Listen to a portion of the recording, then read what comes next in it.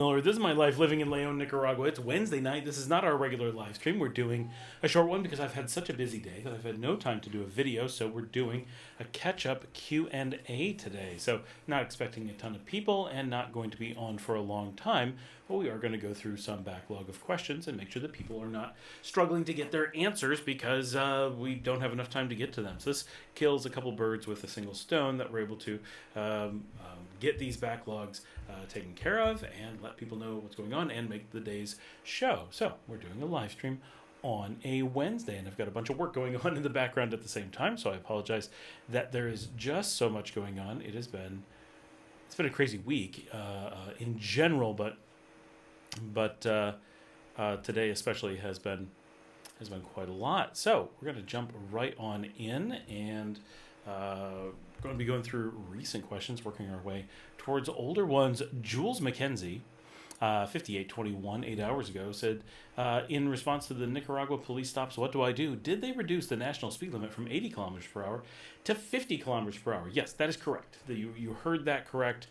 They did do that indefinitely. That does not mean permanently, but it does mean without end.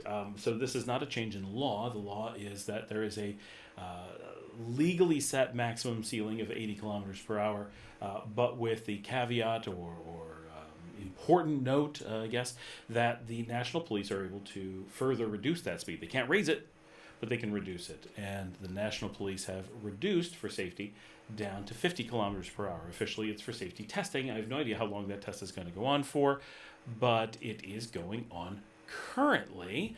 And yeah, it's pretty impactful, right, for a lot of people. It's very surprising for guests. For those of us who live here, honestly, it doesn't impact us that much. There's a lot of traffic. Most places that you go, there's rough roads. Most places that don't have a lot of traffic. And so the reality is that a lot of people getting over 50 kilometers an hour, yeah, you get over it pretty often, but actually maintaining speeds dramatically over 50 is not as common as you think. And so how much does it impact getting around the country? Well, if you live in the far-flung reaches and are trying to get somewhere really far away, you're going to notice. But if you're even here in Leon going out to Managua, we kind of notice, but not very much less than you'd think. Partially because, one, we weren't going that fast before, right? Not for any real period of time. You're almost always in a town, right? So the speed limit was already 50 in most cases. When you're getting into heavy traffic, often that traffic was only moving around 50 kilometers per hour anyway. And so now that you have it officially at 50, what difference does it make, right, in a lot of cases? So because a lot of times we have vehicles that move quite slowly, right, horse-drawn carriages, bicycles, overweighted motorcycles, tricyclos, things like that. They're constantly on the road and they're moving at 50 or less. And so setting the limit to what you already had to do in a lot of cases because of traffic actually doesn't have that big of an impact. Where it has an impact is when you get past that, maybe people speed between and then run into traffic again. But, you know, I remember when I was a kid, and of course I remember thinking this was ridiculous, but they were like, speeding to work, then someone dies in a car accident, like, they only save 2 minutes. And I was like, well, that's not really true, right? That was a person, going this short distance. I remember working out the math and being like, if my father sped the amount that this commercial was implying was trivial, it would give him another week at home throughout the year or something crazy like that, like some huge number because of how far his commute was. It was to make this number really small, right? Americans were making this ad and pretending that people's commute was only 10 minutes, and by speeding they saved 2 minutes of it. That's a big deal if it's a 10-minute commute. Now, are you going to raise your risk for saving 2 minutes a day? Maybe not. The amount of risk is low because it's such a small amount, but when you're commuting really far, those numbers start to change. And when you're commuting really far, that faster speed reduces the amount of time you're in a car. It's less likely to fall asleep and keeps you more alert. And so that may actually not, change your chances of an accident when you're talking about commuting speeds. Point being, here in Nicaragua, it doesn't seem like it impacts very much, in my experience, in the kinds of driving that I see firsthand. Certainly, depending on where you are, I am not implying that there aren't people who are heavily impacted by it. There are.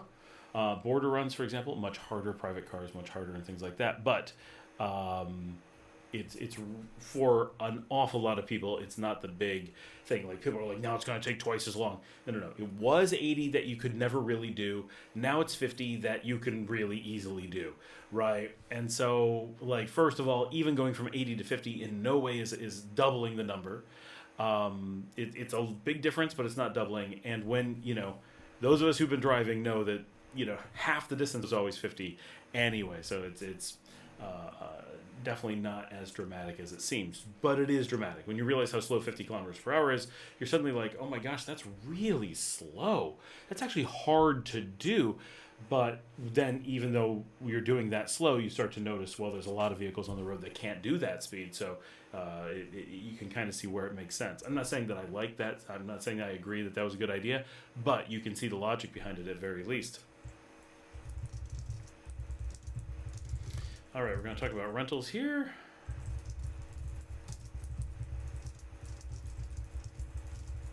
All right, so Sanji Adhigo, 8376, 21 hours ago, said, is it easy to find short-term rentals? Meaning about 3 months. All the ads I see say long-term. Okay, so first of all, don't look at ads. I don't know where you're seeing ads, but that's probably not a good source. But the information here is correct. So maybe you're seeing good ads, I don't know. But I can't imagine what ads you're seeing that are informational, because that's just not how things work here. But we do talk about this fairly often on the show. This is the biggest of the difficulties in moving to Nicaragua, is the complete lack of anything in between hotel, right? If you want to come and stay in a hotel, you're paying by the day, and you're probably getting luxury and included breakfast and that kind of stuff. Easy. And if you want to rent 6 to 12 months or longer, easy, right? When you're buying your own furniture, especially, and longer term leases, so easy, so cheap, it's fantastic. But when you're in this in between that, it's extremely hard. There's essentially no short-term rentals. Short-term rentals are always furnished, or essentially always furnished. Extremely difficult if they're not furnished. So you assume a short-term rental is always going to be furnished. And as it is, furnished rentals are very rare compared to, say, the US or Canada, where you're looking at 1 or 2 year leases. It's pretty easy to find a furnished rental. Not what you'd expect, but pretty easy, right? Here, much harder. Certainly they exist, right? I've seen lots of long-term rentals that are still furnished. But it's also worth noting that they tend to be, and in every case that I've witnessed firsthand, they are furnished in a very Nicaraguan way, which means rocking chairs and what we would consider as a North Americans very old-fashioned, very uncomfortable furniture. And so rarely do I meet someone who actually wants a furnished apartment here. They want unfurnished, right? If you're doing Airbnb or something like that, where it's, kind of like a hotel, no problem. Modern furniture, super comfortable. That stuff happens. It's that in between. And so you have basically 3 options, right? And these are terrible options. I totally understand. I'm not saying that you didn't think of these. I'm not saying that this is not obvious. I'm saying this is reality, right? And this is just unfortunate. You're not missing something. What you're seeing, that no, there aren't long-term rentals, is reality. So your options are: find a hotel that you're okay with staying in long-term. You want to stay for 3 months? Stay in a hotel for 3 months. Is what it is. Furnished, when you do find short-term furnished rentals, typically they're extremely expensive, at least compared to other things. Not expensive compared to the US, but much more expensive than the long-term rentals or the hotels would otherwise imply that they might be. So staying in a hotel may not be that much more expensive than finding the elusive unicorn of the short-term furnished rental. The second option is hunt around like crazy and get lucky that you didn't have to stay in a hotel or an Airbnb and you're able to actually find a short-term rental. Yep, you're just going to have to search super hard, right? I don't know where any are. I've not seen any. Maybe not any, right? Like, it's that uncommon. And I've been here a long time and talked to a lot of people about these. Absolutely, they exist. They're just really, really rare. And I have offered, as someone who's done this, right? I know, like, I just never run into these. And then the third option is take a long-term rental and deal with it that way, right? Which could be you're staying for 3 to 4 months. Maybe you aren't sure when you're going to leave. Remember, your visa when you visit is 6 months, right? That's one of the reasons why there isn't a lot of 3 months. We're not one of those countries where 3 months is a thing that tourists have to hit. So real quick, Nicaraguans rarely move around short term. Just not going to happen, right? Of course, somebody does. Extremely rare. And when they do, they're almost always staying with family. So the number of Nicaraguans who are both moving somewhere and not staying with family, but being temporary and is a handful of people per year. And so it's just not a thing you need very much. So what you can do, and because we don't have a 90-day limit on your visa, a lot of people think you do, but you don't. It's rare that there's a visitor who wants to stay 90 days.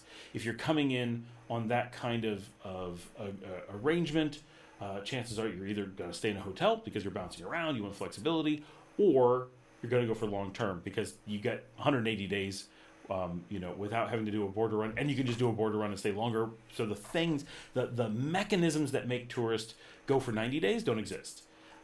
So it's very rare. And like digital nomads who sometimes move on because they have to under digital nomad rules, they don't have that either. So there's so much flexibility to stay more than 30 days more than 90 days, 3 months. There's no reason to cut yourself off there. Other than your own needs. Obviously, if this is just something, you just want to come for 3 months, it has nothing to do with anything else. But most people who are staying for 90 days in any country are doing so because of visa limits.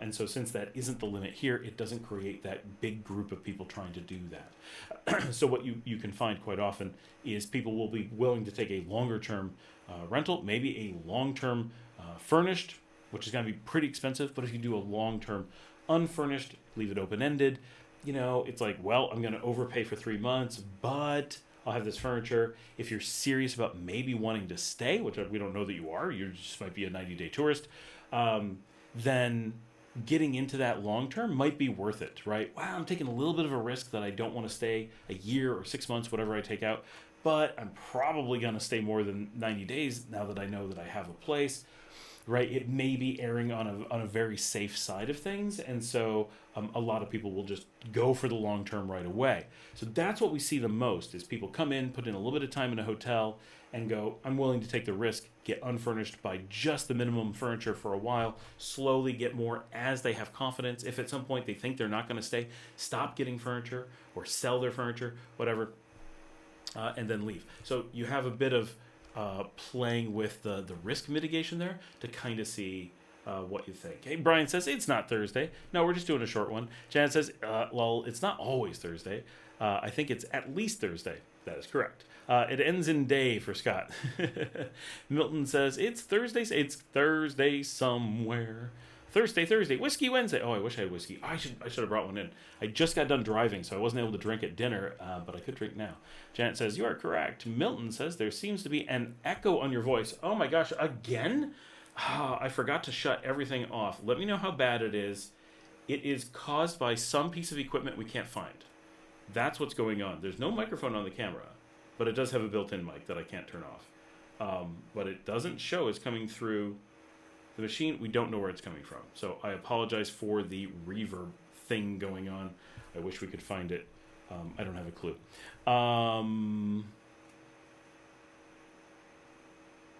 There's a whiskey. You are correct. There seems to be an echo. No echo here, Brian says. Well, at least the echo doesn't seem to be bad, so that's good. Jesus is the way, the truth, and the life is from Altrian. Learning Spanish, the language. Oh, I'm sorry. Learning the Spanish, the language. No.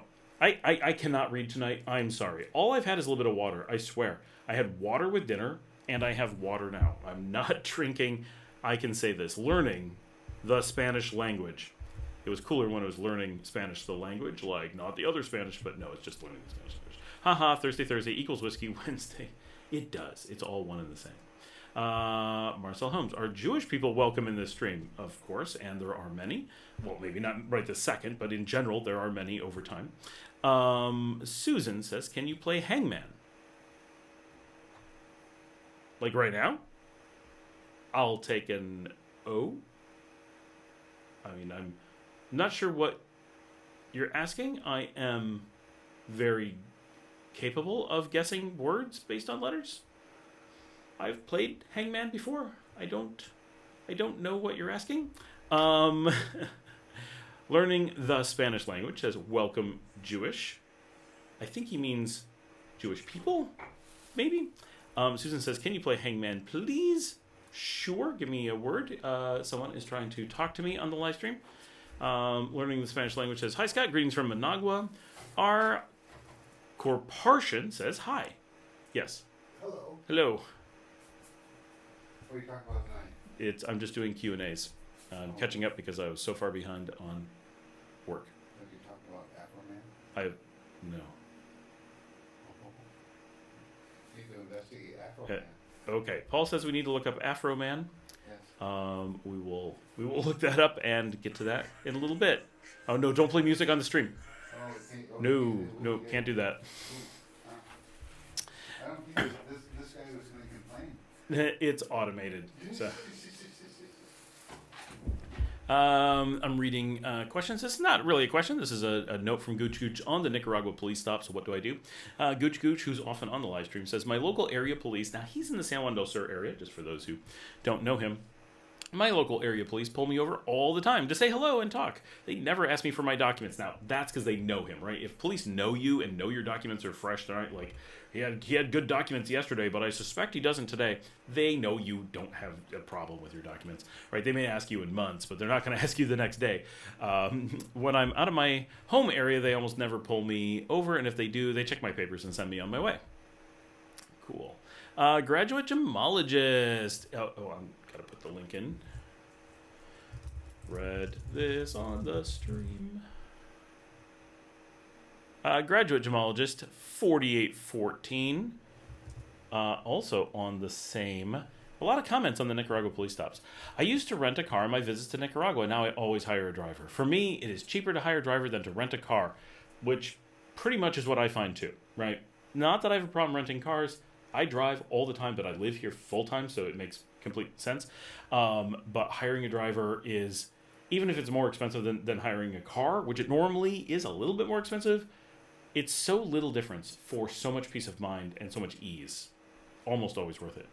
He says also safer, stress-free, no risk. I will combine hiring a driver with sometimes using a caponera, which is the little like tuk-tuks, and once in a while bus transportation. Now I use bus transportation a lot, even though I own a car. But even if I hired a driver 100% of the time, it would still be cheaper than renting a car. Car rental fee, gas, insurance. My turning point came when I showed up at Managua Airport with my reservation made online through Orbit's website.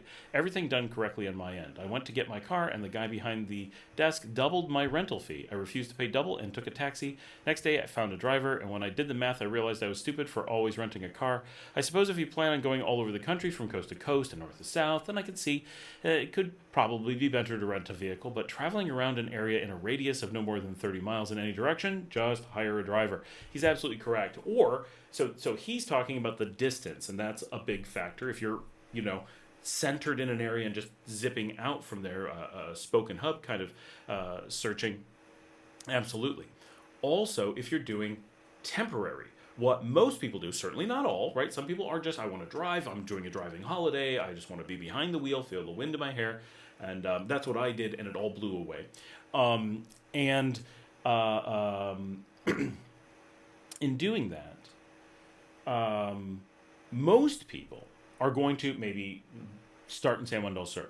They're not going to leave the same day. They're going to start there, maybe stay a few days. They don't need a driver. Or maybe they need a driver, but it's just a taxi around town or something really minor, right? And they don't need a rental car. And then in 3 days, they're going to go to Ometepe. Well, do you want a car in Ometepe? Probably not. You don't even want a car in Ometepe. You got to take it over on the ferry. But if you hire a driver or take a bus, you just go up to the ferry, go across easily and much more cheaply on foot, end up over on the island. And then if you want to do something, rent a golf cart or something over there, four-wheeler. That's what people do. So you do that. Hang out on Ometepe, come back on the ferry, don't have to deal with the car. Having a car on Ometepe, huge effort, more money, really not worth it, right? Get back, even if you don't want to take a bus, at all these points you could take a bus, but many people don't want to, worried about it, you're on vacation, what we understand. So get back, then hire a driver where you're headed. Going to Granada, going to Leon, right? You're looking at a few hours of a driver. Maybe you want them for the full day, not a problem. Pay for the day, but are you going to use them the next day or the next day? No, you're probably going to spend 1 or 2 nights in one of these nice cities. At least, if you're here in Leon and you want to go out to the beach, sure, you might be like, but I'd like a car for that. But no, parking on the beach is terrible.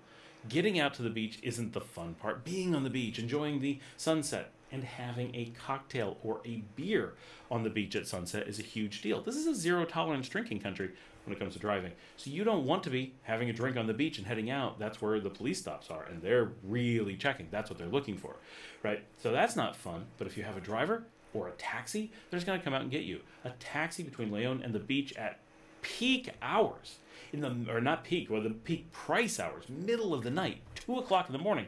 So only $14. Right, which is a lot for Nicaragua, and if you really work at it, you could probably find someone to take you for $300. But at 300 Cordoba, about $9. But 500 Cordoba, $14, which is what you pay if you don't have anything arranged and take someone in the middle of the night after you've been drinking. Still way cheaper than renting a car. The number of things you can do throughout the day and not add up to the car rental fee and not add up to the, like a car rental you pay every day whether you use it or not. But taxis and hired drivers, you only pay for when you use them, and you can mix and match with things that make sense. So unless you're doing continuous travel with the vehicle, chances are you're going to save money by not having it. Of course, the advantage to having a vehicle full time is that you can store your stuff in the vehicle in a lot of situations. So there are times that it can make sense, and there are ways that it can make your life more handy and more flexible and maybe not cost too much, maybe even save a little bit of money, but they're not the norm as they would be if you're visiting the US or Canada. Even a lot of Europe, you could be like, it works out really well. I've rented a car in all those places. Makes sense, right? I'm never like, oh, I wonder if I could have done as well not renting a car. No, obviously not. Me driving is what made sense. But could my wife do the same thing? In the US, yeah, she can pull it off. Canada, certainly she can drive. Europe, no, absolutely not, right? So it depends on the scenario. For me, driving in Europe, no big deal. I'm used to it, right? But it's way more stressful than the US, Canada, or Latin America. But that doesn't mean that Latin America, for someone from North America or Europe, isn't going to be stressful. There's a lot to know, right? Signs are in a different language for most people. Laws are a little bit different. Speed limit isn't posted. You just have to know it. How you interact with police, which is the topic of the video, different than most places, right? Is it bad? No. But is it something you're not really looking to do on vacation? Probably. So those are big factors if you're going to be living here full time. Obviously, getting a car can make sense, but then you're rarely looking at renting. Or when you are, it's like me, I own a car, but what if it's in the shop for a few days? I might rent. Sure. Actually, I never have, but that would be a sensible place for me to do it. I always just make do. Thivision N, it's hard to say, one day ago said in the same video, I've only been once, meaning to Nicaragua, but was told police hardly ever pull over foreigners because they are happy we are visiting and don't want to bother us for no reason. I experienced this, drove past many on my scooter and was never asked to stop. Small sample size, but this is my experience on a few-week visit. I think a lot of people do experience that as a obvious tourist, you get very little pullover.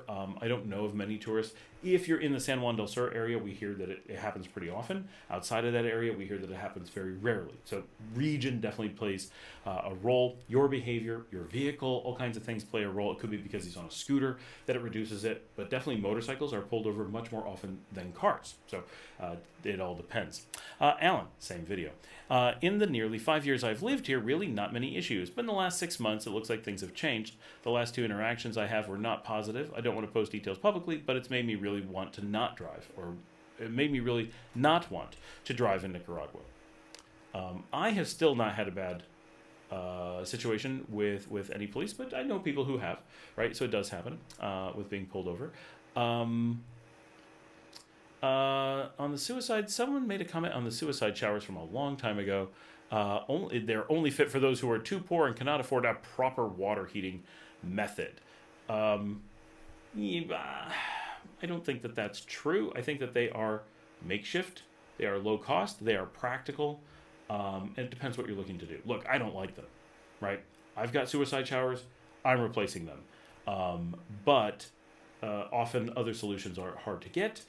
Many places like hotels, they need something practical that they can easily replace, right? So it's a very big difference between you're too poor to put in something else and it's not available widely on the market.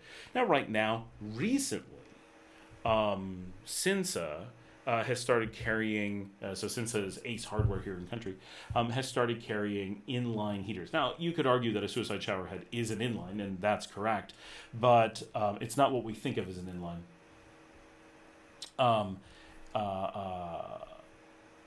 And those are way nicer. However, they only make my water not cold, which is fine. That's all I need, right? Now, a lot of people have argued you don't need a water heater in Nicaragua. It's so warm. They've never been to Nicaragua, or they're being obnoxious, or they're in one particular spot where they have warm water and are just trying to, kind of bully everyone else. Because trust me, most people want hot water. You can live without it. And I know Nicaraguans who actually dislike having warm water. I don't know how that works, because that's crazy to me. But, okay, they grew up with it. They like the cold, refreshing water for whatever reason. Hey, and that was like good friends of mine. So I trust that this is really a thing. And they've lived in places like Australia, so they have experienced regular warm water and are like, nope, just the cold for me. But for most people in much of the country, maybe not in Managua, but definitely here in Leon, just because our air is warm doesn't mean our water is warm. Our water is often so cold that it's physically painful to get into it. And it's far more than just it's painful to take a shower, which is not something I want in my life. Because like many people, I like to shower every day, and having something that actually hurts for no particular good reason, instead of being massively enjoyable, really sucks. I mean, really. One of the things I look most forward to when I'm back home in the United States is having a really nice shower, getting in with good water pressure, and that misty, warm, super comfortable feeling that you get from a good shower, right? It's blasting you in the face, that mist, it gets in your eyes, gets in your nose, gets in your beard if you have one, and you're like, yes, this feels so good. For me, it really helps my sinuses, helps me breathe, if I have a headache, it almost always takes care of my headache, at least while I'm in the shower. Like, I feel so much better with a good shower. And having an inline like we have does not do that.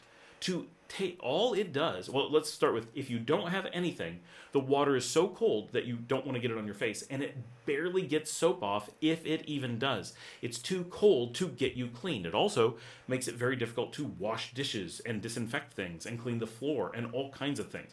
You don't think about growing up in places with loads of unlimited hot water or nearly unlimited hot water, how many times you use hot water for something. Oh, you know what? My foot has this thing. I need to soak it in hot water. Oh, guess what? We don't have hot water. What are you going to do? Put a big thing in the microwave? Yep. Or put it on the stove? Yep. That's the best we can do. It's a big effort to try to come up with small amounts of hot water. We can do it, but it's not convenient in the way that we're used to. We're going to wash some dishes. Imagine washing every single dish for all time in quite cold water, which is what we do. Does it work? Yeah, for the most part, but when you got greasy dishes, they stay greasy. And as my kids say, the plastic dishes start to smell after not too long. Why? Because there's not hot water to get in there and disinfect. When I worked in a nursing facility, like a medical nursing facility, one of the things you're required to do, and then I went on to work in restaurants, and this is what food service does in North America, is they steam your dishes to keep them clean, right? In the nursing facility, they would steam them, and then they would bleach them, right? But bleach is not good for getting oils off. You want good soap like Dawn, and you want heat and a lot of it. And that combination really gets things clean, really gets things disinfected, and then a bleach is an additional step you can do if you're in a medical facility or in a really sensitive situation, people living in bubbles. But that is something that people overlook. Right, is just how hard it is to get the grease off your floors, because you have tile floors. How hard it is just everyday life. That lack of heat makes pipes back up, right? Getting hair clogs is much easier when you don't have hot water to clean them out. So all kinds of things get harder because you don't have hot water. That's the first piece. The second piece is the shower is unpleasant, right? It hurts. Instead of an enjoyable, wonderful highlight of your day, it is something to rush through and get through, right? It doesn't hurt so much, but it's not pleasant. It's not particularly good for your heart. It is good for not getting itchy skin, but pretty minor, right? Don't make your shower that hot. The problem with inlines is that, yes, they take the edge off normally, so instead of painfully cold, it becomes cool water. If I turn the pressure way down, I can start to get warmish water. That's about it. I still don't get the pleasant experience, but it takes away the painful experience. So that's what I prefer to do, because that seems to be the best balance of what's available. Suicide showers, in my experience, are only able to handle water pressures that cause them to still be nearly scalding even when turned all the way down. So you have to be really careful with them. And normally they're mounted really close to you. The inlines you normally mount farther away, so you can back up and the water will cool down if you're just a little bit too hot, which never happens, but if it did, that's what you could do. But with a suicide shower, they always are mounted straight out and directly over your head, and so close that if I stand up straight, I always touch them, which can easily get you electrocuted. So they're a little bit dangerous. If you're tall like me, I'm not tall, but tall like me, and so you're so close to it that it's easy to get burnt. There's very little control, and it can, with any little change, it can get super hot. So that helps you get clean, but it's painfully hot in many cases. So it's very difficult to regulate and to make it comfortable. So suicide showers aren't the best, but they're way better for cleaning than the inlines. So it's all about what you're going to do. Most people don't, and this is something people just act like is an ignorable problem. There isn't plumbing for hot water. That's why these in-the-shower solutions are what is done. The only way you can put in normal hot water as we think of it, even when people are like, well, what about solar? What about passive solar? There's all these solutions. You're right. There's lots of solutions to making water hot. It's getting water that is hot in some usable fashion to your shower, to your utility room, to your kitchen, and so forth. That's where it gets difficult, especially a place, I have a relatively large house. We have 9 bedrooms. We have indoor kitchen. We have outdoor utility spaces. We have multiple buildings. If you include our laundry area, it comes out to 4 entire buildings, not including the security building, which doesn't have water. And so all of those, do you get hot water to all of them? Do you have separate hot water systems for all of them? How do you handle that? How do you pressurize it and so forth? It's challenging, and there's no pipes in the walls for that. So if you own a building and are willing to completely tear it apart because it's pre-existing, okay, that's a crazy amount of work. And if you are constructing a new building, of course, then it's easy to put it in. But only people who are buying and building themselves and have the forethought to not build a Nicaraguan building. Most foreigners do have the forethought to put in hot water, right? It does not catch them by surprise, but not all. Because locally, people aren't going to build that. It would never occur to them. And so it poses a big challenge to get away from some form of inline, whether suicide or traditional inline. And until just in the last several months, that traditional inline is not something we were able to find. So in so many cases, it has nothing to do with poverty. It has to do with being transient, being a renter, not being able to get the house that you want, or renting is the only way to get the house that you want, or just not being there permanently, or whatever, or not having access to inlines, right? You can argue that, well, if you were rich enough, none of those things would matter. I guess that's okay. But it's not about being poor. It's about not being ridiculously rich to the point where you are putting in completely new plumbing in buildings you don't own, and able to always buy a building that you're there with. We're carrying signs now in reference to the police. It says, good to know. I'll buy them a blow dryer to scare people, in reference to them sometimes sitting out there with speed guns. They do have actual speed guns here, or things that look like speed guns, I guess. Pedro Rivas says, dude, just want to let you know that you repeat yourself too much. I'm sorry, but I couldn't take it anymore. You're smart and articulate, very well, but please move on to the point. So the reason that I repeat myself so much is twofold. One is because I do everything live. Even when I'm not doing a live stream, I'm doing it in a single shot. I'm not writing things down. I do the show every single day. So doing a daily show and having to have a real job and pay the bills, I can't put 20 hours per day with a crew. I mean, that would be a crew of people, right? Doing a script, putting together a show, reading a teleprompter, redoing it until we get it right. We just can't, right? The show, that's why one of the reasons why we do live streams sometimes is because it actually reduces the amount of effort. So knowing exactly when and when not to repeat exactly what I've said, that gets very difficult. But that's not the crux of the problem. It does make it harder. It's harder to go back and be absolutely sure that I haven't repeated myself. But the bigger thing is so many of the topics we have here. It's really rare that we have a topic that is new when I'm answering questions. And so most of these topics are being answered because the first time that I posted the information and repeated it a whole bunch wasn't enough and people are still confused. And so I am trying many different tacks to help people understand the material, right? And that's not me being upset that I need to repeat myself. It's not bad that I need to approach things from different ways.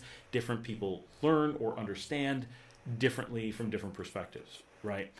And as someone who is autistic, trying to speak to the majority of my audience as neurovergent as opposed to neurodivergent, there's a great many ways that I portray things or express things that most people find confusing because they assume that I am implying something that I'm not. So explaining things in very different ways often provides a framework whereby the implication you assume in one case is the opposite of the or very different than an implication that you get from another case, and that helps to highlight to someone who is not neurodivergent like me that the implication wasn't real, that it was a false positive, right? And so that is one of the reasons that I do that. And still, after videos where I repeat myself ad nauseum, I get tons of comments from people who are confused because even with the number of ways that I explained it or broke it down, they didn't get it. And I understand that quite often the material that we're dealing with here isn't just that you're looking for my opinion or for me to do some research, but quite often it is that I am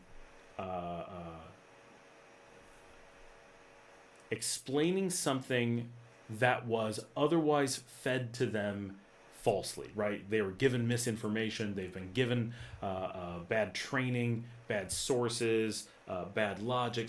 It could be someone trying to scam them. It could be propaganda. It could be high school education just run amok or whatever. And so they're often coming from a perspective of, I've been told these things for so long that having lots of different perspectives, a lot of different ways to present information helps someone go, well, wait, he said this, but I think he was mistaken. But when I build the logic a bunch of different ways, it helps them go, oh, no, he meant that.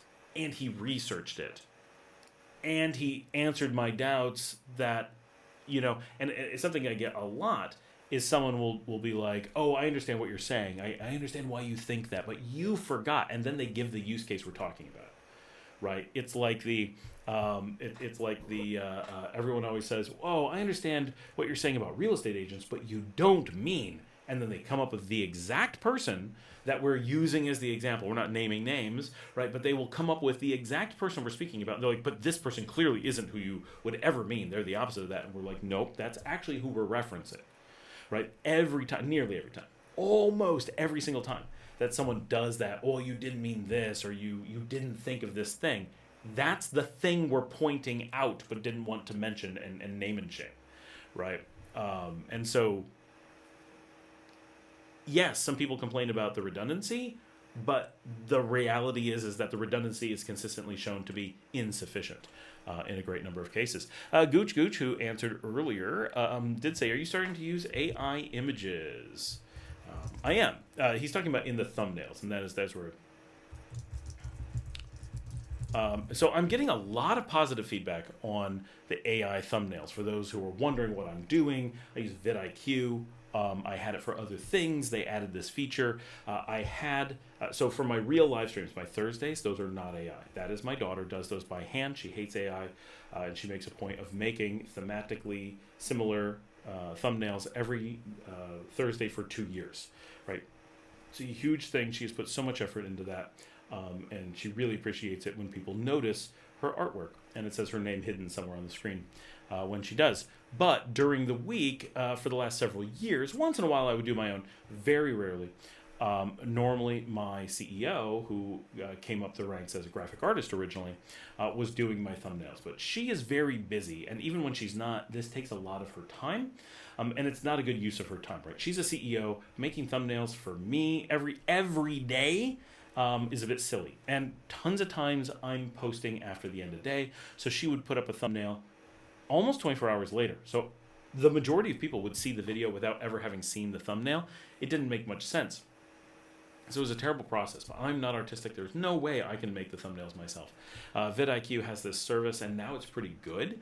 And a lot of people have, I'm surprised by the number of people who have commented on how much they're enjoying the new thumbnails. Now, of course, some of that is my own creativity in coming up with ideas and things to put on there. And I do really like the one that we did yesterday with police stops, with the Nicaraguan police arresting me. It's AI art now. All the ones that look like that, they're pretty clearly AI. There's nothing done to make them not look like AI. And there's one every day, right? But they do seem to be working, right? Whether it's getting more people to watch, I don't know if that's true. But importantly, they are saving a tremendous amount of workload time from my team, and as a show that, we don't have sponsors, we don't make money here, like not anything. So having it be an expensive process to make thumbnails, not an option. So this relatively cheap process has proven to be very good. So that is why we have the AI thumbnails. I'd love to have revenue and make money doing this and not need to do AI thumbnails and have artists who are whipping up amazing thumbnails every day. But even if we had the money to do that, is it a good use of the resources? There's better things for those people to do, probably. So that is what we're doing. Rhonda Mitchell 7367 2 days ago said, "Hi Scott, this is in response to reality check for single woman expat failed move to Nicaragua." I don't know how old that video is, a couple months I think. She says, "Thanks for another excellent video. How is the healthcare in Nicaragua?" So, Rhonda, definitely watch some of my videos on healthcare. Like, do a quick search on my channel for healthcare or hospital or medical doctor. We've done quite a few. We've done some not postmortems, that sounds morbid when it talks about people. But after the fact, looking at my business partner who came in and tried to play music during the live stream, had 2 strokes while here. Marcella from my channel has gone through cancer with radiation, with chemo, all while we were here and on the channel.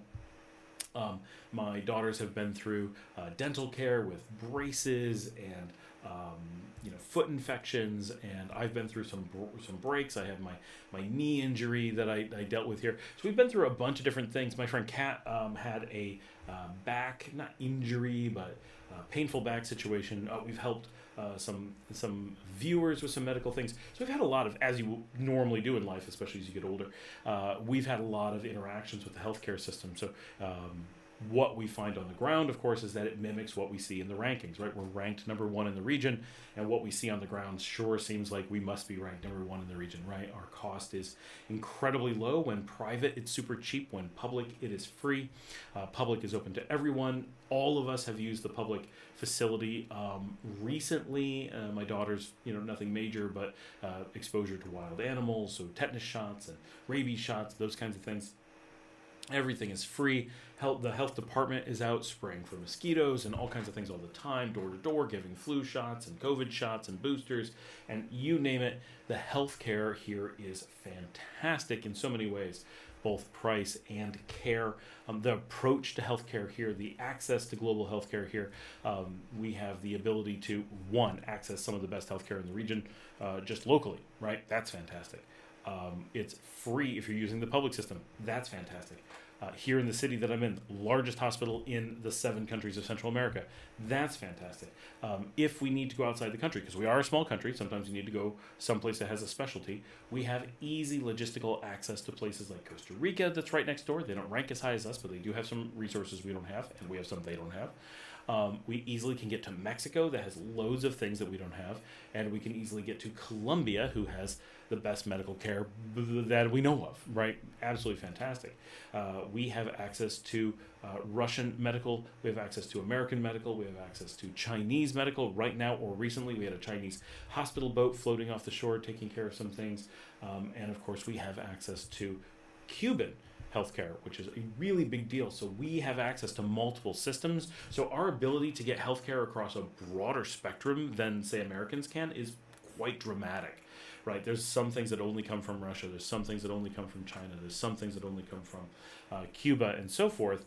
And there are parts of the world that do share those things, but America is not one of them.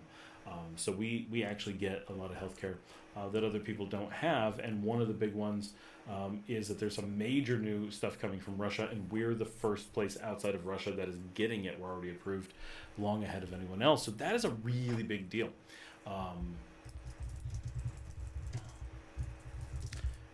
And one of the things I say all the time, and I'm saying this in this chat, is if healthcare is of concern, if this is a high priority, then that alone makes Nicaragua a top pick of places to move. You would choose Nicaragua because of healthcare. And that's really important, right? Healthcare is not why we chose Nicaragua, but if healthcare was the thing we cared about, this is where we would end up in many cases. Certainly, Mexico's great. Costa Rica's just fine. Colombia, absolutely amazing, right? There are places that are good or better, but overall, this is really good. Let me hop back to the show. Oh, we've been on for 45 minutes already. Wow. Didn't even intend to be on that long. Welcome, Hangman. Greetings from Managua. Hi. Corparshan says hi. Nicaragua Expat Life. Hello from Messiah. Hey, Expat Life. Susan says, can you play Hangman like you give us a word and we guess it? Okay, me first. --R. Start with what language are we in? Give me an S. Larry McCallie. Hey, from Fayetteville, Arkansas. Love your channel. Thank you so much. I appreciate it. I have been to Fayetteville, Arkansas. Not for very long, but I've been there. In Digital, sent a dozen tourists down. Share a car with a local. Nice. Courtney Rivers. I rented and drove everywhere. Yep, got pulled over. Let go. No bribe. Worked for me. Just needed to get a feel for Nicaragua. It can be the thing to do, right? And some people find like the possibility of having to deal with being pulled over is very stressful. Some people it doesn't bother at all. So everyone has different things that they need, but most importantly, no one should feel that they need to rent a car, right? If it's the thing you want, then it's the thing you want. That's fine. But if it's not the thing you want and you think it's the thing you need, that's where people, I think, get bad experiences, right? Well, I thought I needed a car. No, you do not need a car. You can want a car, great, but you've got other options. Indigital says, feel lucky to have hot water. Yeah. Gary Warren, we have the same beard and lack of hair. Well, you must be one handsome guy, Gary. That's awesome. My head is shinier, though. Yeah, mine doesn't tend to be too shiny for whatever reason. This is freshly shaved, like, I think last night. But, yeah, I don't know why it's not so shiny. I just don't have a shiny head. I don't polish it or anything. Don Timoteo, if you shower in the afternoon in a house with a tank on the roof, the water will be warm for about 5 minutes. Yeah, unfortunately, we don't have a tank. So I rent, as most of you know, and there's a water tower that they disconnected. And so we have an above-ground tank that does not get sunlight, and it's not black. And it's not on the roof. So in the middle of the afternoon, it does get warmer, but not a lot warmer. And I have a family, so people are running water all day long. So it never gets that, like, it goes up like 2 degrees, like it's barely anything. I think the best time is like early evening when the air temperature drops, so you don't feel like the water is as cold as it is. And it's still holding the warmth mostly, but the air temperature makes it feel just a little bit warmer. The worst is first thing in the morning, obviously when the sun is the longest from having been up, like the sun is just coming up and not heating anything, and you try to take a shower, which is of course exactly when most people want to take a shower, at least coming from North America, it's what we're kind of attuned to, and then it's super cold and just crazy unpleasant. In digital, cold showers were the norm unless you go to a gringo place, even a lot of gringo places. Mr. Mark, the Voldemort haircut. Yes. No 89 Land 3. I hate cold water. We used to have those Brazilian showers and I went paranoid and removed it. No one ever gets actually injured by them. I've never heard of it happening. I know that it's happened, but it's like crazy rare, but I do get shocked all the time. Indigenous says they can heat the water for other tasks. Not sure which one he's talking about. Gary says, don't take the piss. I have the same hairline, but shinier. Indigenous, many showers are based on gravity from storage. Yes, mine's done from pressure. I hate it. A pressure tank? Like, I get the physics, but it's horrible. So even when we have power and everything's working, it's like super high pressure, medium pressure, super high pressure, medium pressure, and it just cycles through this because the pump on its own provides way more pressure than you can use. And we have this tank that would provide continuous pressure and much warmer water. And do we use it? No. Definitely get a tank. Native land, okay. CM IO9ZK. Native land or not native land?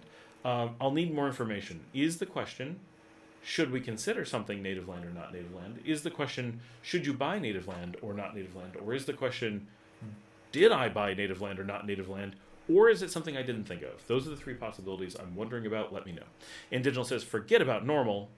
I never think about it. Normal doesn't even occur to me. I don't need to forget about it. Bathrooms generally are outside and separate from your pad. I have not seen much of that in Nicaragua. Certainly it exists, but on the beach we don't see that. In the city we don't see that. Here in the suburb-ish barrio we don't see that. Indigenous says, so what's the deal with marijuana these days? It hasn't changed. Same as always. It's illegal, but they don't like really go out of their way. We're carrying signs now. Hey, I thought it was funny the other day. The blow dryer speed gun. Indigenous says, how about an FAQ? I've thought about doing one. I've got a video that I'm kind of working up to it. I do like kind of an FAQ all the time, and they get old so fast that it's probably a good thing to have like maybe annually. But I need to I'm really bad at like planning out a formal document, remembering all the things to put into it, and then keeping it up to date. I don't know why I'm so bad at that, and I just need to do it. Jan says, it's okay to repeat yourself. I've listened to basically all of your videos, at least since you started doing daily videos. I enjoy every one of them. Plus, like you said, you might need to clarify. Indigenous says, build a reference library for your videos. You can send people that. I do constantly. And it's not as effective as you think. I send people playlists. Here's 30 videos that cover what you're talking about. Every single one of them covers it. And it says, that's a slippery slope of AI. You will see it happen. Your content is already in AI models. My content is specifically given to AI models. So while I don't like to use AI for a lot of things, I do think it's important in the same way, like, do I want search engines to search my content? Of course I do, right? Why would I make this content if I didn't want people to get the information, right? The whole point is to get the information out there. So I want AI to be reading the models. I mean, one, AI needs handsome people to base things off of. So we don't want a bunch of ugly AI art out there. So they need this to work with. That's the first piece. The second piece is I've got a radio voice. So it's very handy for them to use this incredible reading voice to use to generate AI voices, right? So that's fantastic. And then, of course, we're providing important content about Nicaragua that if I didn't want people to get, I wouldn't be making a video every day giving that information. So I want AI training on the material that I give so that there's less misinformation out there. Is it going to actually fight the real stuff? No, it's going to be difficult. And does AI do a bunch of using YouTube videos to get trained? Not as much as you'd hope by any stretch, but at least the capability is out there. And it means I've done my part to help the universe. So if people decide not to use it, too bad. We're carrying signs now. I also want to know about formats. Cannabis question. Oh, anything changed since the 2024 article I read about Comerica laws? Well, I don't know what that article. I don't know why is it an article? Why is it not really an article? What are you talking about? Was it like a blog or something? So I don't know what that article had, but nothing has changed since 2024. So if that article was accurate in 2024, it's still accurate today. This is not a legalized marijuana country. It is something that is being discussed, but I've not heard anything in years of it making progress. Do I expect it to? Yes, eventually. How fast? I don't know. Is it a priority? No. And keep in mind that in most of the world, people aren't really concerned about smoking. That's for tourists almost entirely. Obviously not entirely, but mostly it's about tourists. And in places like Nicaragua, passing laws for tourists just take a back seat. It's not that they don't want to. It's not that they're upset. It's not that they're trying to focus on them or anything. It's just tourists are not a priority. So if it's for the local people, they're weighing the effort of changing laws, how to handle it when it does change, and so forth. There's a lot of like, what are they going to do, and they don't have a lot of resources to govern it, to process, how they're going to tax it and things like that. And so that makes it relatively difficult to be like, oh, let's just make this major change that we weren't really planning on, unless they've had a chance to think it through, or have a lot of similar countries to see what they did, see what worked, what didn't work, and work from there. So they're kind of still on the leading edge of small countries like this, making that change. I think it'll happen, but I wouldn't expect it to happen quickly for whatever reason. But also, living here, the number of Nicaraguans who care is really close to zero. Like, shockingly low numbers, in my experience. Absolutely, there are some people who want to do it, and there are people who do, but even though most everyone I know is Nicaraguan, it's something like 98% of people I know who smoke are foreigners. It's essentially every foreigner and almost no locals. So it's of the foreigners who do it, it is a far higher percentage of them that live here than, like, when I'm in the States, yeah, I know people who smoke, but it's like maybe half of people that I know. Whereas here, it's essentially everyone. When I am here of Nicaraguans, it's essentially no one. So the disparity between Nicaraguans here, foreigners here, and foreigners back where they're not foreign, each one of them, to me, in my small slice of observation, is very, very different. Indiana says, it's pretty cool. I built a clinic there with a nonprofit. They trained for free and serve and are great. J. Lee Ho Ho says, cake or death? Not sure what that's in reference to, but I assume that the cake is not a lie in this case. In digital format says, because we like you. Thank you. Janet says, I've seen a couple of older houses with the outside bathroom. I also suspect that the old house we had in La Barrio had an outside toilet and shower, which is the spot they moved the lavaderia to. So my place in La Barrio had a shower outside of the rooms, but it was not outside the slab. It was on the slab. That's the part, like, if it's apart from the house, yeah, I totally get it. But apart from the slab, I haven't seen much of. KL7RRC. Hola, Scott. Month in Nicaragua so far. Awesome. How are things going and where are you? Indigital says, we need to work on our business. You're a great host and a cool person. That's what we like. Thank you. We do need to work on our project. Indigital says, they could grow the best there.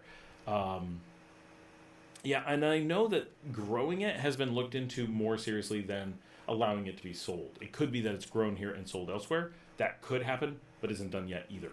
CM asked the same question, native land or no native land. I need the same clarification that I asked before. What is it you're asking? Do I own native or not native? Am I on native or not native? Because I'm not where I own at the moment. Or are we saying everything is native or not native? There's context missing there, so I can't answer, but I am trying. We're carrying signs now. It says, are the roads better than Nicaragua?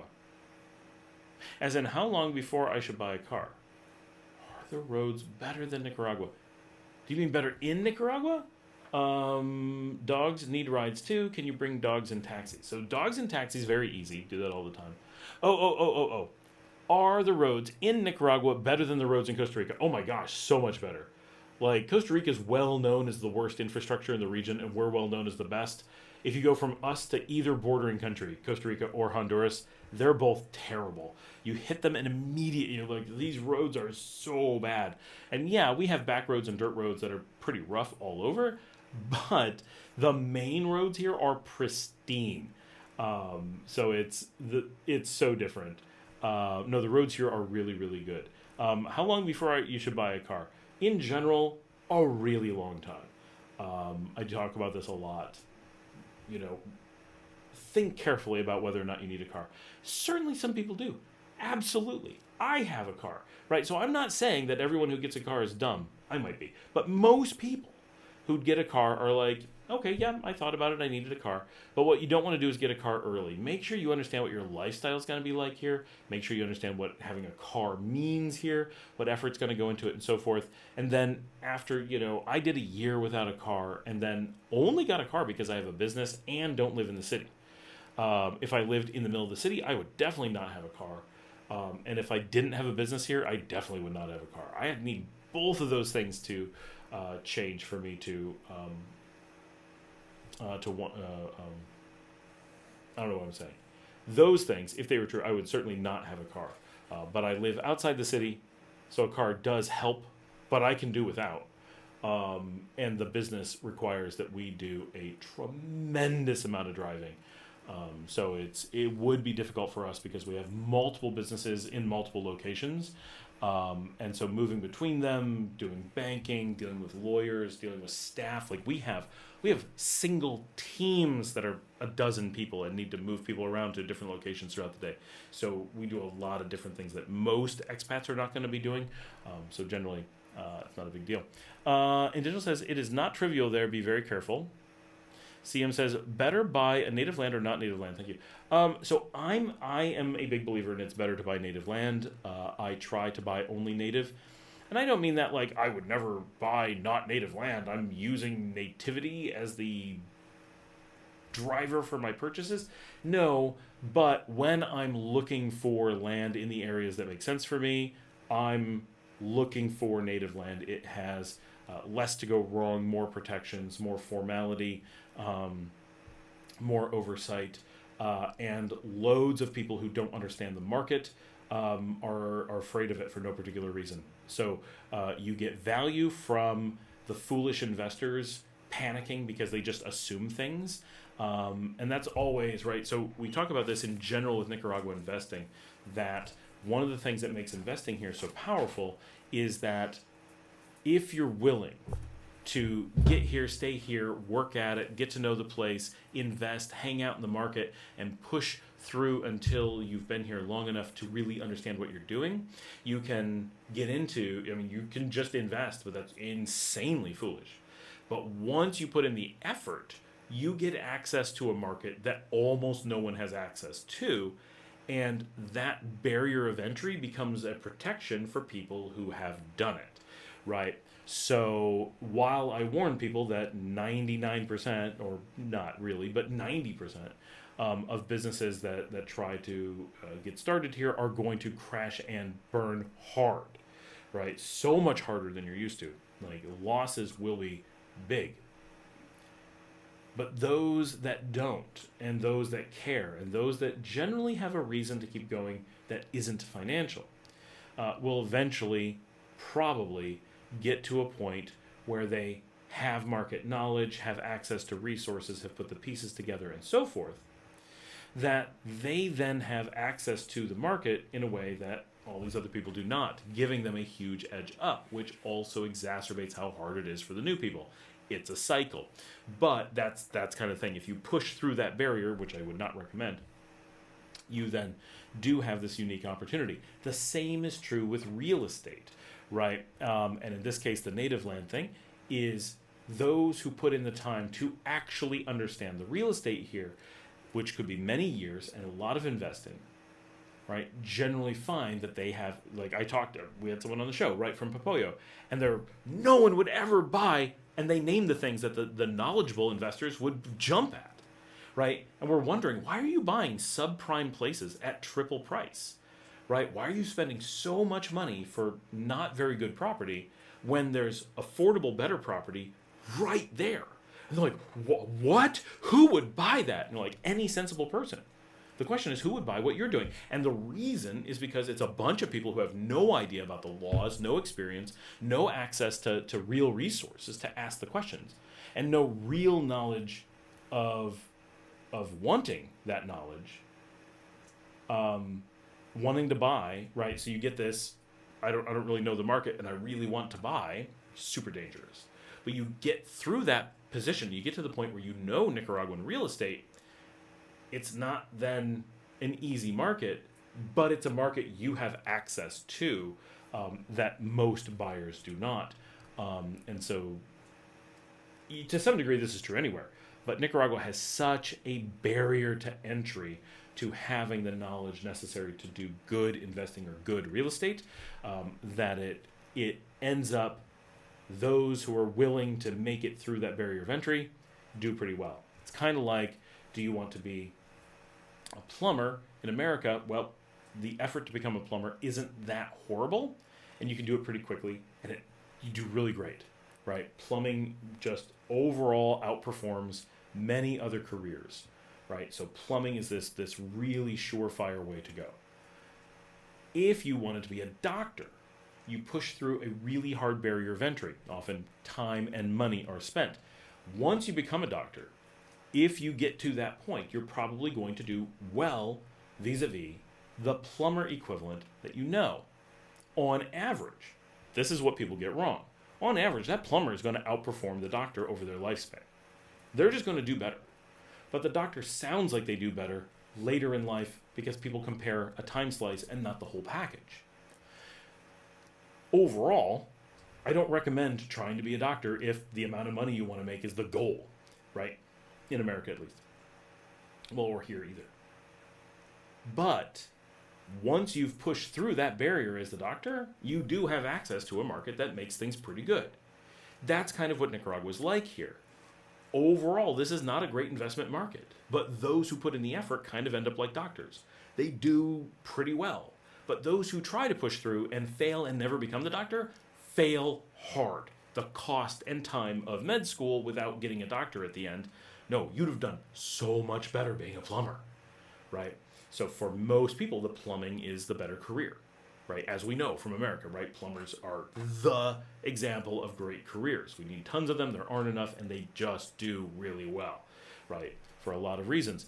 And so, does it make it that this is a great investment environment?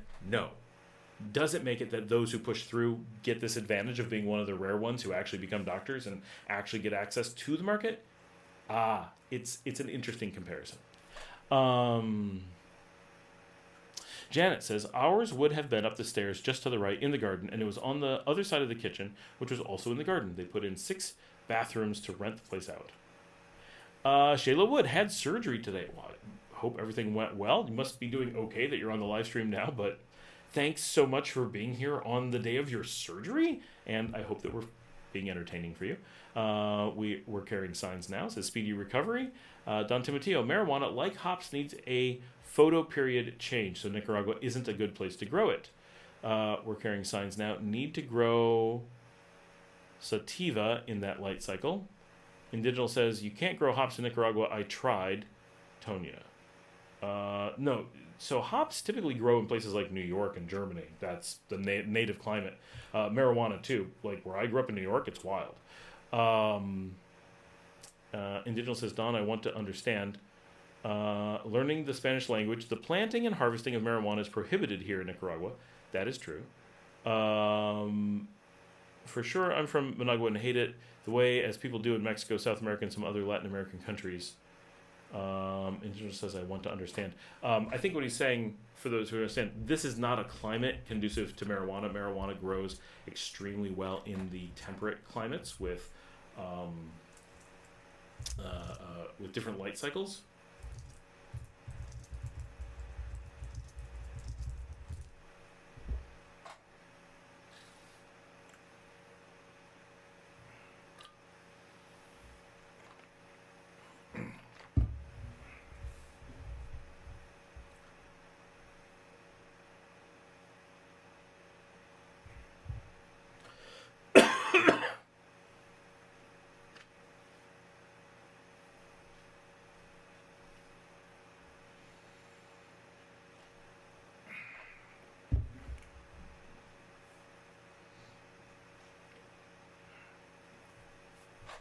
So, yeah, Nicaragua is way too warm in general for marijuana growing. Not that you can't make it happen. This is not the kind of climate it really wants. A much more, I don't really know that much about it, but growing up in a region where they're just everywhere, this is very, very far, very far from that.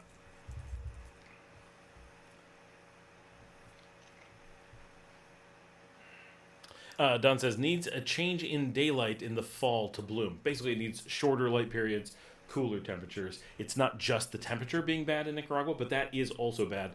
But it doesn't have the seasonal change of temperature. It needs a higher latitude for stuff. Larry McCauley, what hotel would you suggest in Granada? So I'm not an expert at hotels in Granada, but I will grab a couple. Maybe some people from the channel can chime in here with their own experiences in Granada. Keep in mind, when I used to live in Granada, I lived in Granada. So I really never used hotels there. Now, when I stay in Granada, quite often I'm staying with friends who live right around town. So I really rarely, maybe 25% of the time that I go to Granada, which is still not a lot, do I stay in a hotel. So I'm not the best reference. I don't take a lot of time to try out a bunch of places. Would love to. That would be fantastic. Some places I can tell you. The Hotel Plaza Cologne, I love. Very nice, 4.7 rating. It is right on the Plaza Mayor. So the position of the hotel is fantastic. It's got a Casa del Cafe in it. It's got car rental there. It's right on the park. Looks right at the cathedral. Got a nice pool. Nice garden. It's very nice. Next door to it is the Sociotel Granada. It used to be the, I can't think of the name, but they were the Israeli chain of hostels that recently went out of business. They were huge. They, in the area, were bought by Sociotel, and that facility is really nice. That is on the plaza as well. Just north of that, so these three are in a row, is the new Voco Lake Nicaragua Granada by IHG. So Intercontinental, this is a boutique hotel owned by Intercontinental. Not had a chance to stay there yet. It's very small, but it is also on the plaza on the diagonal. Those three are kind of the big three on the plaza. Like, that's an amazing spot to be. I've not stayed here, but I like having dinner at and imagine that it is incredibly nice. The Hotel Del Rio, right on the Calzada. If it was me and spending a bit of money to do this kind of stay, right, that is almost certainly where I would be choosing to stay, is one of those. But are there lots of places in town? There sure are. You've got loads of places to choose from. You've got cheap hostels where you can go very, very budget. You can be in the center of things. You can be on the lake. You can be in sketchy neighborhoods, super safe neighborhoods, on the outskirts of town, downtown on the main plaza. You can be around all the tourists. You can, it's a tourist town, so you really have options of hotels and restaurants. Oh yes, La Merced. I used to live right by La Merced, so that one I have been in for like dinner, and it seems really nice. Also, still pretty close. Like, I live pretty close to downtown, so it really is. Trying to get a list of just there's so many hotels.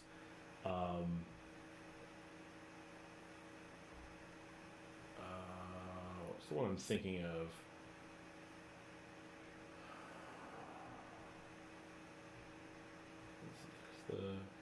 The Grand Francia always seemed really nice. I used to go there quite a bit for dinner with my wife when the kids didn't feel like going out. Sometimes she and I would head down there. That's a really nice looking place. Definitely the rooms look nice, but never needed to stay. So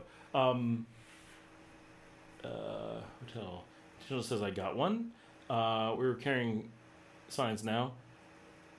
Sativa goes into flowering almost immediately. Plants don't get tall. 80 Fahrenheit is perfect temperature, but higher temps, you take the chance of hermaphroditing. Not good. Yeah, we're almost always... Oh, wow. Thank you so much. I just saw that pop up. That is very much appreciated. Thank you for sponsoring the channel. And for those who are not financially sponsoring, please consider giving us a thumbs up on this show as well. Wow, thank you so much. DeVeo says, haven't had much luck finding remote work. The job market, even for fully in-office jobs, is not great. It's true. The market is just awful. Starting to lose hope in the idea of working abroad in Nicaragua, and I couldn't be more crushed. So first, what is kind of the career path that you're thinking? What is your area of expertise? Not that I'm going to be able to help a lot. I am not.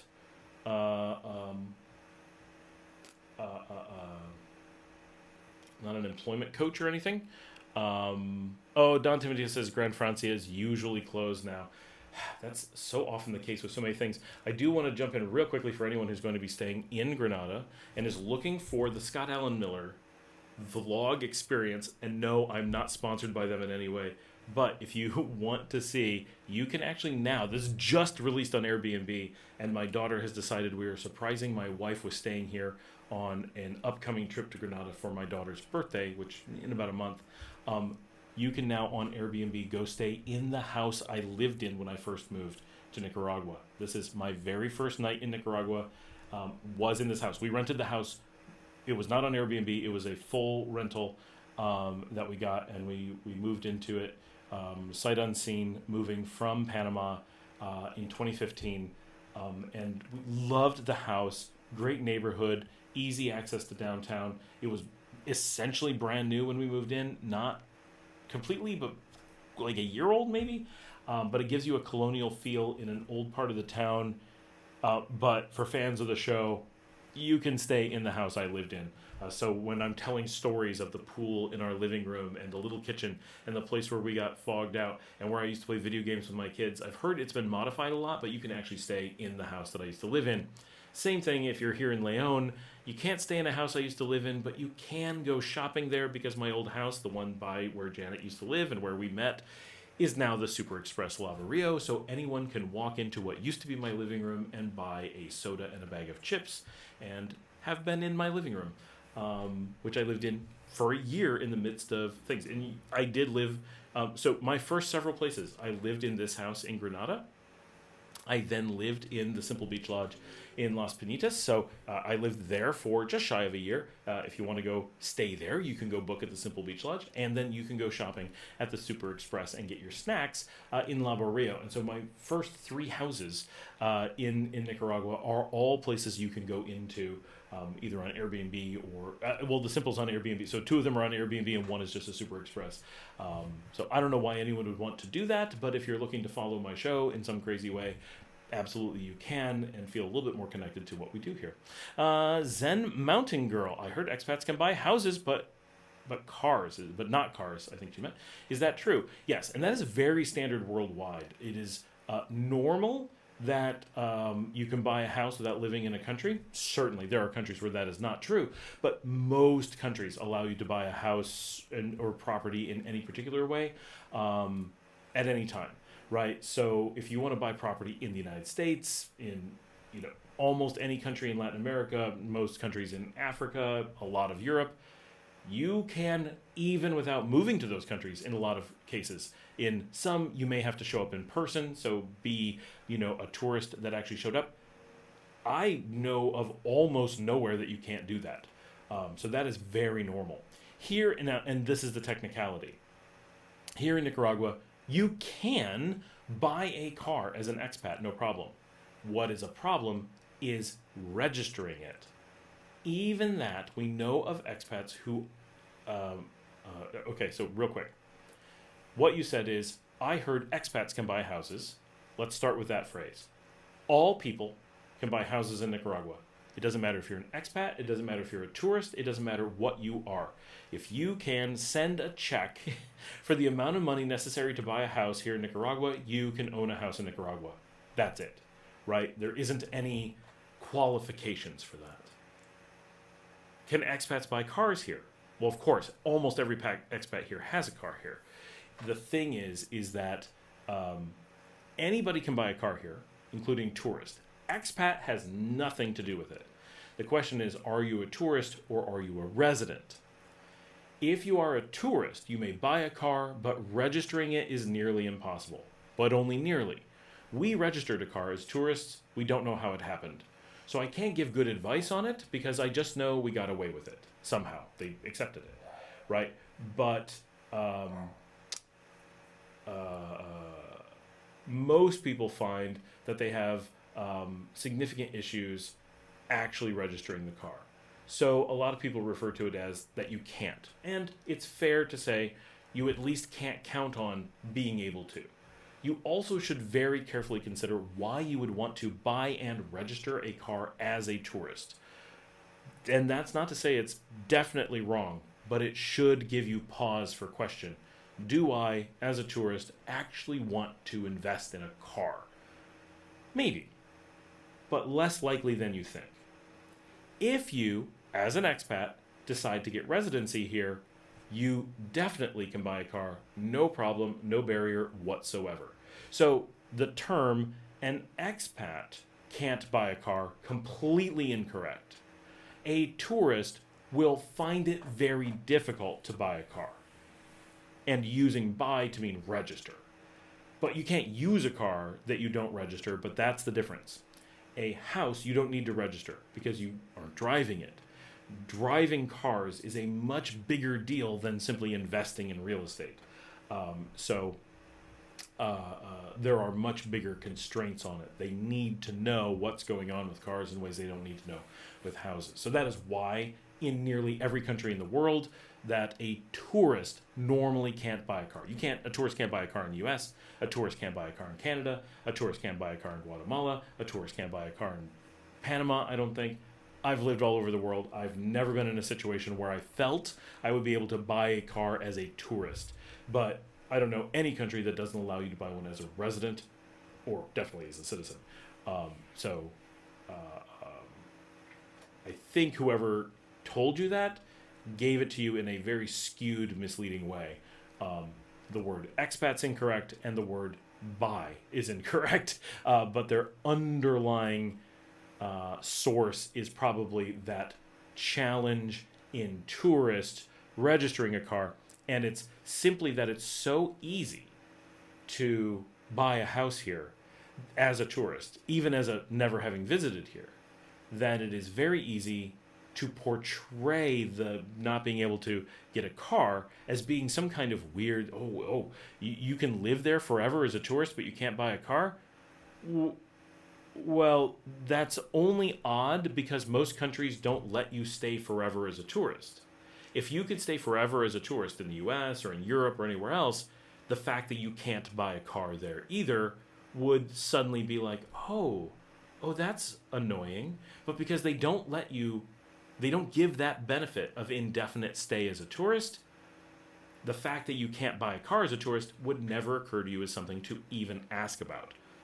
And so it's simply that Nicaragua makes things so flexible that it creates this scenario where you can portray it as being weird when it's actually absolutely the uniform worldwide. Chan says, that is so cool that you can stay in that house in Granada. It is, right? And I plan to. It's going to be really fun when we do. Don Timoteo says that one of the houses is always on real estate websites for sale, like the last 15 years. That one. Oh, yes. The house that I used to be in was always for sale. It was for sale when I lived in it. It's been for sale ever since I lived in it. It's for sale now. That is the story of real estate in Nicaragua. It's for sale. Learning the Spanish language. I'm preparing to work remotely from my country, Nicaragua, for a large or medium-sized company in the United States. It may be next year. Congratulations. Awesome. Carrillo Clan. Do you need to be a resident to register a vehicle? Not absolutely. There are a couple ways. You can get a lawyer, try to register a vehicle as a tourist, and it might work. We did. It worked. I don't know anyone else who's actually tried it. I don't actually know anyone who's had it fail. Everyone just says you can't and gives up. Also, if you really wanted to and weren't lucky like me, which could happen, right? We assume that it doesn't always happen. Then any tourist can register a company and do nothing with that company except buy a vehicle. So even as a tourist who has never visited the country, let's say you're living in Canada and you think someday you want to go to Nicaragua and you have loads of money but no patience, and you just want a car ready for you just in case, you can. You probably need power of attorney at some point to register a company, but you need only to have your lawyer in Nicaragua draft up a company and go out and buy a car with that company name, and the car can be waiting for you anytime you visit, and you own it. So, and that will be registered. It's just registered to the company's name instead of yours, but you own the company, so you own the car. So it's all technicalities in how you word it. If you are a tourist here, do you have ways to own a car? Yes. If you're a tourist here, can you simply register a car as if you were a resident? No, not necessarily, but yeah, sometimes. Okay, is that what you were saying? That is essentially what I'm saying. But most people don't care and wait until they're a resident and don't bother registering a company because they find out once they're here they didn't need a car and it's not a big deal. Man who needs cookies. This is a man after my own heart. I don't know what he's going to say, but that's that right there. I'm with you. You look like David Cross. So someone actually accused me of being David Cross, which is pretty weird, in person. So apparently I look like David Cross both on video and in person. I have looked up pictures of David Cross when he had the same beard as me, and I see it too. I do indeed look like David Cross. It's pretty funny. I don't know that David Cross is who I would... I mean, like, he seems like an awesome guy, right? It's just... David Cross, really? I mean, obviously he's super handsome, so, I mean, that's awesome that I look like him. But, what a weird... But, I mean, like, if you've seen Arrested Development, like, he's awesome. Like, he's a really good actor, and he seems like a genuinely really cool guy, so I'm kind of happy that it's David Cross that I look like. And hopefully David Cross is a fan of this show and is like, it's so awesome I look like Scott Alan Miller, which I'm sure people tell him all the time. Digital says, I can't find my place. Hey, Scott, did you get my message about the Titanic statue? I did not. I don't... It's very hard to see back, but I did not see a Titanic statue thing. Learning the Spanish language. David Cross equals Scott. I've researched who is right. Ha ha ha, that's true. Yes. He's not a super... Like, everyone knows him when they see him, but he's not a big enough actor that everyone knows the name. But once you see him with this beard, if you see him without this beard, you're like, they don't look alike. Oh, and then you see the beard and you're like, dear Lord, they look alike. Yeah, I know. It's... Yeah. We're carrying signs now. When registering a car, what address do non-residents use? Like home address in home country? No, use your home address here. Right, like... So don't ask it that way. When registering a car, what address do you use? Your address in country, right? Where they can find you. So whether you're a tourist or a resident is purely a paperwork status that you decide to have or are stuck with or whatever. So it doesn't change addresses or anything like that. Janet had to look up who David Cross is as well. We're making David Cross a lot more famous thanks to this show. His career is going to take off now.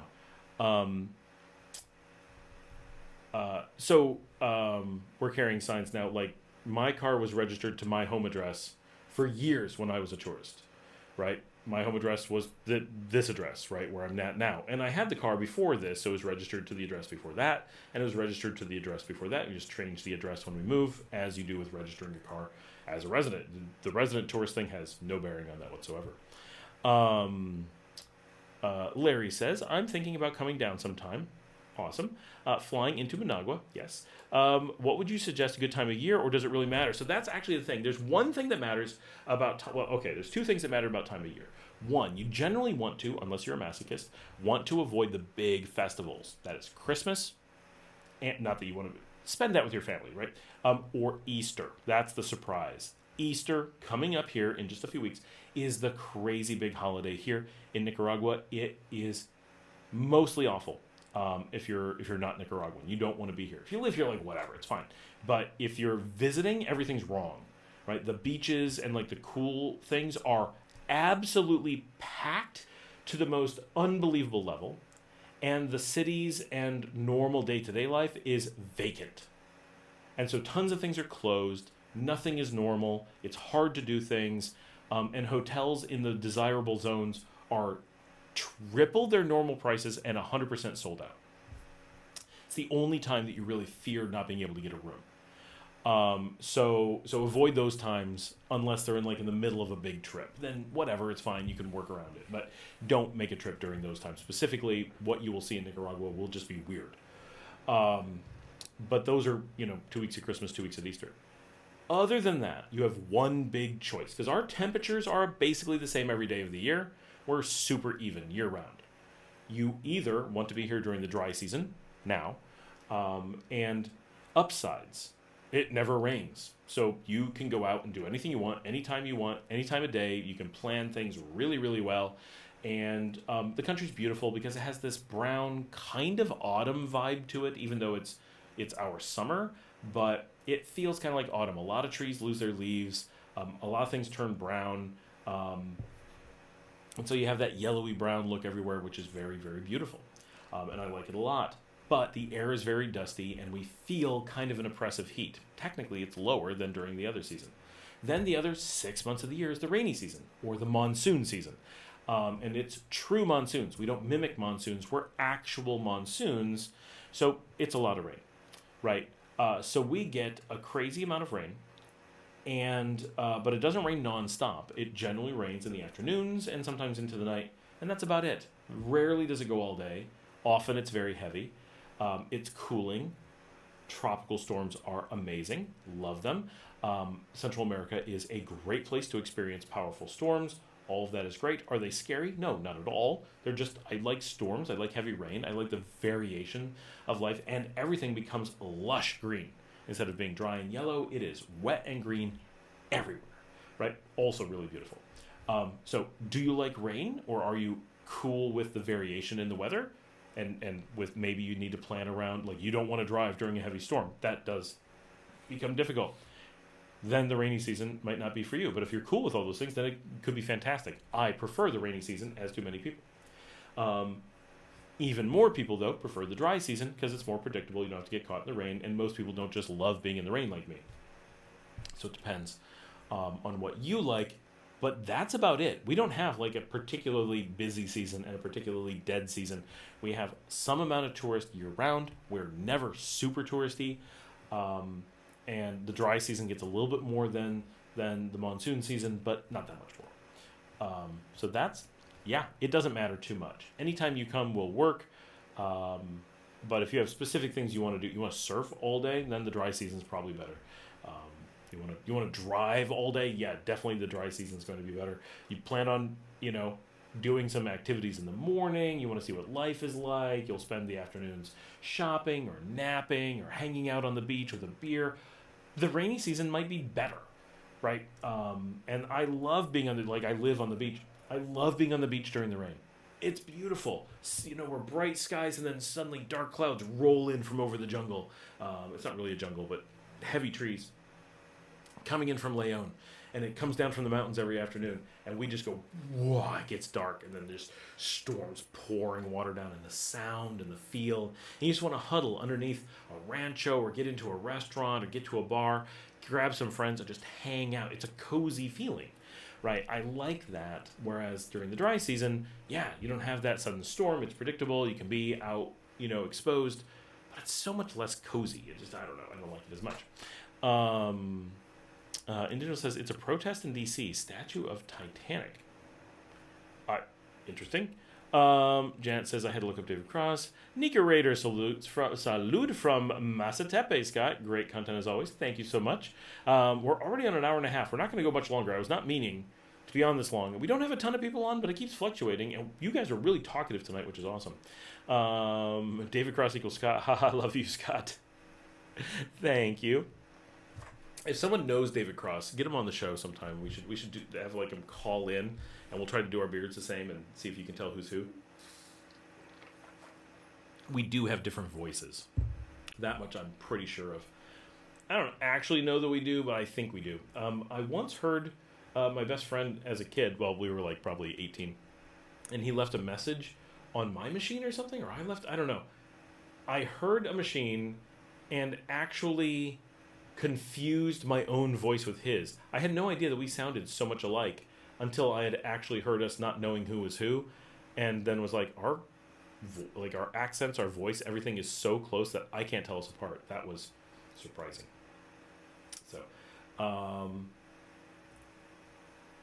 Yeah, I think we've answered everything that people have asked at this point. I am going to be playing some Dungeons and Dragons with my kids this evening. Oh no, let's jump on this. Awakened One. Do I still have a link for? No, I don't. Hold on. Gotta grab the link for the live stream.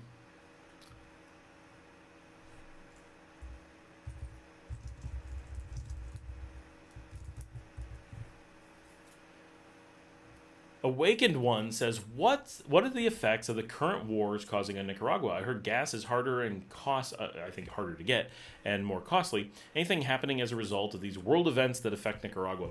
Honestly, no. No one's talking about it. It's barely in the news. Like, we get the same global news as anyone else, so we see it. We're aware of it.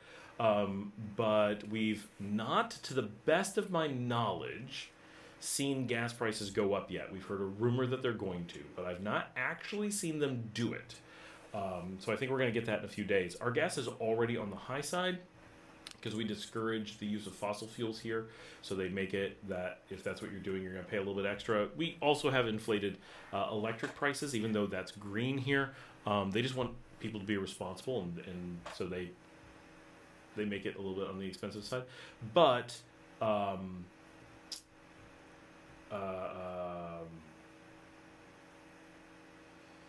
from this, like, we certainly are not having any shortages of gas. I've not heard one person ever mention that there's hard to get gas or anything like that. I've also not had people say that it was more expensive. So I think we're yet unaffected. I'm sure our gas prices will go up. Whether or not we'll see a shortage or not, I don't know. I suspect not. I think we're pretty insulated here, but we'll see. But overall, we are very unaffected, other than being, like the rest of the world, upset at bad behavior by certain actors. Real quick, I'm just reading this one from Christopher Baldwin.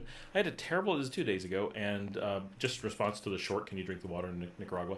I had a terrible experience drinking the water in Managua. If there wasn't a bathroom nearby, I would have been in trouble.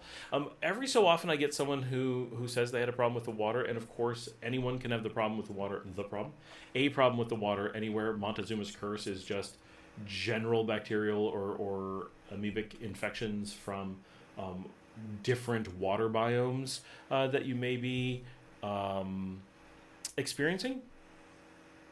So some people get sick anywhere, some people never get sick. Like, often it depends more on you than the place.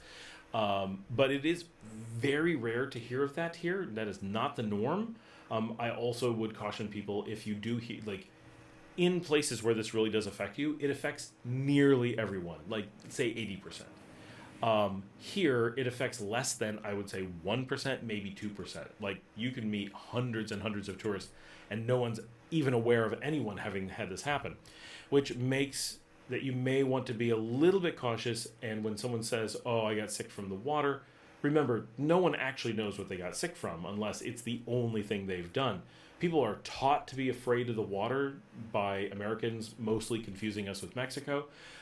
And so some people get sick psychosomatically because they just assume they're supposed to, and many people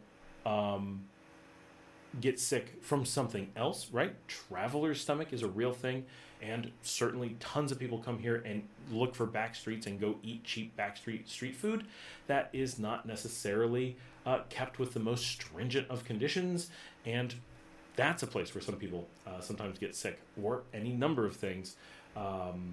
It's not necessarily the water.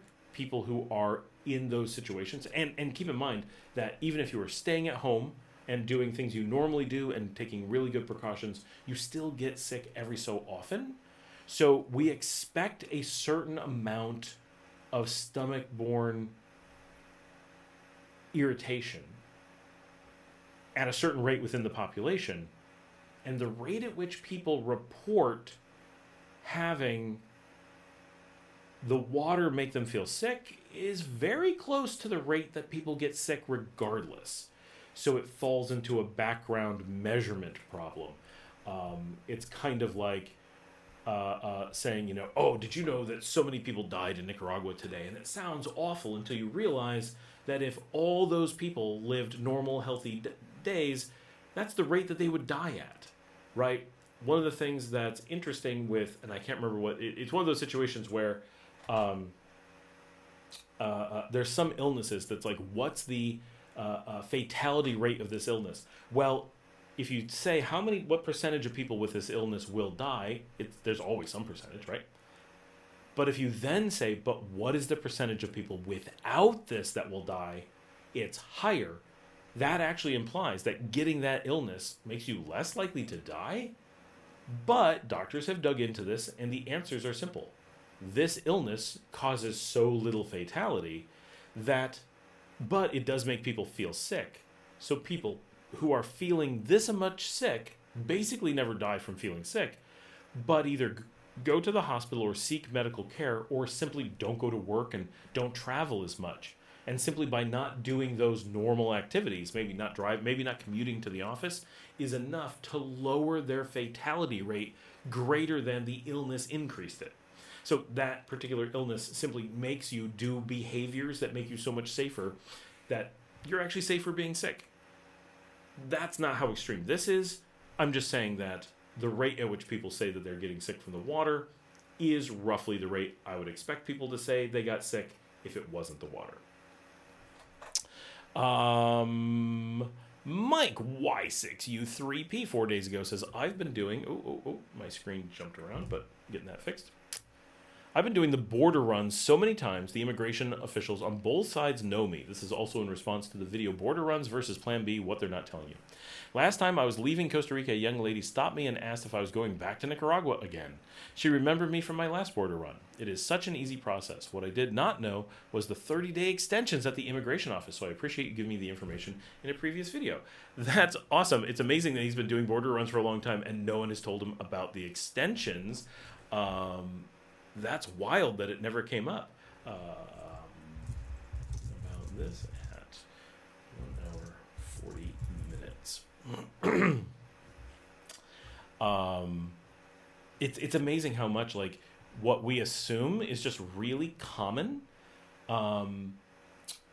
knowledge about like the things that are available for like border runs or residency and stuff. Even people who've lived here sometimes for years have never been presented with like what the options are. That's amazing. It's great that his border running experience has been so good, but crazy that he didn't realize he could do it half as often. Protest had to look up David Cross. Larry, thank you again. Wow, that is very generous of you. I very much appreciate it. We're carrying signs now. Hope this isn't that stupid of a question. Can you use an American cell number for calling the States? So, okay, we're going to explain that. Is there an available service? In Mexico, I could call the States, but no one could call back. That's not quite true. Hold on. Oh my gosh. I just had a dog that walked in. Oh, little puppy. So, the issue is you had some people who couldn't call you from the States. I'm a T-Mobile user, and T-Mobile treats all of U.S., Canada, and Mexico as the North American market. So Mexico is not a foreign country as far as phones work. So that is misleading to use it as a comparison because it works differently and the phones work differently. As a T-Mobile user, even if I have no international plan, which is basically nobody doesn't have an international plan with T-Mobile, but if you don't, you still get those three North American countries, as a single dial zone. Anyone in them on T-Mobile can call anyone else in them. If you don't have T-Mobile, you can run into issues, and so other people may not be able to call you, but that's simply because they had crap phone service. Which most Canadians have crap phone service, so it's a lot of people. It's not just picking a bad carrier. Some of those countries just don't do good things. The way that cell phones work is, so you said, is there an available service? So first of all, there's no situation under which you want to do this, right? So this is solving a problem you don't want to have. So whatever it is you're trying to do, what you need to do is find the goal and then find a way to solve it. Where you are right now, and I understand why this happens, is you're used to using cell phones for certain things in North America because that's the convenient, logical way to do things in North America. And so because of that, you're looking at the process you're used to and seeing if you can replicate the process rather than looking at an end goal and saying, how do I get to that goal? So the question you really want to have here is how do you call the states, right? Like, first of all, why do you want an American number?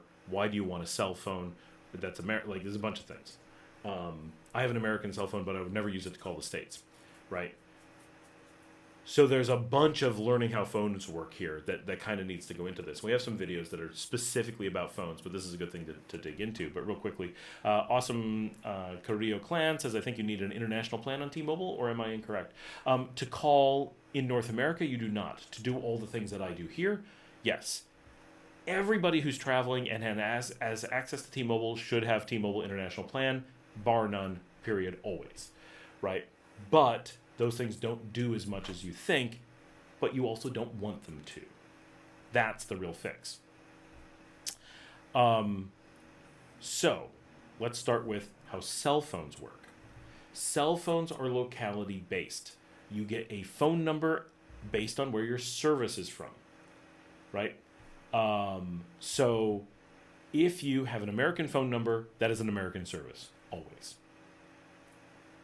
That is meant for the situation where you are calling to places in North America. If you take a cell phone out of your home country, you're really not expected to be making calls on it, right? Cell phones are not meant for international calls. They're not really designed around it. Can you get plans that let you call internationally? Sure. But you have to remember that where you are and where you're calling are both in play. This is not the case with landlines, right? With traditional phones. With cell phones, they are. So you have a phone that can call America, right? Okay. But then when you go out of America, right. So back up. We're carrying signs now. The thing you want to do is start from the highest level. What is the end goal? The absolute end goal, right? And don't want people to know I'm out of the country. Cell phones are definitely not the answer because everyone will know you're out of the country. The cell phone advertises the country you're in. So you need to be a little bit careful. That was my dog hitting the camera. You want to be a little bit careful because the assumption that American numbers will hide you is incorrect. It'll hide you in some cases, but not from people who are really looking into it. It will actually advertise it. So a cell phone can be problematic. So cell phones are not meant to be the backbone of telephony, right? And to the world, telephony is an American thing, right? Nicaragua doesn't even use regular phones, American-style phones. Technically they exist, but no legitimate anything uses them. They make no sense at all here. And that's true in most of the world, right? Real telephone numbers are an American-Canadian thing and a way to maintain monopolies and to control and monitor the populace. They're insanely inconvenient, massively outdated, very costly, and super insecure.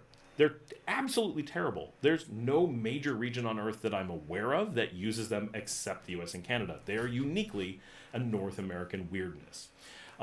Everyone has them, mostly for calling the US and Canada, but that's about it. So, if you have an American phone, it will never have a good time calling the US from outside because you are roaming. You are not in the region of your plan.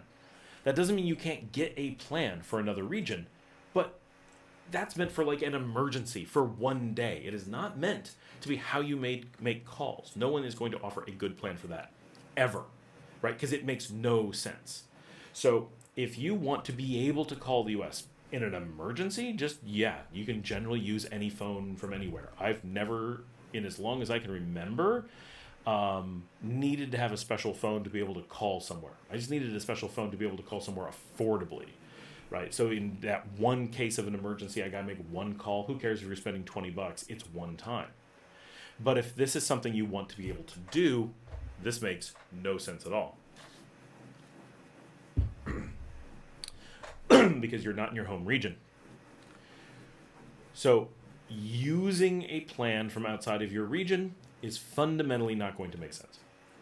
If you want to call the United States all the time from a cell phone, which again, why would you make calls from cell phones?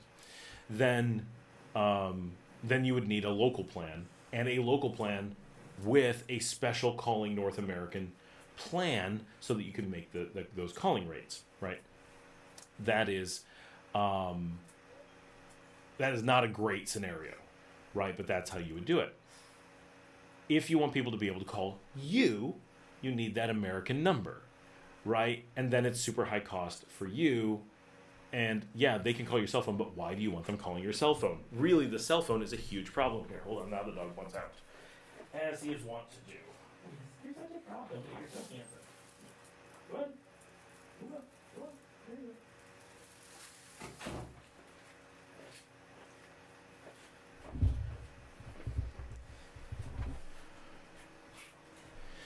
So the issue being, right, cell phones care where you are, because to be a cell call, it is going to attach to a cell tower, announce where you are, and then use a local carrier to make a call through the local network and transfer it internationally to where you want to call the United States. So if you're going to do that in Nicaragua, let's say you're going to use a Nicaragua plan. You're going to use Claro or Tigo, and you're going to call North America. So you pay for a local number, you dial the US. It attaches to the tower locally.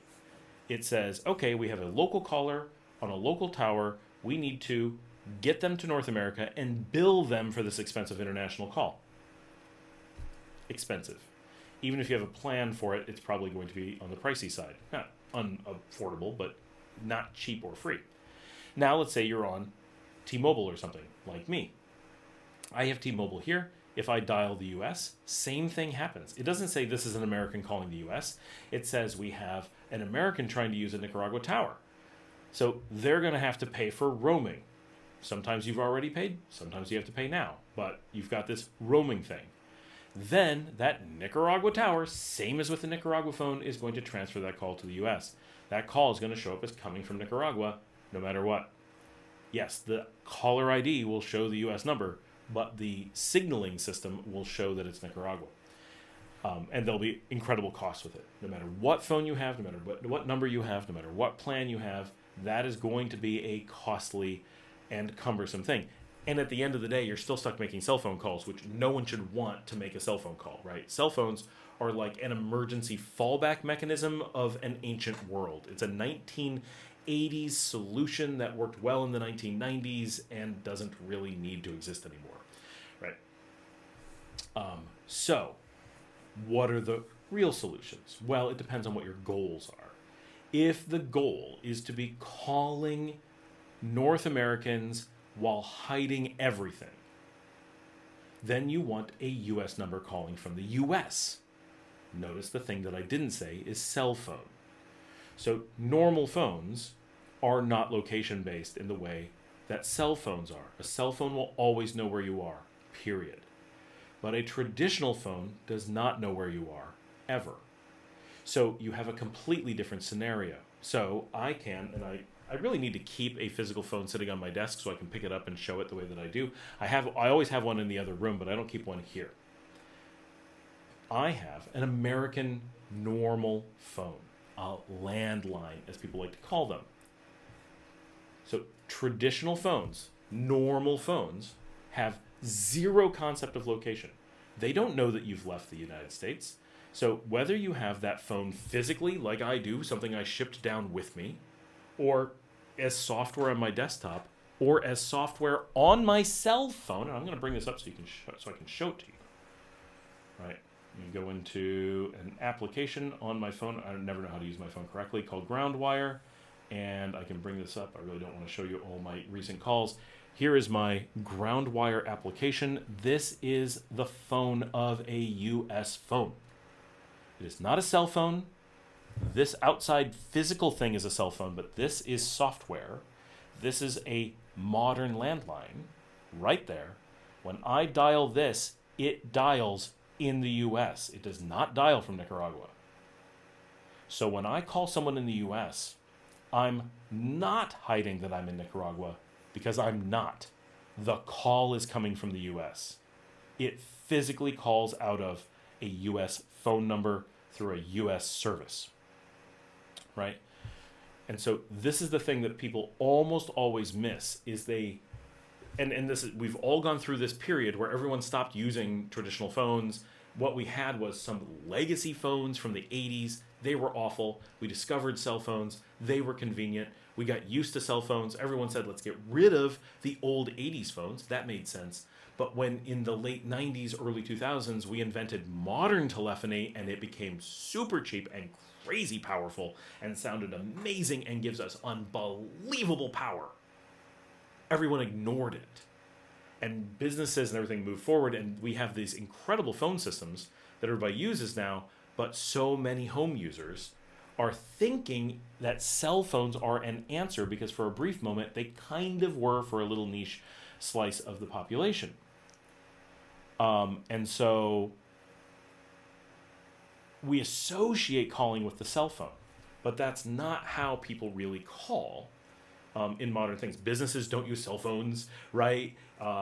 Consultants don't use cell phones. Digital nomads don't use cell phones. Travelers don't use cell phones. They're an emergency measure. When we say we have international plans, we don't mean for phone. We mean for internet, right? And internet doesn't go back somewhere. It's local. That's where things have changed. Somewhere around, for me, 2006 is when I made the shift. I stopped having a cell phone. It became just a computer in my pocket with internet. That's all it is. And when we're talking internet on your cell phone, which is how modern conversations, meaning when I talk to you and say, I have a Nicaragua plan, I don't mean I get Nicaragua phone calls. It doesn't even register me as a thing, right? I have internet in Nicaragua and a phone in America. We're carrying signs now, just ask me how much my phone costs. Mine's outrageously expensive or free, depending on how you look at it. My company is a phone company, so they just give me a line, right? If you were to buy one from my company, it'd be crazy expensive. You don't do that, right? Like, we don't offer stuff for consumers, so sorry. But tons and tons and tons of companies do, and just need to use one of them. VoIP MS, Vonage, others. You want a consumer plan that's designed with normal everyday plans for normal everyday people, right? Normal phones like any American would get when you want a proper home phone, right? Rules of getting phones is clearly cell phone is separate from your phone, and you never get a phone line from an ISP. That has been the rule since the invention of modern phones. That's like the first thing to know about phones. But other than that, you can go with nearly any phone service because they're all basically the same. Right? Now, some of you know big companies for business, RingCentral, DialPad. We're competitors with those places, but you wouldn't get any of them either as a consumer. You're talking like $20, $30 a month. That's way too much. I think if with ours, it actually is like 50, right? Crazy powerful, really good service. You would get incredible support, but that's insane to pay like $50 for one phone. Now, if a ton of people got together and wanted to, like, there's ways to make it affordable. Don't do that. Like, I'm coming up with stupid ways to try to use our phones. No. We make business phones and we come with big business services. So if you're a business and you want to have a call center in Nicaragua, or you want to you have an insurance company in the United States and you need a phone company, absolutely hit me up. We're the right solution for you. We are cheaper than anybody and our service is unbeatable. But if you're a expat and you're just looking for a phone, I used Vonage for forever. They were great. VoIP MS is a company I work with on a regular basis. They're great. And they're normally a couple bucks, right? And often with unlimited calling or really high calling. I'm getting a lot of beard comments tonight, which is a little bit weird. So what is making tonight the beard night?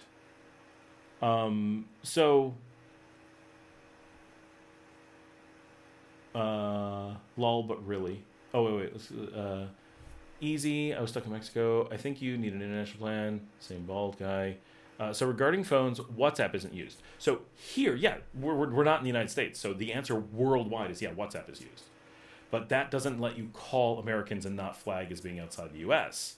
Americans expect legacy technology.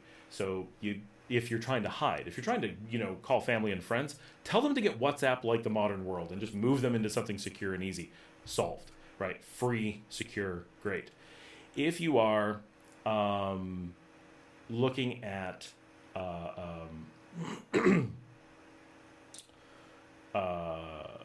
hiding the fact that you're outside the United States, you just want to have normal phones, and they automatically do that 100%. So that's the great thing about, so as a company, and we just have a company phone system instead of a private one. Every one of our employees looks like they're sitting in Dallas, Texas. And there's no way to tell that you're not. Every aspect of the system shows you as being in Dallas. Your phone call originates from Dallas with a Dallas phone number and a Dallas physical location, right? There's no tracing farther than that. There isn't it transfers from. That is not the case. The phone call actually originates in Dallas. So you are hidden 100%. I could be in Nicaragua. I could be in Dallas. I could be in Morocco. I could be in Vietnam. It is exactly the same everywhere you go. Real phones, traditional, like normal phones, just don't have this concept of being somewhere, right? They just hop on the internet and make a call. And he said, learning the Spanish language, but it could be possible to call back for both sides. So that's the thing about having a real phone in the U.S. They call you the same as if you're next door, and you call them the same as they're next door, no matter where either of you are, right? And so the power of modern phones, and the funny thing is if you were to take all of this and apply it to WhatsApp, you'd say all of those are just features of every modern voice system. You're right. This is just basic common sense voice system design. It's uniquely the US phone system and cell phones that make that difficult. Outside of those things, the world long ago, 30 years ago, solved these problems and moved on. Whether you're using matrix calling or Teams or Google Meet or all these different tools, right? Matrix and WhatsApp and Telegram and Signal, all of them have this solved in essentially the same way, because there's just one or two ways that really make sense. And that includes how modern phones work. Modern phones have this solved with a last-minute handoff to this legacy system. So my phone is not a good example of a cost perspective because of that, but I mean, we can look up. I have no idea what Vonage costs. And some people use Google Voice, right? Google Voice does the same thing, and it's kind of free. I can't get it for whatever reason, so Vonage says domestic plan, $10 a month. And remember, domestic is where you call. There is no concept of where you are, right? And why would you be calling internationally? Outside the U.S., people don't use phones. They use WhatsApp. So you don't need a calling plan normally for places outside U.S., Canada, Mexico. And I don't know why they list Puerto Rico. That's the United States. Thanks, Vonage, for knowing what country you're in. So $10 per month, no contract. They're not the cheapest, but they're good, right? Google Voice would be the cheapest. We're carrying signs now says, just need one phone. It needs to have my home number, which I've transferred to a cell rather recently, and I want to use it down there for calls and text. That was the mistake. Transferring it to a cell is what makes it difficult. Keep it off the cell and just transfer it to any normal phone plan like Vonage, and you're good to go. I'll get a Nika phone for local usage. Get the Nika phone for internet, not for local calls. Local calls are not done, you have no benefit to a Nika cell phone for Nika calls. You need a Nika cell phone for internet access while traveling around the country.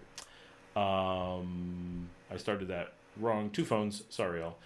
So you'll have a cell phone plan. Now for me, I maintain a T-Mobile plan for the United States that works worldwide. So I can go to 190 countries worldwide and my internet is just there. And when I'm in the US, I can do legacy calling from my cell phone. I would never do that, but you can. Or Canada or Mexico. And then when I'm in Nicaragua, I have my Nicaragua cell on here, number on here, which I've never once dialed and never been rung on ever. But gives me high-speed, low-cost local internet, so I don't have to use the slow T-Mobile international internet when I'm at home. because the local is dirt cheap, $11 a month, and super fast. But my home number, is the same number I've had since 2003 from Geneseo, New York, and I have ported it from system to system, and now it's ported to my company's system. I just send my home calls there, and it comes through to here. Since I've got to get my office calls here anyway, it doesn't cost them a single penny to add it on, so I just send it here, as all my employees do with their home phone numbers, if they bother to have them. I don't know a single employee that actually bothers to have a phone number. My wife doesn't bother to have her own number. My business partner doesn't have a number. I know almost no one who does. The need for an actual phone number is really actually rare. But I have one just in case we need to make calls. So one phone for US and one phone for Nicaragua, recommended for traveling in and out. Eventually we'll have residents. So the only reason I have both is I travel internationally. I work in Belize, I work in Bolivia. Once in a while I'm in the US. That we thought was done, but I'm actually going to be there in June. So having an international plan that I can use anywhere is kind of a big deal. I used to live in Europe. I go all over. My wife goes all over as well. We don't necessarily travel together. So having an American plan is important for us. It's also important for us to have US SMS just for business stuff. Sometimes you have to have it for certain types of banks and stuff. We own companies in the United States, so we have bank accounts. We have lots of bank accounts in the US. Like, those things have to work. So sometimes we have to have some old legacy American things because we deal with some old legacy American companies, which is embarrassing beyond all belief, the level of insecurity and incompetence in the US, but it is what it is. But let me tell you, living abroad, US business is a sad state of affairs. But so that's why I have T-Mobile, is it gives me a lot of flexibility, and its international plan is second to none. So I pay for T-Mobile for me and my wife and my kids and my business partner, so that we always have, and like, he works in Colombia a whole bunch. We never have to worry about getting local numbers. When I travel with my CEO, every time we show up in another country, she's like, oh, I gotta go get a chip for this country and do all this extra stuff because she's Mexican and they don't have good plans the way that we do, or she's not on a good carrier the way that we are. But because we have T-Mobile, we can do that stuff, and it's so fantastic. But when I'm in Nicaragua, that temporary, easy, works everywhere plan is slow, and it's nice to have crazy fast local for super cheap. So I keep a Nika number. But do I need it for anything? Not really. Once in a great while here, people want your phone number. They don't call you, right? They just want it. So you have one to write down, and it makes people happy. But everything is done here through WhatsApp, so no one needs a phone number for actual calls. WhatsApp, etc., using a local cell phone number. So WhatsApp, no. It's never about the local number.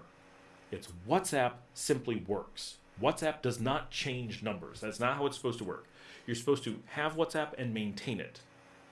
You get a local internet connection to send the data over.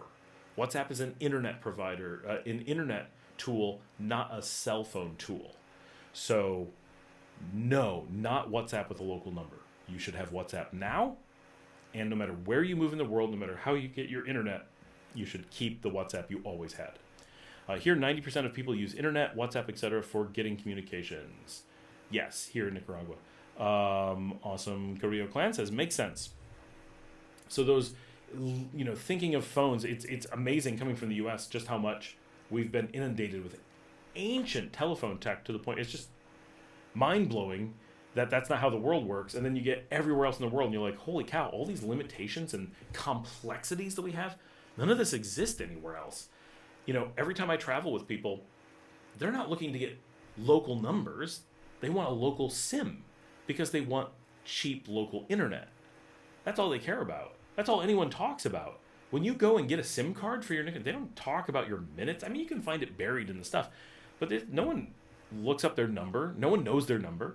Nobody is using their minutes. No one's getting SMS. None of those things exist. We just get our thing, pop in our chip, and then we're on the internet. And everything, like WhatsApp, just works. So it's a different world. But so it's fantastic having a US phone. So, but for me, I also have a desk phone, like a full tabletop phone.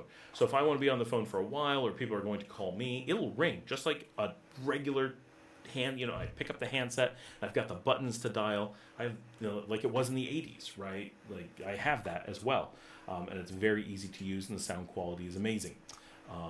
And so do I need that for most things? No. We have alternatives to that work really, really well, and so everyone has shifted away. But there are certain things. American businesses especially are used to taking anonymous ad hoc connections via phone. That's real, and that's going to stay around for quite a while. People are addicted to just making these ad hoc connections through a decentralized system like the old phone system.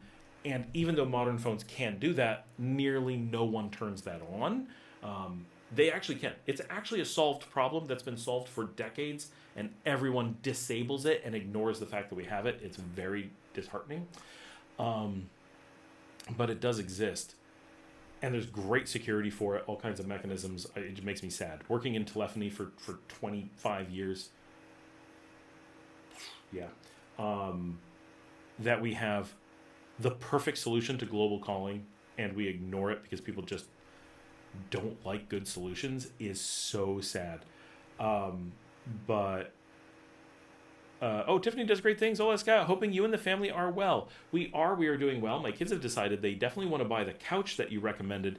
However, in the meantime, since that conversation, we also decided we're building a house and fast. So we're waiting to buy it until we get the new house. The place that we rent, you'll see this on the videos soon. The owner came through and destroyed our front wall. That was so beautiful. It was such a big selling point of the house.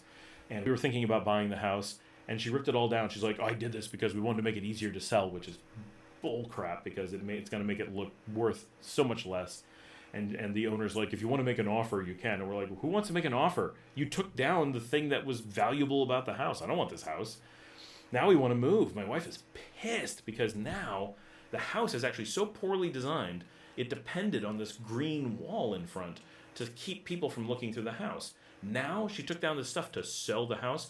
Now you can see from the front public road all the way through to our bathroom sink at the far back of the house. Every single inch of the inside of the house is now visible from the space outside our garden. It took 10 years for the plants to grow up and create that hedge, and 30 minutes for a painting crew to destroy the value of the house. Sure, it'll grow back.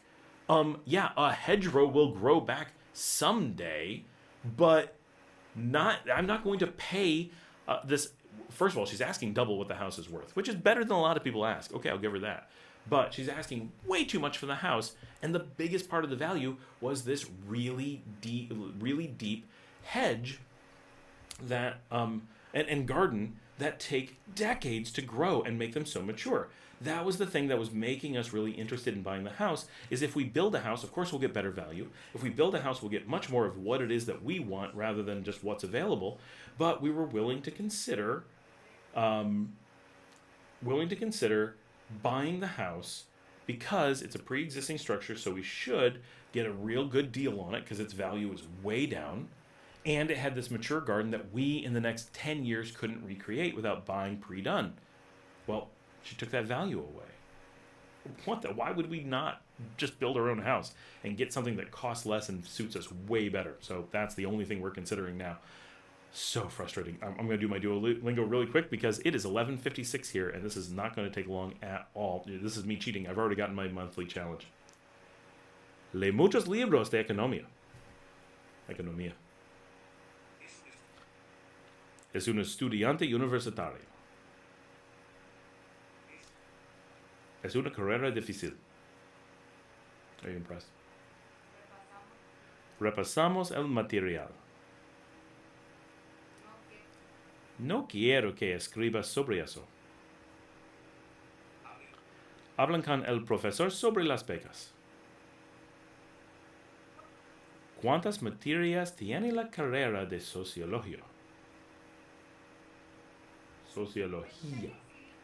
Me gustaría inscribirme. Es necesario que hagas ese anuncio. Quiero que ellas inventen a la directora. Done. Okay, that was it. Awesome Korea Clan says, congrats on the house building. Thank you. That was such a last minute thing. We had to convince the kids that it was going to be a good deal. We already own the property, and a lot of stuff is done, so it's not like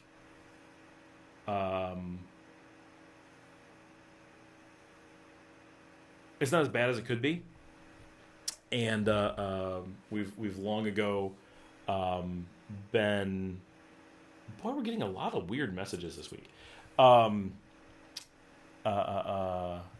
Is that a sign that we've gotten like way more popular? There aren't that many people on. We got a lot of views though. It's a Wednesday night. I'm not sure what's going on.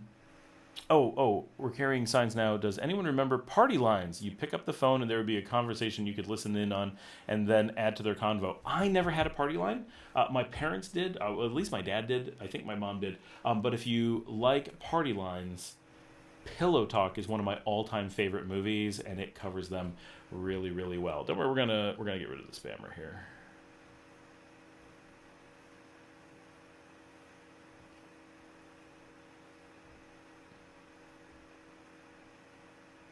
Oh, where's our report?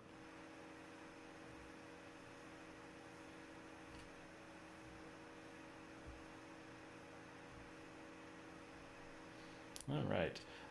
Stop spam. Yes. Like, does that really work? Spamming that?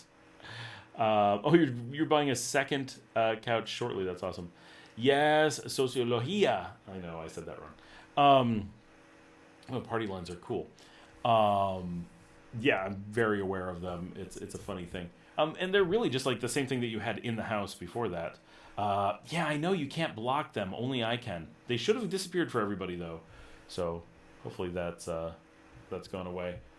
But yeah, so this, like, the whole value of our house just went through the floor. And honestly, it's great because we've been on the fence about the house. So now, and this is a Aesop has his commentary on this, but honestly, I think sour grapes are this amazing human reaction tool, right? So this is a house that we've lived in more than this one, the one that I'm filming in, is the house that we've lived in with our kids longer than any other place. Our longest single stretch of inhabitation anywhere in the world ever is this house.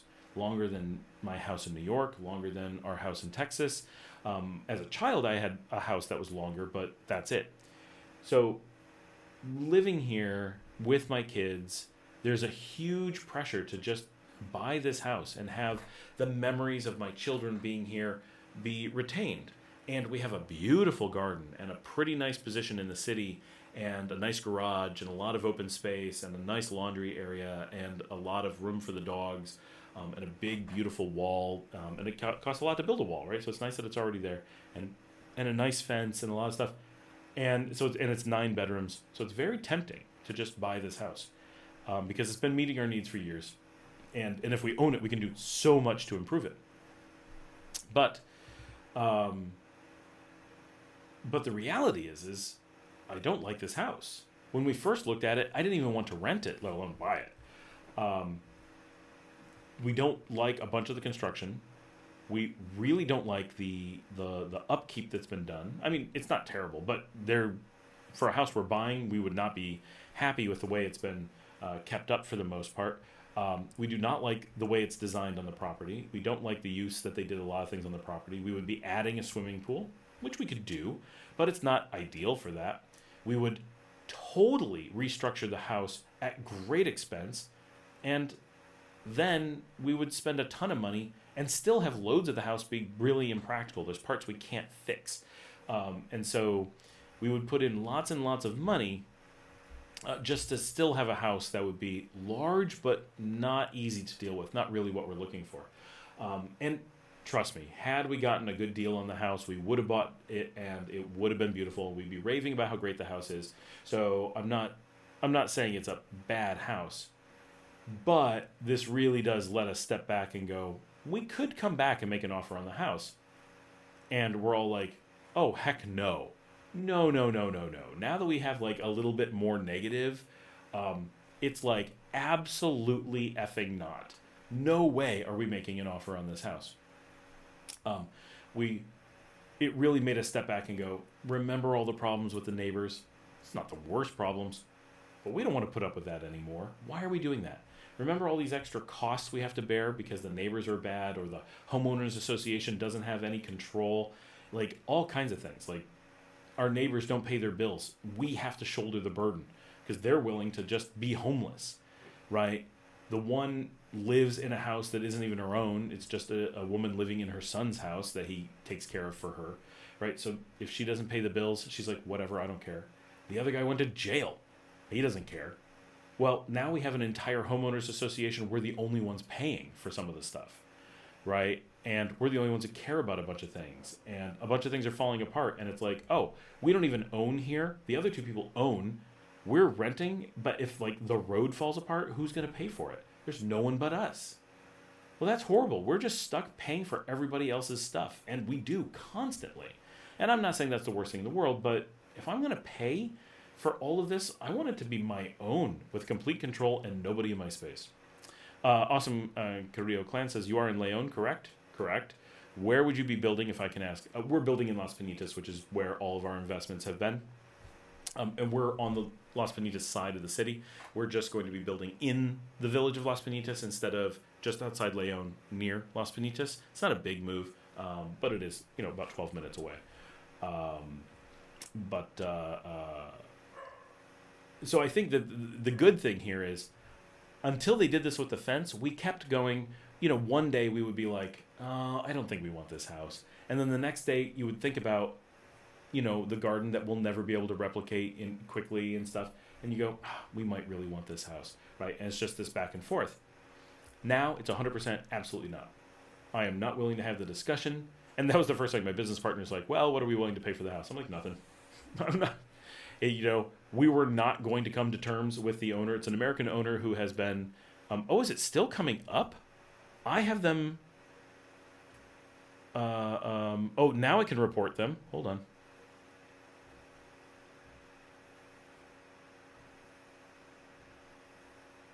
Let me know if they disappeared now.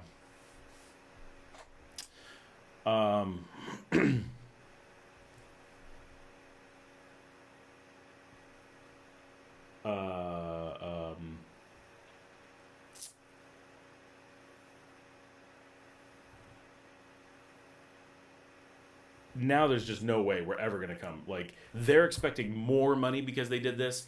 Who knows? And the place has been for sale as long as we know, right? 10, 20 years.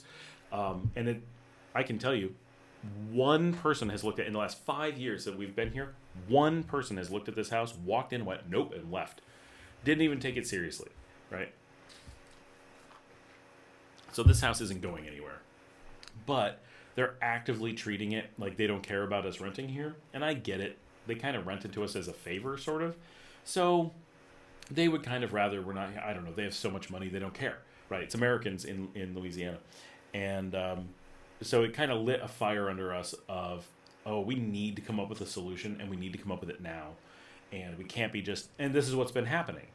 We basically made the decision that we wanted to try to buy the house. We had a conversation with them. They were not at all serious about selling it. It's like, okay. And I get it. It's their childhood home. Their parents built it. Why would they want to sell it? So they're not taking selling it seriously, but they are taking annoying us seriously. I don't know what that's about. And they'll only sell it if they get double market value. Okay. Well, we're not idiots, so we're not going to be the ones to buy it. And so we kind of, and it took us years to come to a point. And the only thing that drove us to buy it, beyond the mature garden, is that my kids have been here so long. They're like, we don't want to move again. We would like to just make this our home. And here we talked about, here's some changes we would make right away. It would improve the house so much that, yeah, we'd be willing to spend the money to do that. And then if we could get a deal, I guess we could make it work. And my kids were like, yeah, we could make those changes really quickly, and that would be so much better. And then we had some like long-term, in 10 years, we could do these things. Yeah, that would be better. Okay. And so we started considering it really seriously. But the reality is we hate being next to the road. It is so loud. So many things happen here. We don't like that. We hate having the deadbeat neighbors. It does not make our lives easier, right? Like, they're fine people, but it is not a good situation. And other people could move in. There's empty space. then some of it has been bought by people we don't know, and it's like, oh my gosh, we could be going through construction. That's not fun. It could be years of construction, loads of people we don't know in our space and in our face. Now our privacy's gone, so all the construction workers for other places can watch in my bathroom and every bit of the house the whole way. Every time someone gets food, they can watch from the road. Like, this used to be relatively private. Now it's the least private place ever. That's not true, but it's not private like it was. And my wife is furious because the way the house is designed, the neighbor's kitchen window can see all the way through our house into our bedroom to where the closets are, so you can actually see people changing if a door gets opened. Now, of course, you can say, well, the answer is to make sure everything's closed. Well, one, the house is open all the time. These houses are dark and depressing if the doors are closed. You don't want to close the doors, right? Now, the bedroom door, we like to keep closed, but it's the main room of the house, so there's traffic all the time. So if a dog opens the door, and our dogs can open doors, or if a person walks in accidentally, or food gets delivered, or the maid goes in to clean, whatever, you could be standing naked in the, going between clothing and the bathroom to go to the shower or to go brush your teeth, and like the neighbors and construction workers and the cargo trans people, everybody can see this, what should be so many layers away from being public. The house is so poorly designed that without this barrier that was there, and it was a beautiful barrier you see on every video, it's all gone. It's like, absolutely not. So we had this cycle of like, we were like, let's buy the house. Then we're like, let's not buy the house. But then we were like, but I guess the rental's okay. We're here. And so the real thing became, we were like frogs in the boiling water. Well, we're here. The least effort is to just stay. But the electric's too high. The rent is not super cheap. It's not bad. We're getting a good deal. I'm not complaining. But it's enough to build a house, right? And so it's like, you know what? Now we have to pull the trigger. Now we've been pushed hard enough that it's like, oh, if we if we stay here, we're going to get screwed. They're going to sell the house eventually. At some point, they're going to come to their senses and take way less. Or they're just going to have people traipsing through and making it irritating for us. So those aren't good situations. We don't want to suddenly be stuck without a home and have to come up with something really quickly. That'll be awful. Because we have the dogs and the cats and the kids and my business partner. Like, we have a lot of people. Plus our staff. Like, there's just... there's a lot that needs to be accommodated. And so if we're not careful, a bad situation will arise. So now we've had the warning shot over our bow. Now is the time to figure out what to do and to go out and get a house built. Because if we do it now, we get to plan, we get to strategize, we get to, carefully come up with a financial plan that, yeah, it's a surprise to us now, but it'd be a much worse surprise later. We already had a bunch of plans halfway in motion. We're at a point where we can shuffle them. We're not building where we thought we were going to. We're not doing what our long-term plan had seemed like.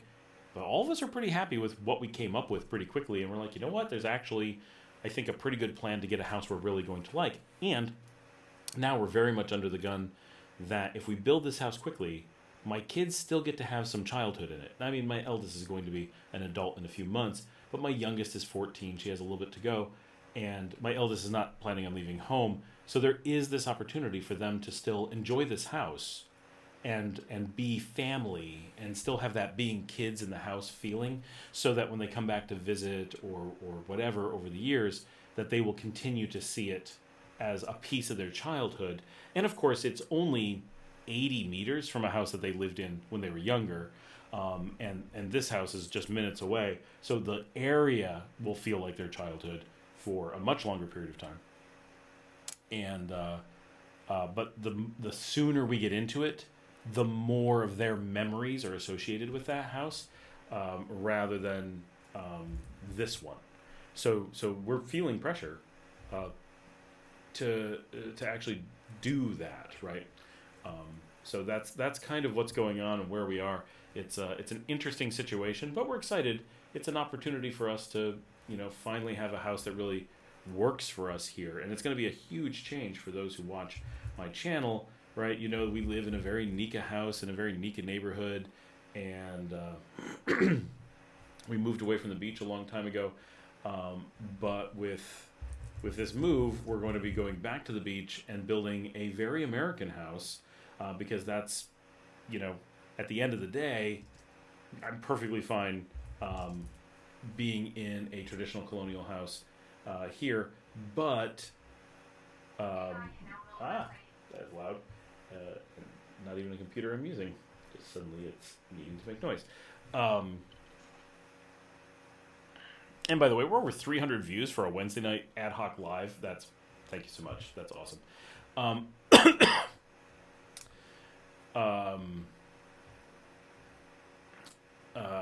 But we grew up in the United States, and are used to cooler weather, and are used to being much more homebodies than Nicaraguans are.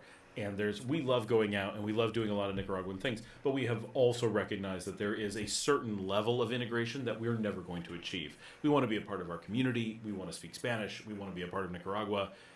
But we still really like spending Friday night at home, ordering in a pizza and playing video games or Dungeons and Dragons, or just hanging out as a family, doing some board games, right? And those are things that I had this conversation with a Nicaraguan consultant from Messiah a few days ago, maybe a week ago. And he was like, so what's a perfect Friday night for you? Like he was asking questions like, how do Americans celebrate Christmas and stuff? He spoke English really well, but has never been to the United States. So he was really interested in like how we do things and how we see how Nicaraguans do things. So we had this really cool conversation. But one of his things, and this is, I thought, really interesting, what do Americans like to do for what's a perfect Friday night? And I was like, it really is for me. I like doing a lot of different things, so it doesn't always have to be this, but I like being able to get off work early. That alone would be a miracle, right? And I like being able to hang out with my children, and stay home. I want to not have to leave the house at all. That's a really big part of it being a perfect Friday night. By the way, my stuff, I have like one screen of messages that it froze, so I didn't get to see them. So I'm going to catch up in just a second. I don't want to leave the house. I want delicious food to be delivered. I want to be able to camp out on the couch with my kids and my dogs. My wife might go out, but it'd be cool if she hung out with us. She's much more going out than I am person. And she also doesn't work at a desk all week and get like exhausted from that. Like, this makes me want to enjoy the house that I'm in. And my kids are the same. Like, I said this to my kids. They're like, Nicaraguans don't think the same way. Like, they don't wish that they could stay home on a Friday night and just camp out on the couch and and they don't want to just watch TV, right? Sure, sometimes they want to watch TV, but that's not what they're thinking. My kids are thinking, well, it's Friday night. I would like to, let's get into a video game as a family. This is a huge thing that we do, right? So my kids and I will sit down and be like, okay, we're going to start a new video. We're going to play a Nancy Drew adventure. We're going to play we like something that we can really get into. Tells a story. There's a mystery. We got to solve something, or puzzles, or an adventure. And so we'll really get into it, and we'll all, play together in a room, like on the couch, and we'll be bundled up with our dogs, like tons of dogs. And that's our thing, right? Why do we have dogs? Why do we have all this stuff? We want it to be comfy. Hence the discussion about Tiffany's couch. And but Nicaraguans almost always are going to be like, no. What we want to do is go out somewhere. What do you mean stay home? And do stuff like, but you don't have to stay home. You could go out. But yeah, staying home is what we want to do. We want our house to be super comfy, and to be a place where we want good food, and we want friends and family, and we want nice things, but we don't want to go somewhere else for it. We want a place where we can put on pajamas, and we can, hang with our animals, and it just a lot of stuff, right? It's very different, and find that really interesting. Well, as we grew up in America, so those are things that's how we roll, Right. So we want that. We want a house that's conducive to that. And like my youngest and I, like, what do we do on Sunday afternoons? Every Sunday afternoon, my daughter and I sit down and we cook together. We spend the week coming up with what do we feel like cooking this week, and then on Sundays we do something. This last Sunday, did we split this over 2 days? I think we did. On Sunday we made vegan hot dogs. At home, which was really cool. We've been wanting to do that, so we did our own vegan hot dog recipe that turned out pretty well. And then on Monday, it must have been Thursday. Yeah, that seems right.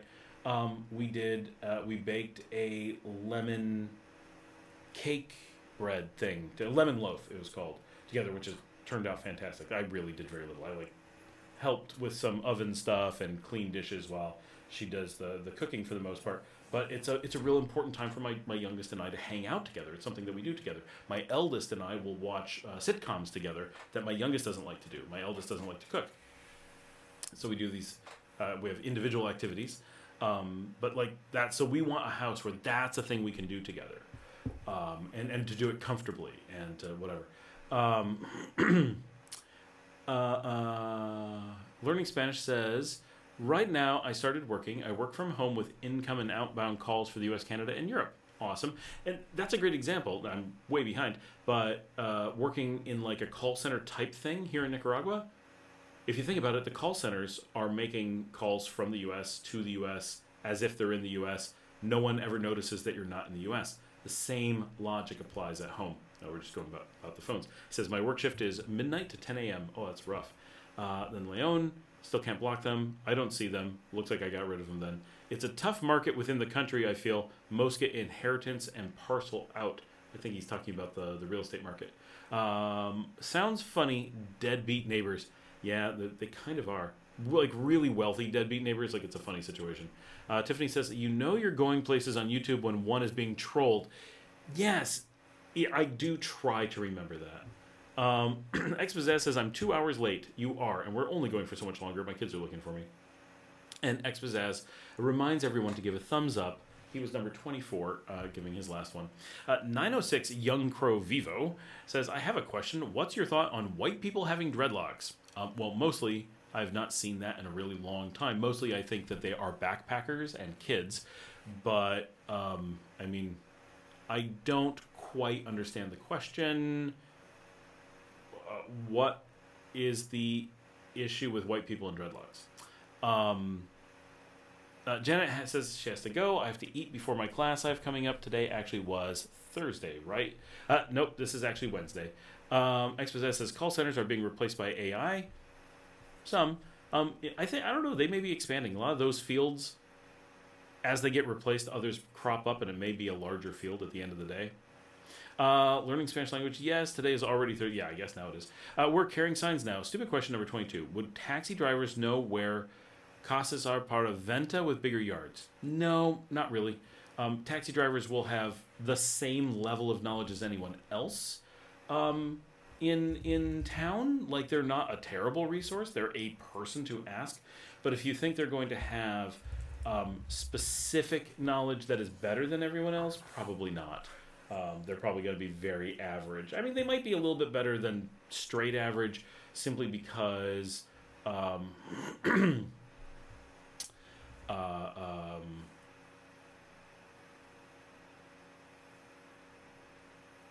because they tend to go around town a bit more, so they might see a little bit more. But it's not... they're not super knowledgeable about it. I still want a bigger yard for a shop or garage, as I'm not seeing a lot of larger yards or garages. Yeah, neither yards nor garages are normal for the most part.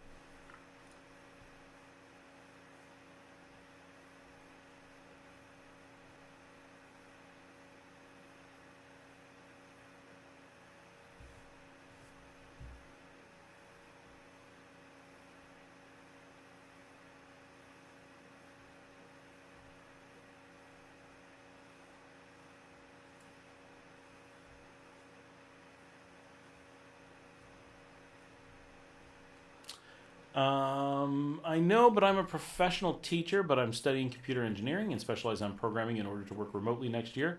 Society always changes. Mexican Righteous. What do Nicaraguan families like to do on Friday nights instead of hanging out at home? So a very typical thing, obviously different people do different things, but very typical is to go out to go to a bar or restaurant where there's live music or something similar. It could be karaoke or it could be dancing, right? But something that is loud, that is a guarantee, packed with people, and has alcohol and probably food. Those things are basically guarantees. So it could be a party somewhere that happens. Obviously, people have a lot of church events throughout the week, probably not on Friday nights, but there's the regular social events you have for different things. School events go on all the time. Government events go on all the time. Private events for clubs and things. There's parades. There's whatever, but live music, sporting events,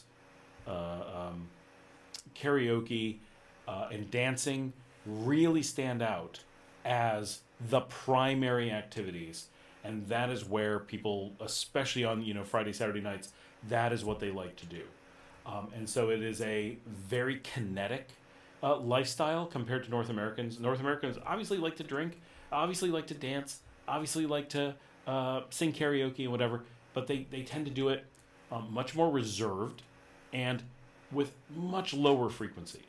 When I lived in Texas, my best friend and I, she and I would go out dancing maybe once a week, and that was considered a lot, right? Most North Americans are like, wow, you guys go out all the time. And I was like, yeah, we do. We're out like at least once a week. Like, wow, once a week, right? And we would often go out to a bar together. So we would often go out, but we wouldn't do much, right? We would go to a quiet bar, sit at a table, and talk.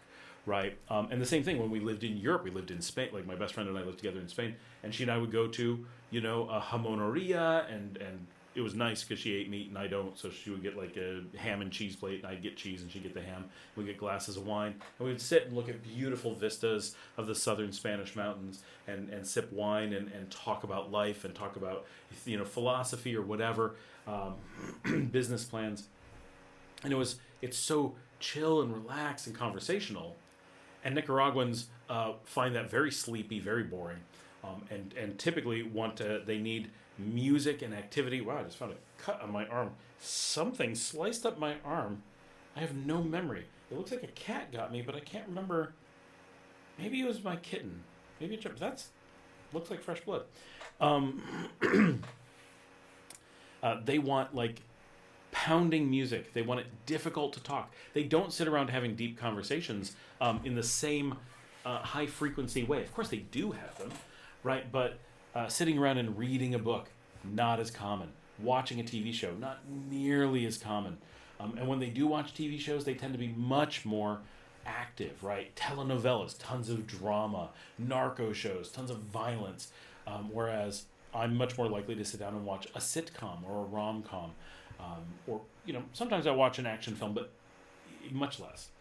And so those differences are really noticeable when you've been here for a while. So that's something I've really learned, that I am not going to adjust. I like going out and partying all night. I can dance late into the night. I can handle live shows. I can do all of that, and I can enjoy it.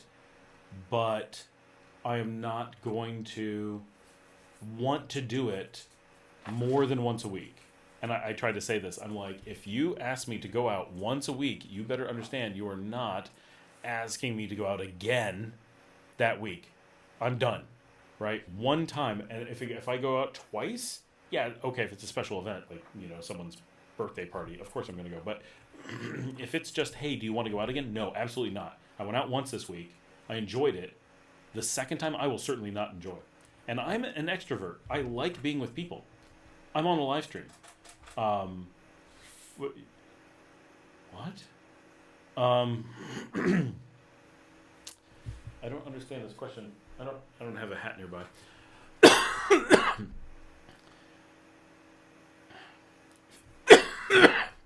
Sorry, it's really dusty. I don't feel like I have a cough. I feel like there's dust.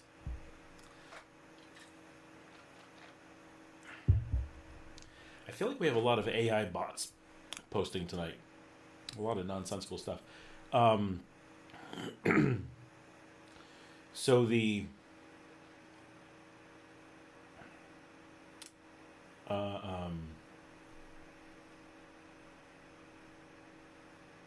I'm an extrovert. I like hanging out with people. I get energized by having people around.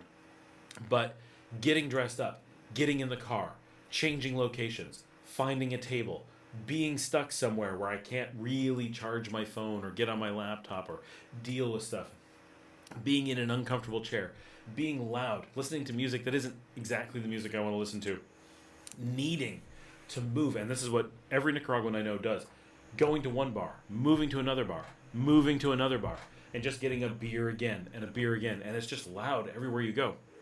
Nothing ever changes, right? You're sitting with a group of people. They're nice people. I like them. I have a beer. I like the beer. But it then becomes, why are we going to another location to have the same beer and listen to the same music? Like, it's exhausting, right, to me, and not at all interesting. It's so boring. It's like we're doing nothing. So Nicaraguans have a tendency to see Americans being very laid back and chill and quiet as being very boring, because we're just not doing much, right?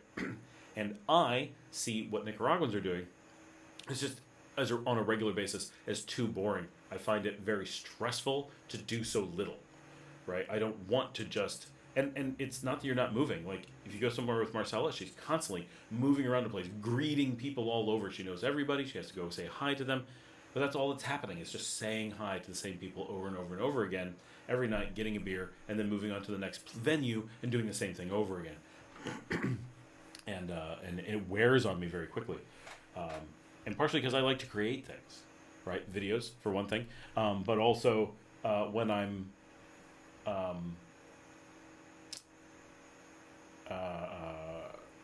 home, when I'm hanging out with my kids, we're often talking about business things, right? Or when I'm hanging out with my wife, we're talking about business things. We're designing buildings or interior decorating because we own hotels. So we're talking about things going on there, making plans. With my kids, I was out last night and today, right? What were we doing? Looking at home designs and going over plans for different things, talking about ideas, walking around property. My kids and I are planning on working together. We talk about their life plans. We talk about their school. We're so involved in things going on in our lives. And my kids make art. My kids make videos. My kids make video games. My kids do school. I make software. I like writing. I play Dungeons and Dragons with my kids. I wish I had time to play video games. There are series I would like to watch. There's so many interesting things to me that I would like to do. Just sitting around having a beer makes me feel anxious. So it's we're all different, right? But that's where I kind of fall in. In fact, I'm working remotely, but as a call center, English, French, and Spanish, but as customer service specialist is not the same thing, money, as a programmer at all. That is definitely true. Maybe it's some of the buildings that are down. How little is your hat? Maybe it's some of the buildings that are down. I have no idea what this text is about. Learning Spanish. I got a bachelor's specialist in pedagogy, but teachers do not earn a lot of money anywhere. That is definitely true, especially online. Kraken Mommy said hi. Expazaz says, I am an advanced programmer. I enjoy speaking Spanish too. Learning Spanish. Are you American, European, or Expazaz? He's Expazaz. Nice meeting you. Probably a mix of all of those. Which language will you learn to program first? And we still have 13 people on. Oh, I should open up my Telegram and talk to my kids. See what's going on.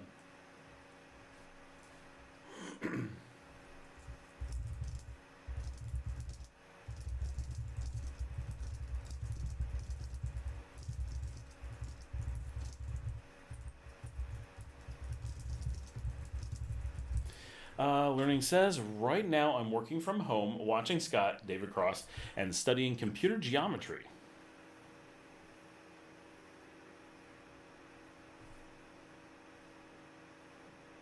My daughter is typing. We're up to 331 views, 13 people on, which is not a huge number of people on, but for a Wednesday night with no warning, this is crazy. Just a reminder to everyone, our real live stream will be tomorrow. We're carrying signs now. Stupid question 23. Do you have access to Via Alegre? It was a 70s children's show that taught Latino children English. It would go both ways, teaching Spanish to English features. I've never seen that, but I probably could get access to it pretty easily. I'll take a quick look. We have access to everything here. Languages C, C++, Java, and Python. All right, you're getting a solid education in the late 1990s. But all of which are still used to some degree. Where is that? Via Alegre.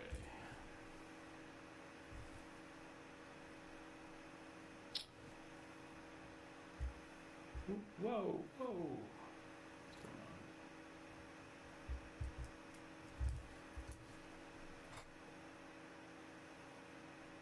on? I misspelled it. TV series. I'm looking this up on Wikipedia. Via Alegre TV series. Gotta love how Wikipedia doesn't let you select anything. Children's television show. Oh, from the United States. It was produced by Bilingual Children's Television. 1970. Broadcast on PBS. It was broadcast on PBS. I wonder why I've never seen it. La la la la la la la la la la la la Via Alegre.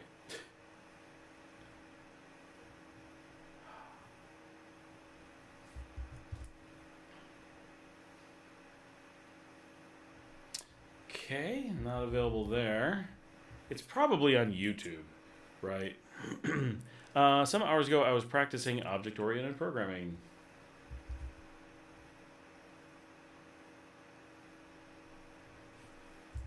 All right, it's not available in the normal places, but that often means it's just on YouTube.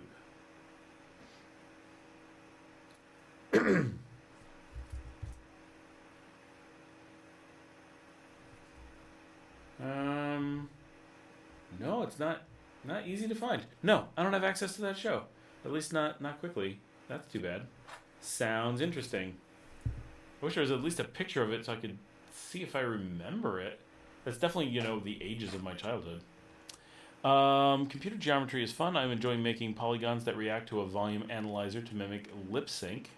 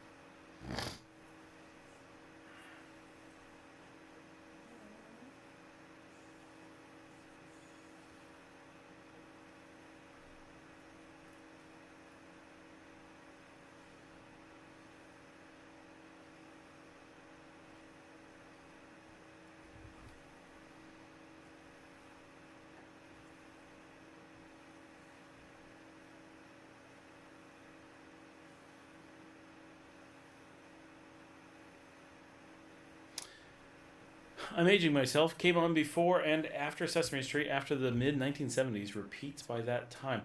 So that seems like I would have seen it. I just don't have any memory of it.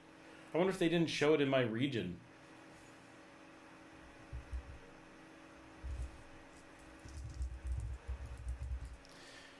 I'm enjoying it. Right now I'm making a triangle moving itself with a click.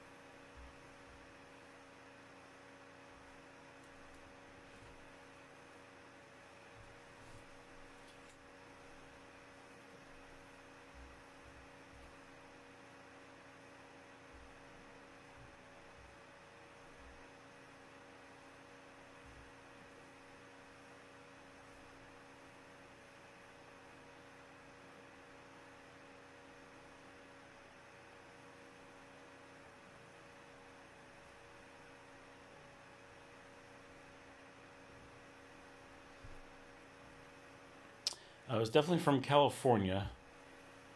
Via Alegre. I have a degree in information systems like Scott does. Yep. Technically, mine was computer information systems. They added a C to sound cool.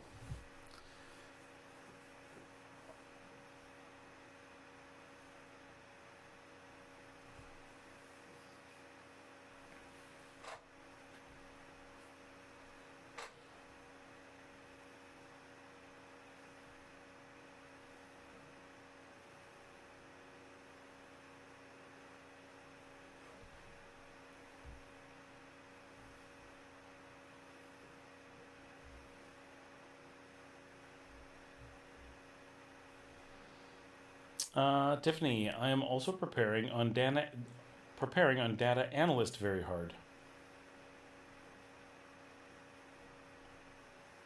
Oh, Tiffany says, "Hey Scott, do you know much about data analyst? I'm looking into possibly transitioning so that I have more freedom for remote work."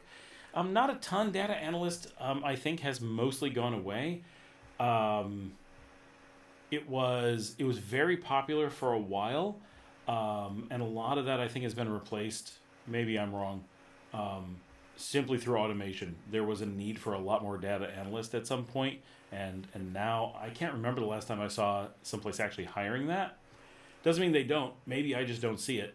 But it doesn't seem like the kind of career that it used to be.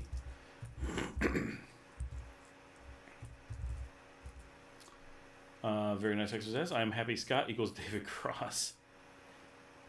In Nicaragua, tipping is 15%. No, 10%.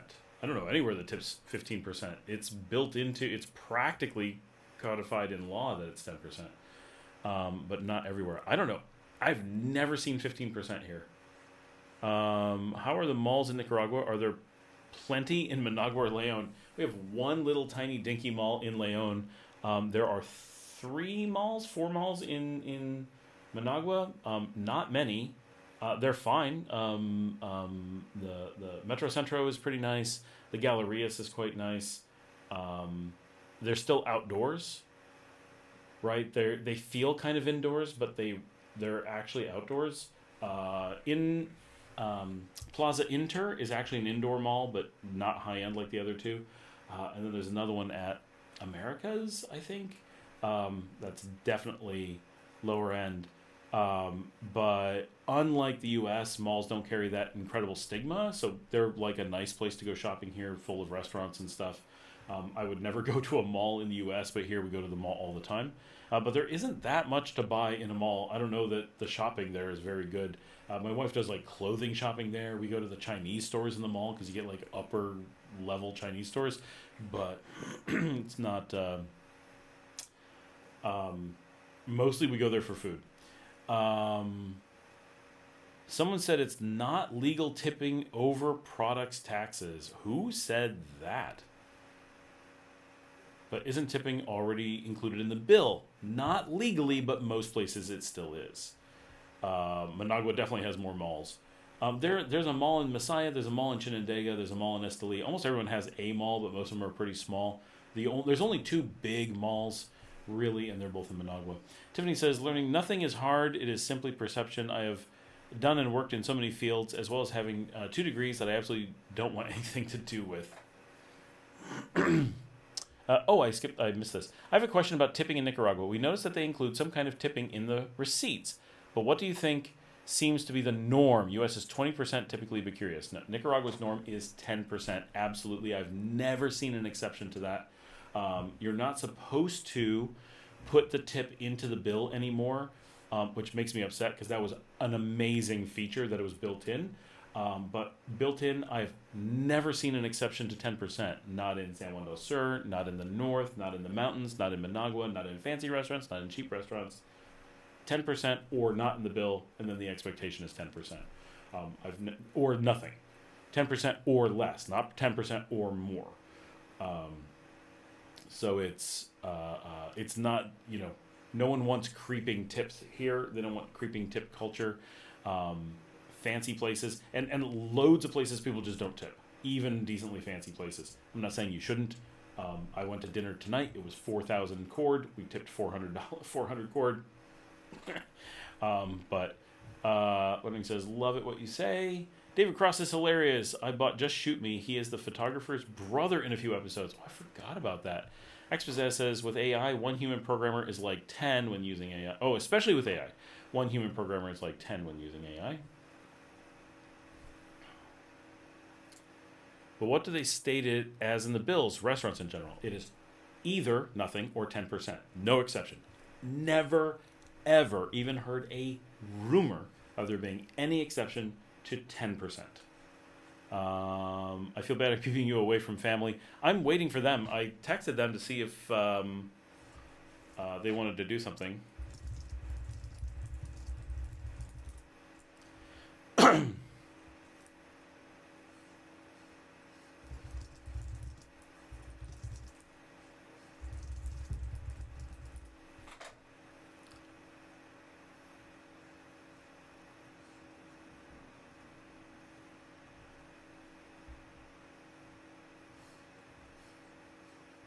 My daughter is typing now.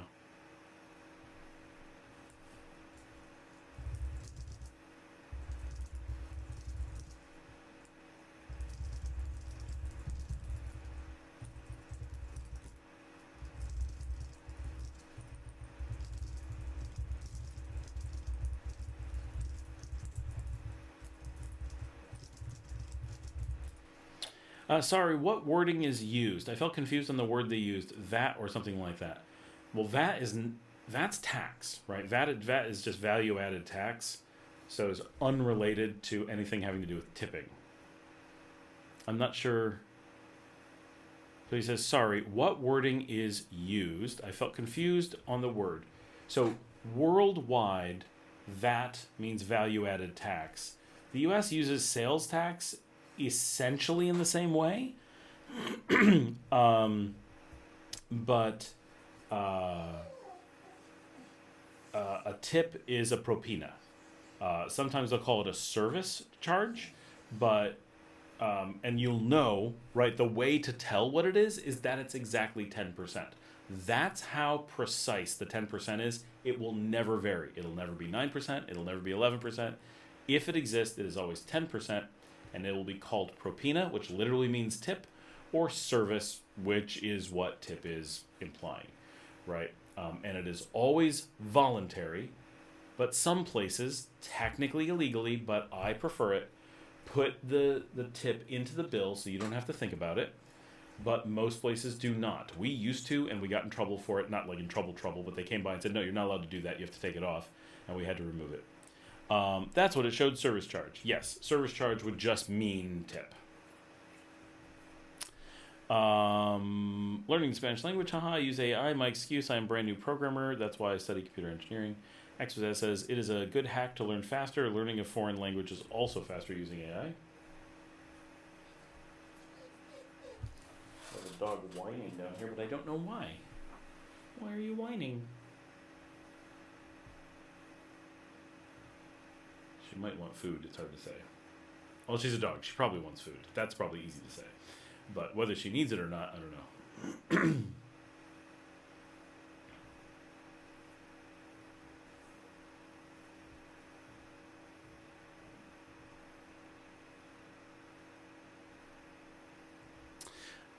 I am letting the advertisements on live for Scott gets more money and views. Well, thank you very much. I appreciate all the ad watching. Hi, there's my dog. What's up? Why are you making sounds? Why are you here? What's up? You're my good dog. Yeah, you're the good dog. I got my old girl here. She's almost 8. She's so sweet. She came from Texas. Moved to Nicaragua. Yes, you did. Yes, you did. You and your brother. Here you are. Being such a good dog. You're absolutely right. All right, guys, I'm going to take this dog out and give her food, or make sure she has food. I'll be right back.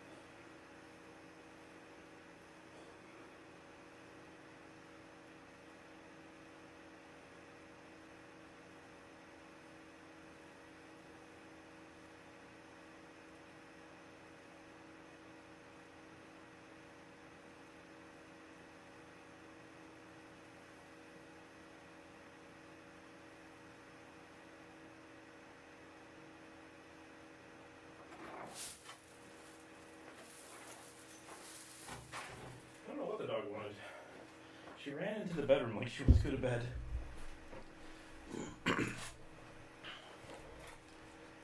All right, my kids don't feel like hanging out tonight. I was with them all afternoon, so. Is it right? That's my alpha. Vets are not. Oh, I missed the thing. Yeah, vets are very cheap here. It's possible to practice a two-way conversation with AI in another language. All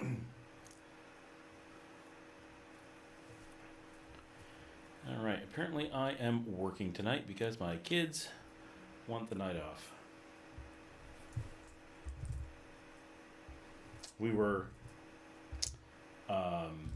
together from like 3 o'clock to 9 o'clock until I came on the live. I was with my kids all evening. We had dinner together. We went out to dinner together, and we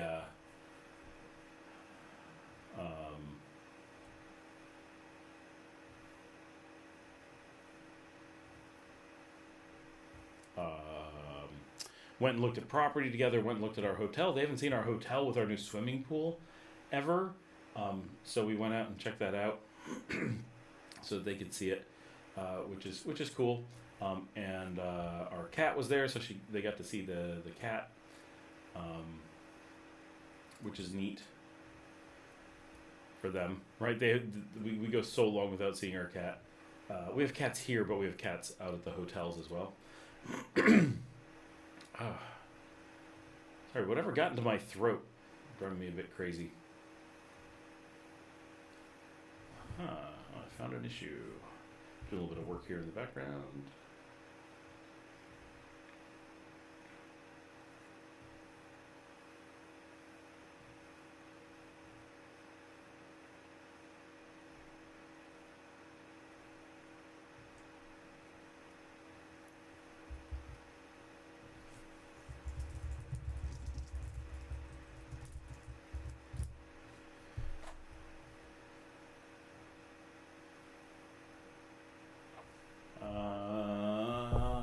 Conversations. Thank you. Yeah. Learning Spanish. I'm going to make a practice on computer geometry. I'll come back. I don't know how late we're going to be on. I'm not on for much longer. Well, I do have to do this again tomorrow, don't forget. But I do have work going on in the background. One reason I want to visit Nicaragua is so I can speak Spanish every single day. That is awesome. Living here, and it's one of the reasons that we wanted to live outside the U.S. was to be in that position to really be able to immerse and practice a language. And of course, my eldest decided she wanted to learn German. So we live in Nicaragua, and she studies German both on Duolingo and in school. So I don't know if our plan worked as well as we hoped, but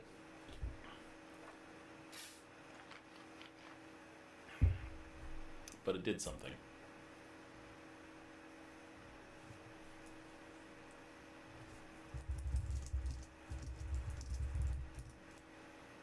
I actually haven't had dinner yet, which is pretty funny.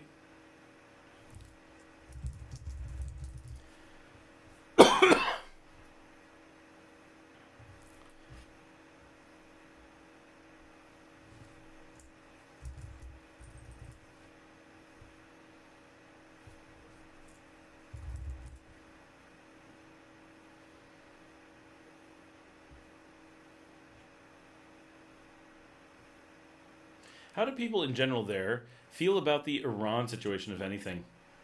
I mean, we're generally partners with Iran, so keep in mind a little bit of history.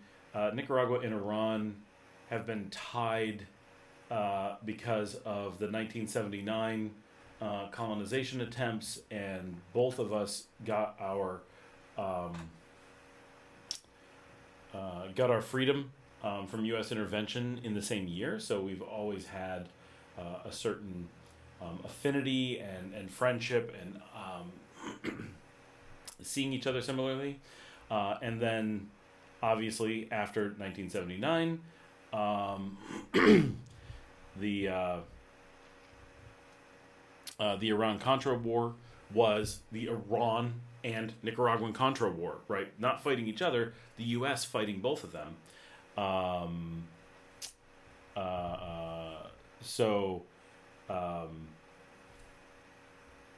so we were caught up in the U.S. going after both of us for 12 years or so.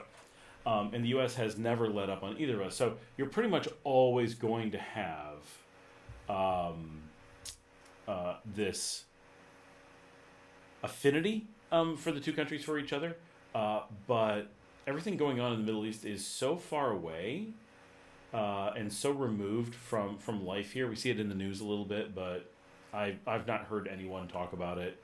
It's just not a major subject here.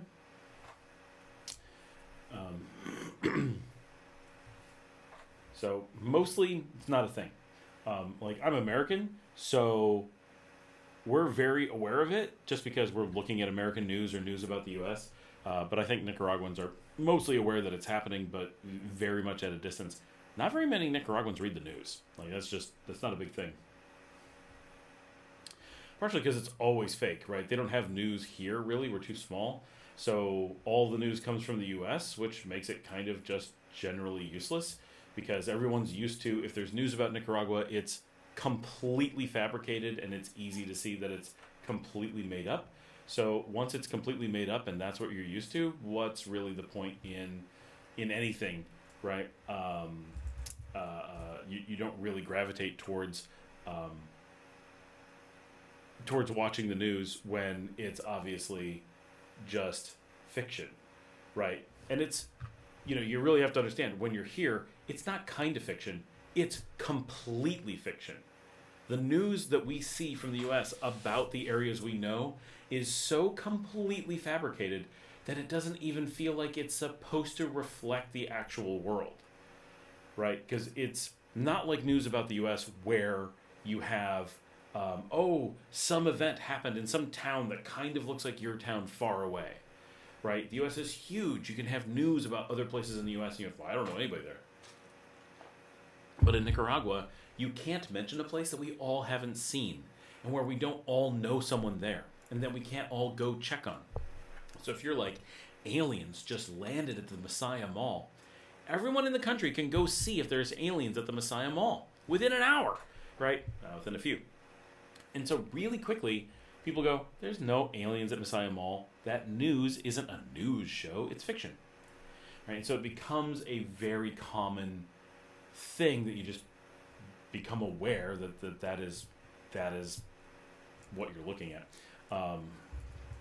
So it just isn't a useful form of entertainment the way it is in North America.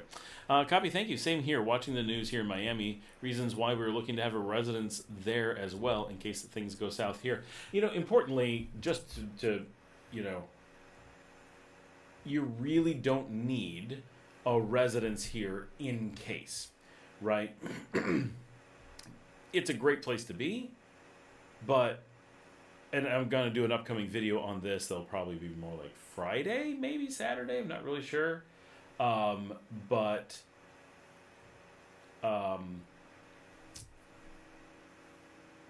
Plan Bs are essentially useless. What you want to do is have a Plan A. That's really good. And if you're expressing, we need to have a residency in Nicaragua because the U.S. is scary, the moment you've had that thought, you're past the point where you should have actioned that plan. Right? Now, that doesn't mean you have no time left, but it means the opportune moment to take advantage and protect yourself is past, and you're now into it's well aware time, right? You really need to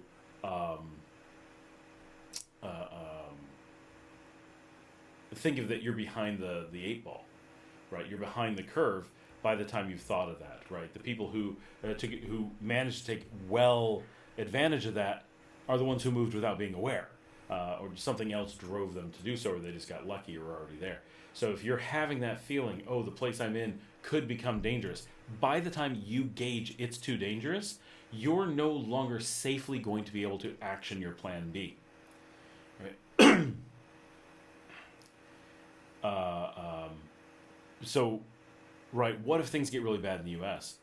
Well, if some people go, what if Nicaragua closes their borders? Well, they will probably do that. When you're at a point where you feel you have to action a Plan B, those borders are probably long closed. And worse is not Nicaragua closing its borders, but all the places in between closing their borders, or some of the places. And the airlines no longer doing flights, or worst case scenario, the U.S. closing its borders outbound. All of those things are possible. And so, oh, my daughter just delivered a dog.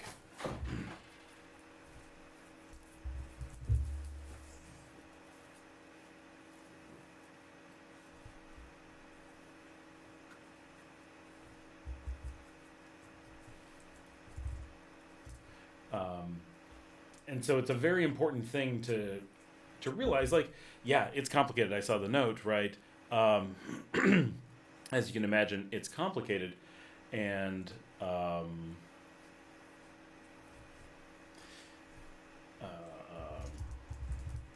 and it is. And that's why people end up in danger. And I don't mean from making bad decisions. I mean from it's complicated. So we tend to be like, well, things could get bad, but maybe it's worth taking the risk because I'm comfortable, or there's something I can't fix. I have the problem that my father can't leave New York. Well, I can't fix that easily, right? So that's a difficult complication. But we knew long ago that our safety of being in the U.S., the things that you guys are feeling today, we were feeling 15 years ago. It took us years to action it, and we were gone 11 years ago, right? We started putting our plan into place in 2012, and finally we're completely away in 2015. It's now 2026, so we've been gone for 11 years and in motion for 15. And and really should have done it earlier. But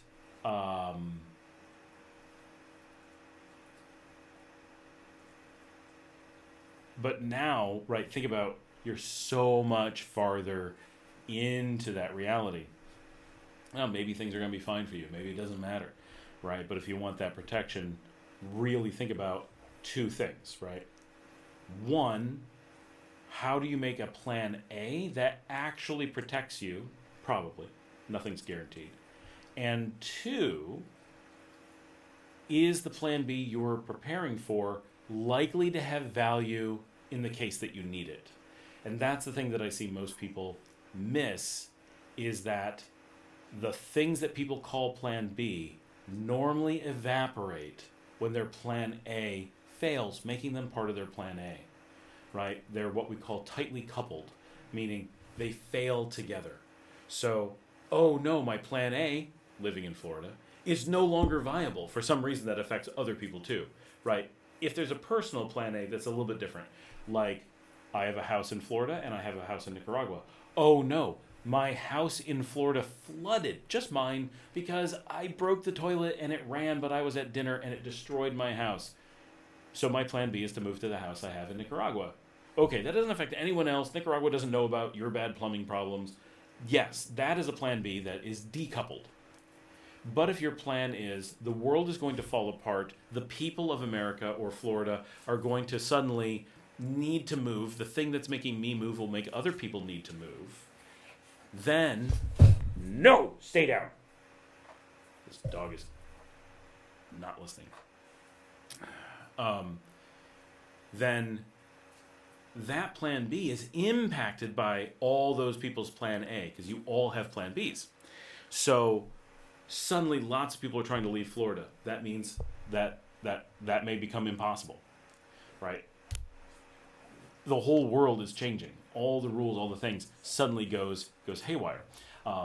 So there's so many things that could go wrong that having a residency in Nicaragua may end up having drained financial resources without having provided a plan B. The one plan B that is consistently useful is having more financial resources. And so that's the danger, is that often when people are thinking, well, I'm going to have this backup plan, they don't mean I'm going to think about it and ponder well. That's a great thing to do.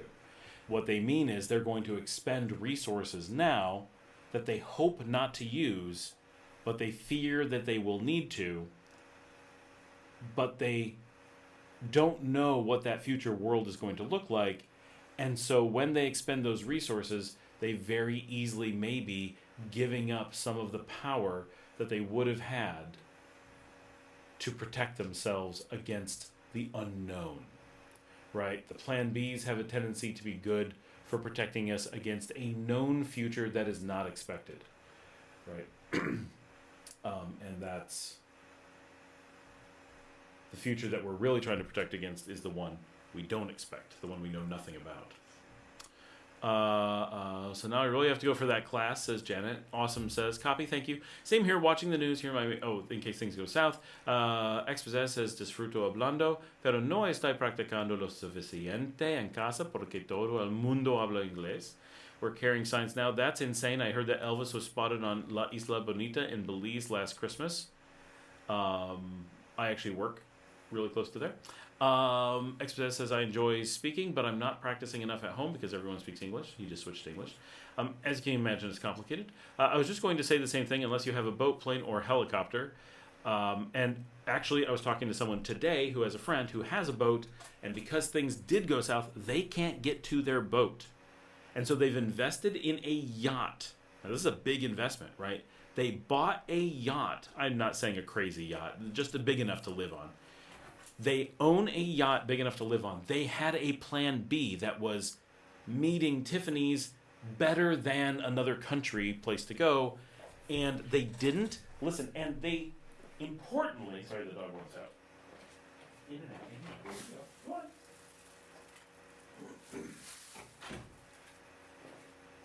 Because they didn't listen when people told them that things were going badly, they kept their plan A, hoping that things wouldn't get that bad, and now they've been for more than 2 weeks unable to get to their boat, and they are now trapped exactly where they don't want to be and unable to action their plan B. That may be an extreme case, but it's a real world one happening to someone I know of right now, and loads of other people as well. We're carrying signs now. San Pedro? Yes, San Pedro, Belize is La Isla Bonita. It's funny that it's an English-speaking country, but they call it in a Spanish name. Awesome says, you have a very good point, sir. I used to do risk analysis for hedge funds and Wall Street.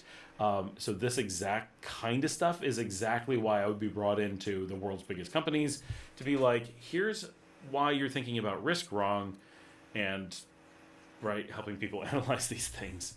Tiffany says, it would be too late to get out of Dodge. I have one more country I'm a citizen. Jamaica will let me in on a panga if need be. Hopefully not. When you're a citizen, you get a little bit, it's quite a bit different. That normally gives you a lot of protection. It's so wild that these are the convos that are being had nowadays, right? Like, Tiffany says, here in Florida, I have flood insurance. Let that happen. I will cash in and head straight to Nika. That's the well, the toilet thing, you're good.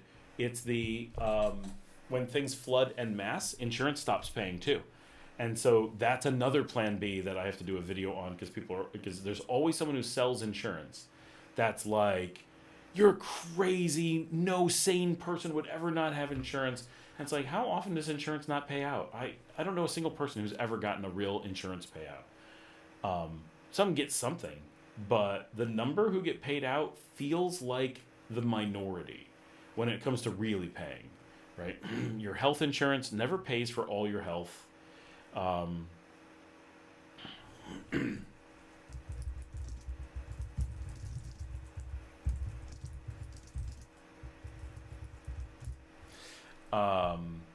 And car insurance rarely pays for all your car. That one does better than most, but still, right? It's not always as reliable as you would hope it would be.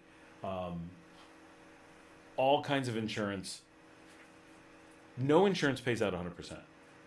And so there's always some risk from the insurance. And even if they pay out 100%, it's still less than what you on average put into it. So it's still a losing proposition.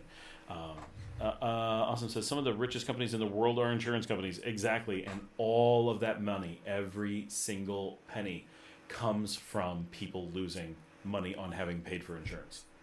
That's where their profit comes from. It is the sole source of insurance profit, is their customers not getting as much out as they put in. Which should be obvious. and should also be obvious that makes insurance a bad idea. But for some reason, that simple statistic eludes so many people to the point where the average person will argue for the value of insurance. And it's like, I can't even fathom what would make someone argue for it. I mean, saying we're evening out risk, and the big risk is the giant risk, not the cumulative risk or whatever. And it's like, if insurance paid out reliably, then that would be true. So if you just had collective insurance, but and then we were afraid to use it. Absolutely. I know tons of times that I've had things happen that are like, well, maybe I could use insurance, but if I do, will I not be able to get insurance anymore? Will it go up, and then I end up paying for it anyway? Yeah, for sure. It's it is a big risk. Using insurance rarely works out well. And I've always had people be like, oh, you have insurance, you get a new roof, you blah, blah, blah. I've talked to my homeowner's insurance. They're always like, no, that's not how it works. No, you don't get a roof. No, you don't get a, no, you don't get a, no, you don't get a. And it's like, yeah. So I ended up never making a claim. Home insurance is iffy here in Florida in general. Oh, yeah, for sure. In Florida especially, you never know. It's like a box of chocolates. You never know what you're going to get. But what is the alternative? That's what they get you with. The alternative is no insurance. It's that simple. Just stop buying insurance. That's why, now, car insurance is different, because the insurance you have to have is when you hurt other people. And there's a reason, you're using public resources, the public road, and you put people at risk, and if you do something, you have to cover that cost. So you're insuring them, not yourself. I don't like the system, but it still has to be there. But for insuring yourself, I don't know anyone who's in business that doesn't just skip insurance. Insurance is just a bad idea, right? But that's their sales pitch, is making people fear not having insurance, as if that's the scary alternative. But the scary alternative is the insurance. And in IT, in business, we describe insurance and things like it as this: deciding to shoot yourself in the face today to avoid maybe having a headache tomorrow. Tiffany, is there similar insurance for homes in Nicaragua? So because of places like Lloyd's of London, there is always insurance for anything, anywhere. If you want to insure a houseboat in the middle of the Pacific, you have Lloyd's of London for things like that. So the answer is, there's nowhere in the world that doesn't offer insurance. Do people use insurance? I've never heard of a single person being insured in Nicaragua. That doesn't mean that no one is, but I've never heard of it. It is completely nonsensical, no sense at all, terrible financial decision, but Nicaraguans seem to not fall for that. I don't know any Nicaraguans who get insurance for anything. Austin says, good answer, but not feasible for business, home with mortgage, auto. I don't think it's possible. It's absolutely possible. I mean, I have a house. Okay, so for a car, right, auto is different, right? But businesses don't have to have insurance. It's the job of businesses to not have insurance, right? That's what the business part of the business is for, to do the math and say, how do you make money? Insurance is specifically an area that businesses really shouldn't have. There are some things for employment that you are sometimes forced to have, and generally you want to find ways to avoid those too. Not always feasible, but for normal business itself has, I don't even know, what would you even insure? Not only is it not required for business, what even insurance is there for business? I know of one type of insurance that a lot of businesses get, and it's a complete scam, and I could argue pretty reliably, it's actually a crime to have, which is cyber insurance. No business should have it. It is both dumb beyond the wildest imagination, but also completely criminal. It serves one function, and that is money laundering to cartels. But the entire cyber insurance industry is a money laundering scheme for foreign terrorist groups and cartels. So owning a home in Nicaragua doesn't require insurance coverage? Of course not. I don't even think you can't go to a store and get insurance coverage. Somebody, I don't know anywhere in the world that has insurance on houses. That's an American thing, right? I heard the Philippines has a special visa for college professors. Does Nicaragua have anything like that? They do not. The fact that homes may use gas makes me a little concerned, so that's interesting to know. Thanks. So I've never heard of a house blowing up here, ever. So we even had the gas distributor burn down recently, and it didn't blow up. All the houses do use gas here, right? Gas is heavily used, but it's used in small canisters, so it's very, very safe. Awesome says, sign company, bucket, trucks, employees, GL, auto, WC. Not sure what you're listing. Something with insurance, but I'm not sure what you're saying.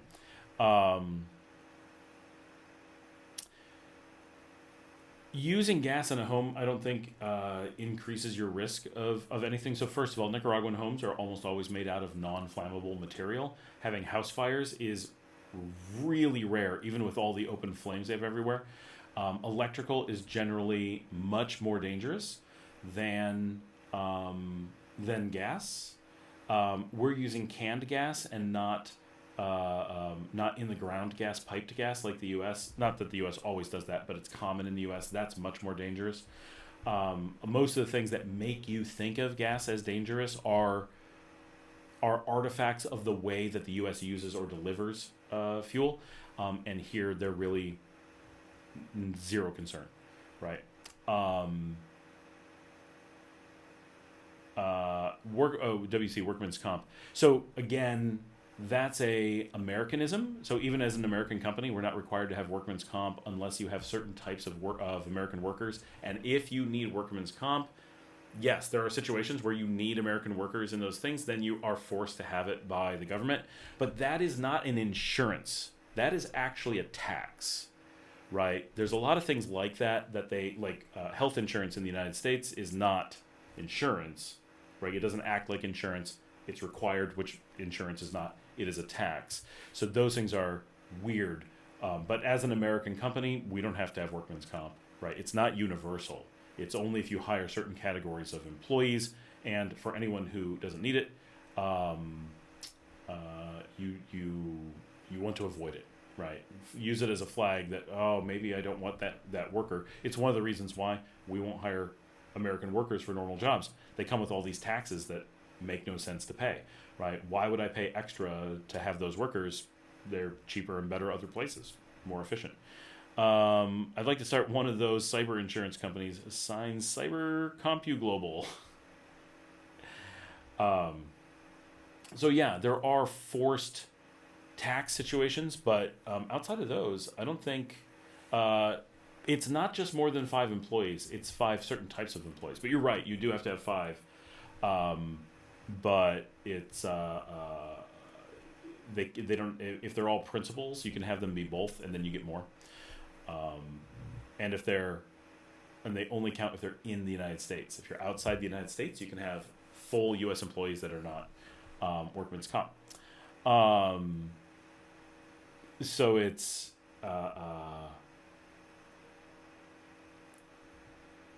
the thing about all those things, right, where you can't avoid it, and you're right, you can't avoid it. In certain cases, the U.S. forces you to have insurance, not because it's useful for you, not because it's good for you, not because they're insuring you, because they're using it as a mechanism to tax you and to launder the money into the hands of private companies instead of going through the oversight of Congress. Right, so what you're looking at is government corruption at its most extreme. Very similar to the way that the U.S. moves arms to the cartels and then gets people addicted to cocaine and then moves cocaine in from the cartels and then uses that to coerce Congress into spending money. That is all stuff that Congress discovered, and that's not a conspiracy. That is the actual documented process. It is money laundering, right? So yeah, there are things in the U.S. called insurance that you, under certain circumstances, can't avoid, but they are very extreme, forced by government to maneuver money around, and specifically in all those cases don't provide you with insurance. Handle and Gretel. Oh, Handle and Gretel. Dude, this is amazing lighting. You into photography or I don't know what DOP is. But yeah, I used to be a professional photographer, so my lighting is not actually that good, but thank you. I do have with the news that we're moving houses, hopefully getting a way better studio. Oh, hold on.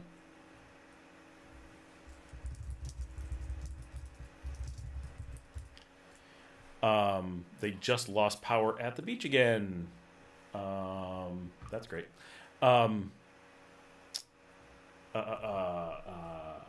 So with the news that we're moving, I'm hoping to get a new studio that's actually designed as a studio.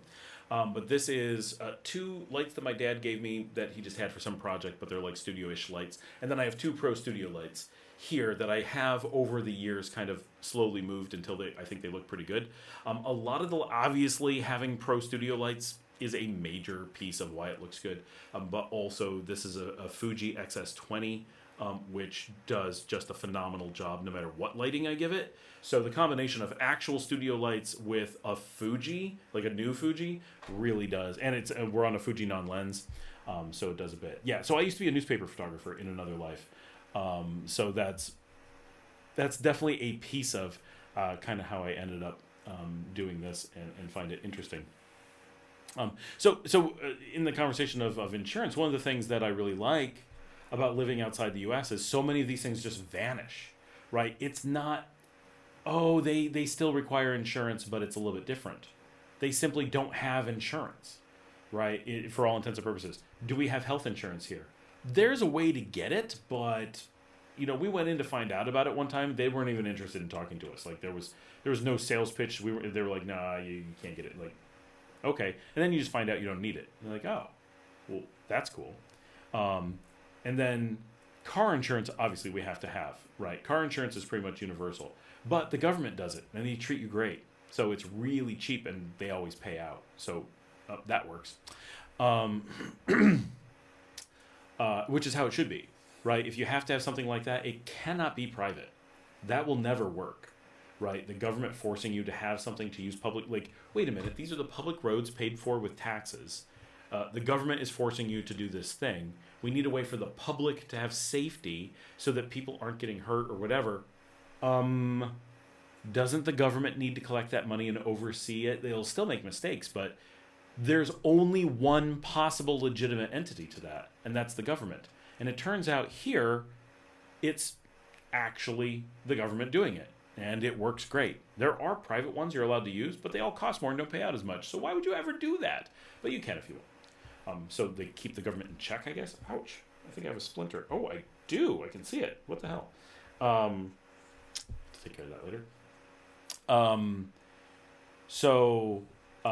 House insurance, like, can it exist? Yeah. Where do you get it? I don't have a clue. I don't know any person who's ever discussed it before.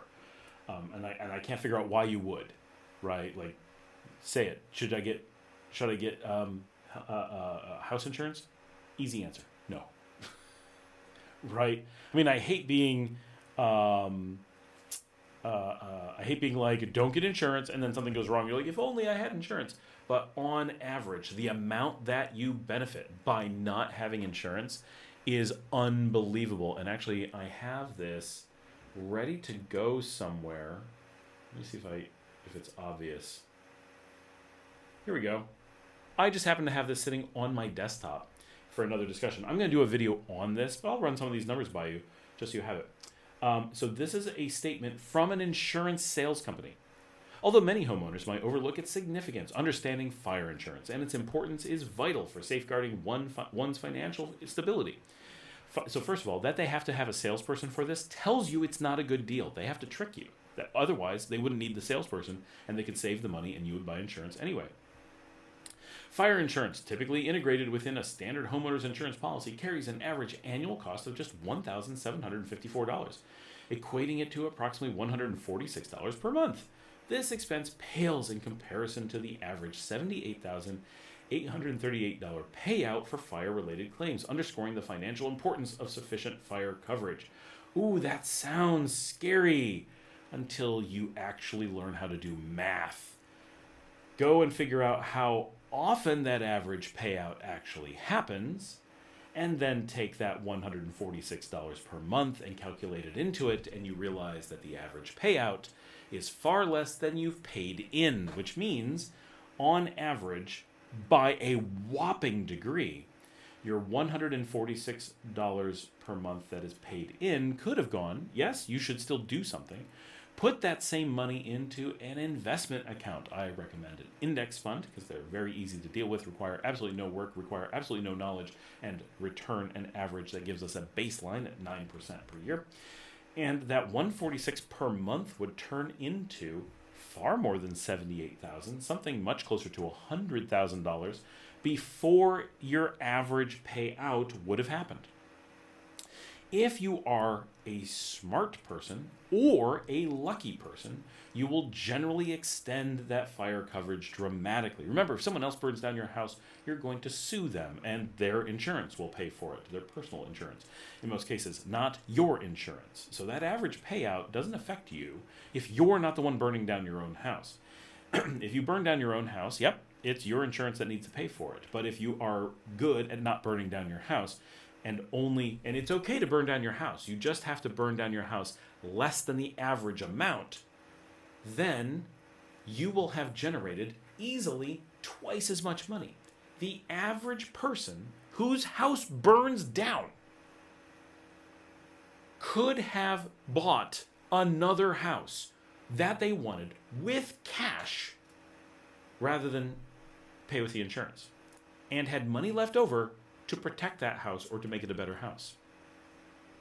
The people who do things like mitigate it, let's say your house does burn down, and you say, you know what, that wasn't the right house for me. We're going to sell this lot, move on somewhere else, mitigate, right? So on Wall Street, when we're doing risk, we talk about the mitigation strategies. Okay, so yes, if your house burns down, because what the insurance scammers will say, and I'm going to say scammers because you got to be a full-on evil bastard to push this. They start saying things, well, what if it happens before this? Sure, that's insurance. You know, every 10 years you pay in so much to have paid for your house. Sure, but what if the house burns down in 2 years? What are you going to do? Well, you got a few options. You go borrow some money. Okay, right, still cheaper than the insurance, most likely. You're going to not rebuild the house. That would be sad, but it's not the end of the world. You might declare bankruptcy and take any number of give up on it strategies, right? Which may end up, what if you were otherwise financially strapped and in terrible shape and then your house burned down? You're just like, woohoo, I get everything, right? I get to wash my hands and walk away. I was already in rough shape, but I was worried about the house. I lost that. Yeah, that sucks. But now I don't have to worry about it. Start over, clean slate, done, right? That's a thing people do.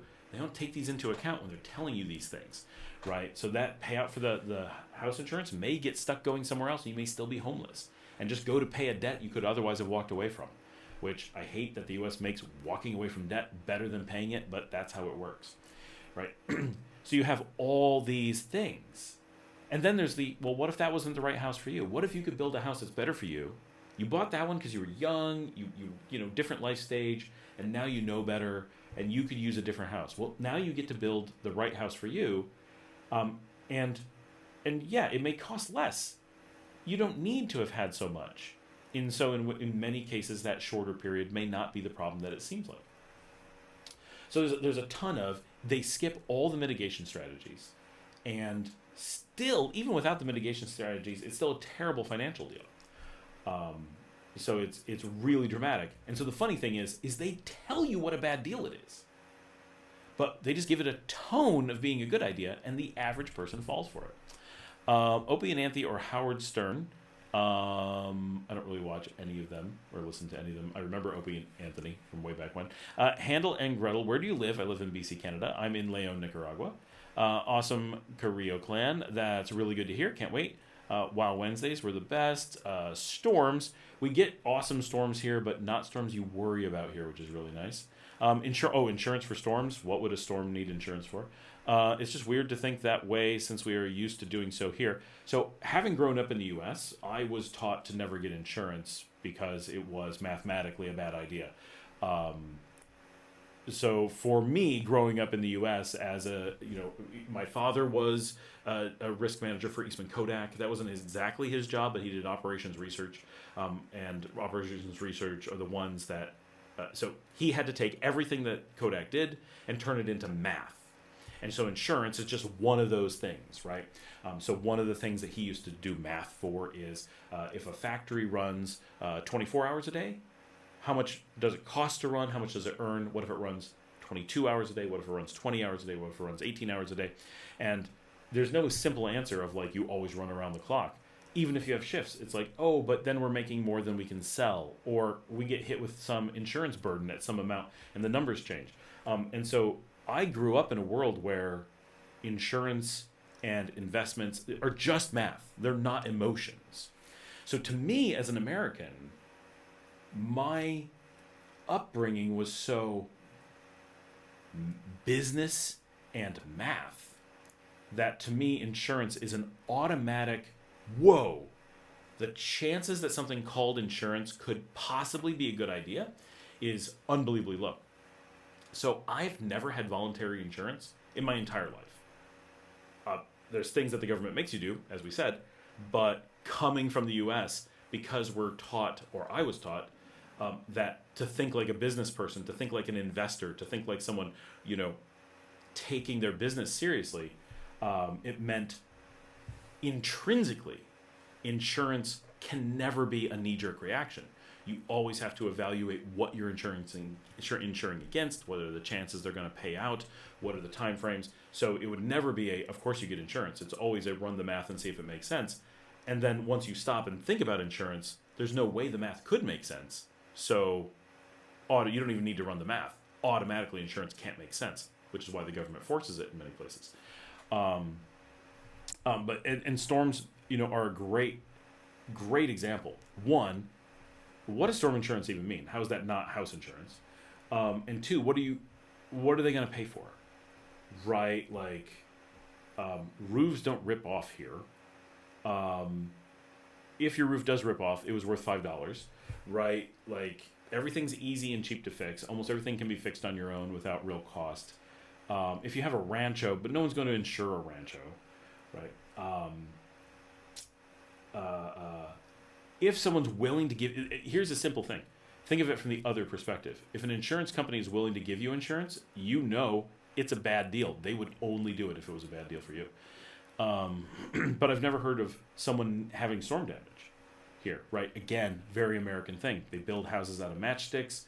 You have big things like tornadoes. Houses get blown away. They're built to be destroyed. Here, houses are built out of concrete and bricks and cinder blocks. And we don't really get tornadoes. It can happen, but it's incredibly rare. And hurricanes don't come up over the mountains. Yeah, we get the long storm from, the rain and stuff from them, but you don't get like hurricane winds or anything. Unless you're on the beach, you don't get tsunamis. And if you're getting a tsunami, no one's going to insure you. Right, like storms just don't affect us in that way. And so even if you're paying $5 a month for storm insurance, how will you ever make a claim to make that money back? Handling Gretel, yeah, my strata makes us get crazy earthquake insurance. Cascadia subduction zone. That's awful. Your strata? Yeah, we get earthquakes all the time here. No one's insured against them, and houses are fine. Index funds are the best. The average person is not good at thinking critically like this, unfortunately. And so that's the thing. And obviously that's true. That's how insurance makes their money, right? It's bad for the average person. If you're a person who can consider not getting insurance, and if you're not getting insurance because you just can't afford it, then you're not thinking critically, right? You're just in that situation. But if you're in a situation where you're evaluating insurance, this is similar to if you're in the situation where you're evaluating college, you have the choice. It's essentially guaranteed that it's not a good option for you financially. Same thing with insurance. If you're in the position where you can evaluate insurance, it essentially guarantees you're above average and can mitigate and protect better than the average person. So if the average person it isn't beneficial for you, it should be wildly non-beneficial, in theory. Always an exception, but exceptions get rarer and rarer. See you tomorrow. My programmer and dating analysis, Scott, Tiffany, Expizzazz. I'm going to be busy on calls. Right, hugs and sweet dreams. Have a good night. Oh my gosh, we're over 400 views. We have a lot of people on. It's funny that we're so busy. It's so late. What time is it for everybody? It's 1:30 in the morning here. I think this is the latest we've ever gone on a live stream. It's not even live stream day, and I haven't even had dinner yet.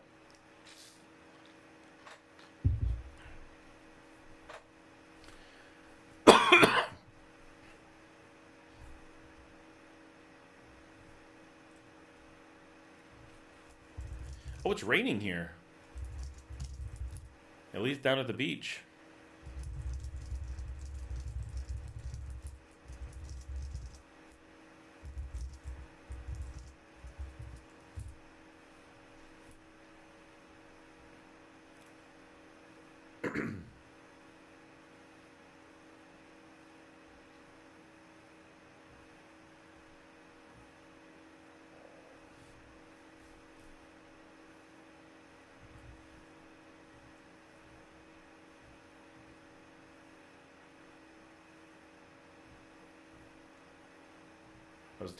I wasn't even expecting to do a live stream today. This is just because I overran at dinner, and now it's a huge live stream. So, you never know where the show is going to take me on any given day. Our average view time isn't that high. We're doing the vertical, so we get more views, but the times are way lower. So it's not exactly comparable to our old view numbers, but it's fantastic.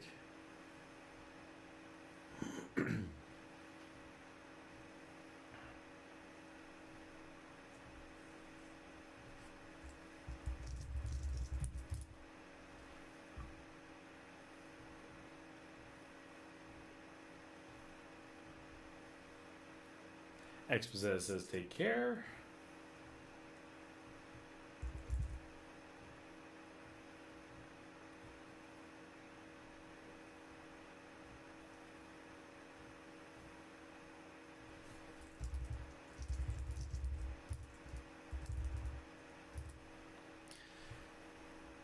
YouTube, my gringo friends. It's the Gringo Show.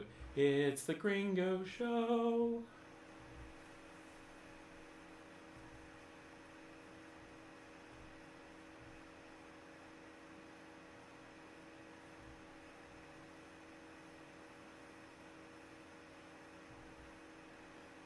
In theory, I have tuna wraps waiting for me, which sounds good.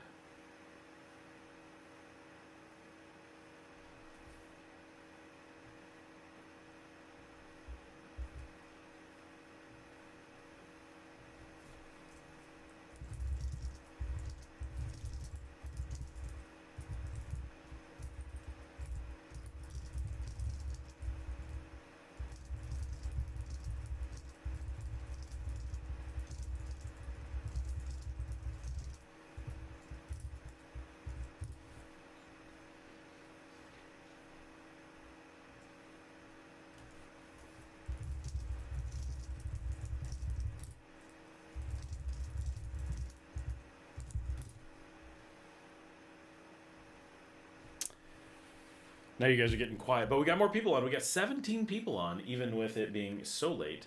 And this is awesome. I don't know where everybody's coming from, but this is really cool.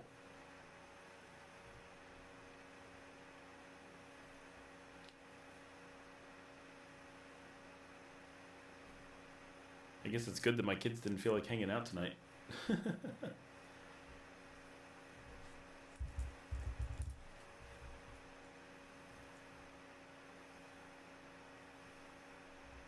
All right, roll call. Who's still here? Because I have no idea.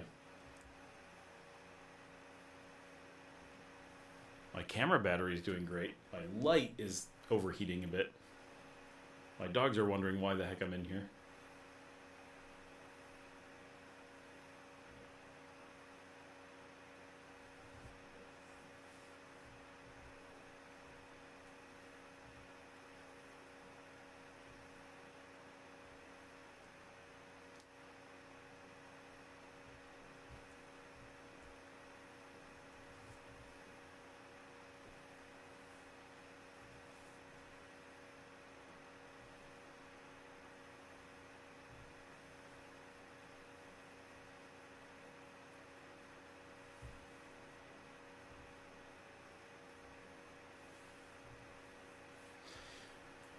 Testing some code. Checking out some things.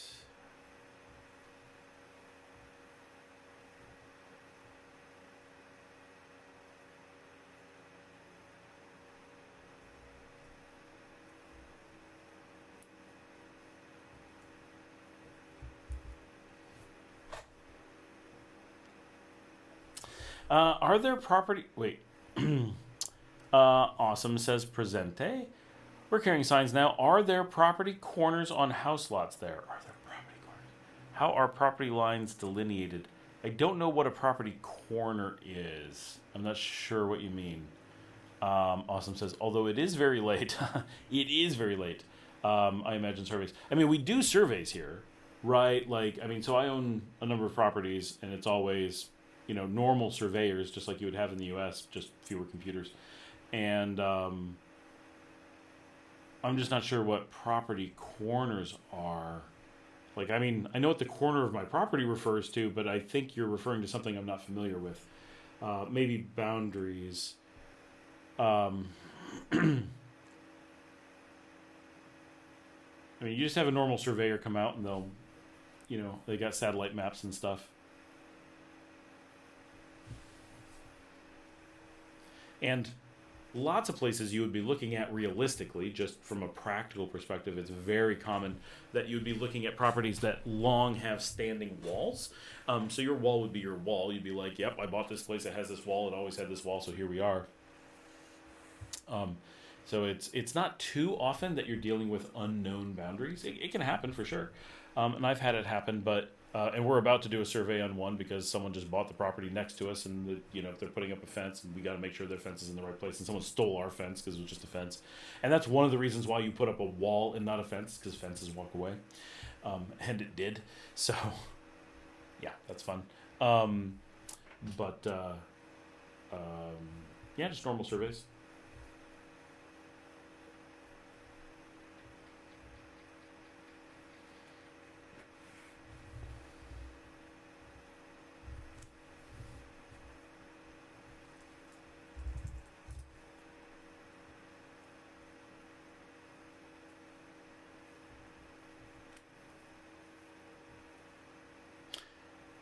What are you doing this year Christmas 4 times? Okay, so mention surveys, escrow what?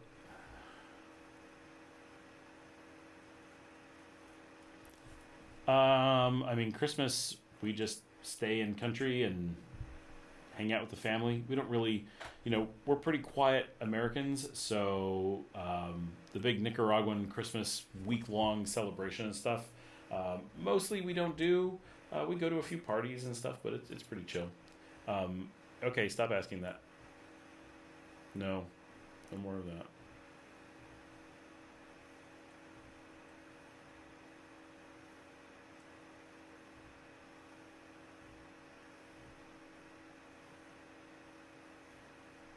that. Do fences really...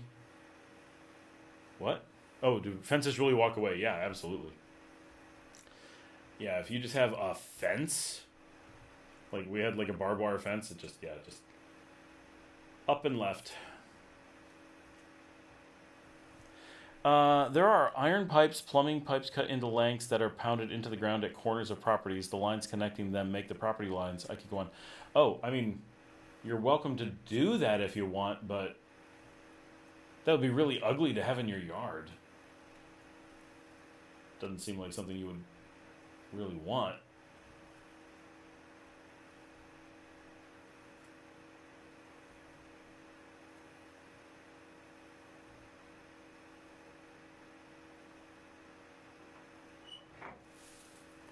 Hello. No, I'm still live, but I can leave if you need me. Did you want to do something? Oh, are we gonna do tuna wraps shortly? Okay, I won't be long. I want them too.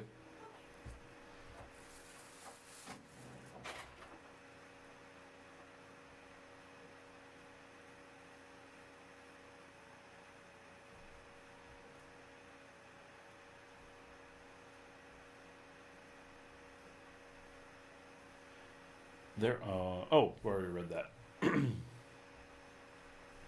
Yeah, I've never seen anything like that. I mean, we put posts. Now we're putting walls up, but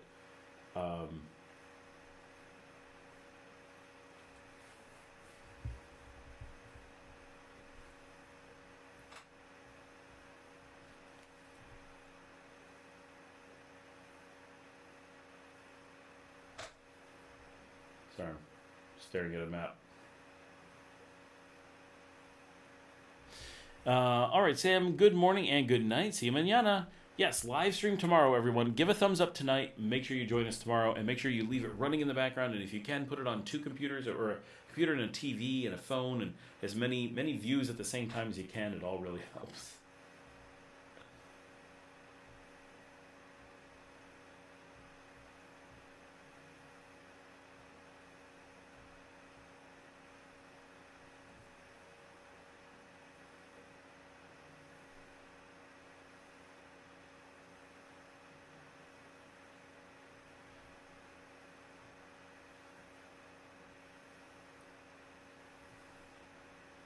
They're pounded below grade 4 plus, so common usage doesn't move them. Oh, they're pounded below 4 inches, so common usage doesn't move them. Yeah, no, I've never seen anything like that here. Doesn't mean that nothing exists, but I've not seen anything along those lines.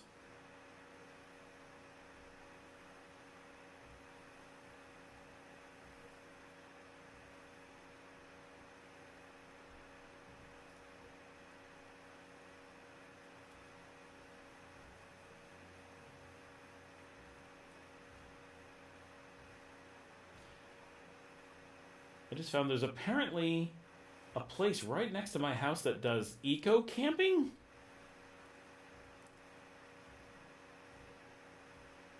Like, definitely close enough that if someone was screaming there, I could hear him from my place. I had no idea. I hear there are fireworks blown off a lot there. Where is that avoidable? It's not. It's not avoidable anywhere.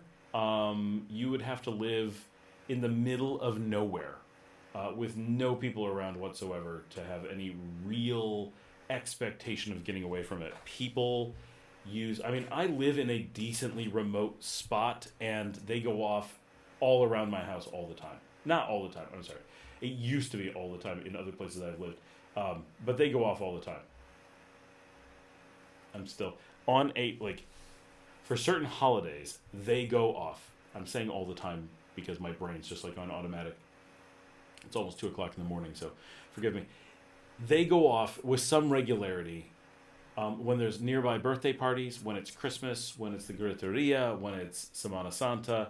There will be a bunch of fireworks very, very close, and there's nothing you get to do about it.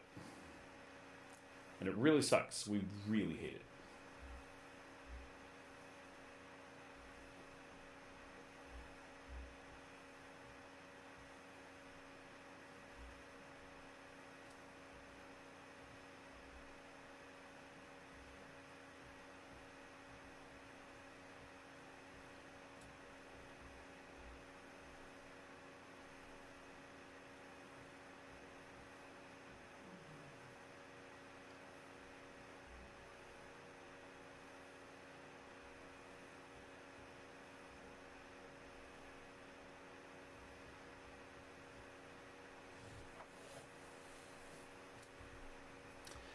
Still have 14 people on, which is pretty unbelievable for this time of night. I'm really unclear what's going on. Do your dogs handle the fireworks well? No, they do not handle them well at all. It is absolutely terrible. So that's something that we really hate the fireworks. It's awful. Unfortunately, there's very little escaping it. It's one of the reasons that we like having as secluded a house as we do, and we try very much to get them away from that. So, but they're terrified. That and big storms. Fireworks are the worst.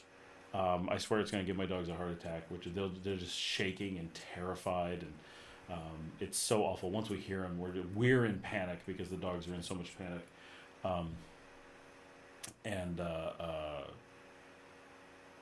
and big storms really scare my dogs too. Mostly that's just the big dog, but all of it has some impact. So it's very unfortunate. That's one of my things that I like the least. Onkuff, it's Vsauce. Most people think I look like David Cross, but I do get Vsauce from time to time. It's good company that I keep.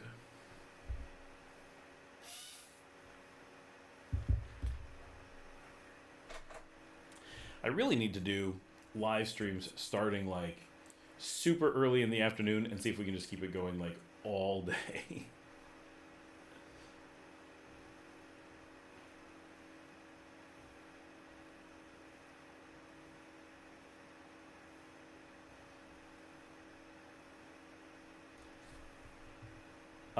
Hey, who are you? Boy, we're getting a lot of these weird things. So, why are you on my live stream if you don't know who I am? That would be the big question. I mean, welcome to the live stream for sure. Like, that's super cool that you're here in the middle of the night and wondering, but I'm wondering what brought you to the channel. The late night Nicaragua question and answer session. I was not expecting to get so many new people.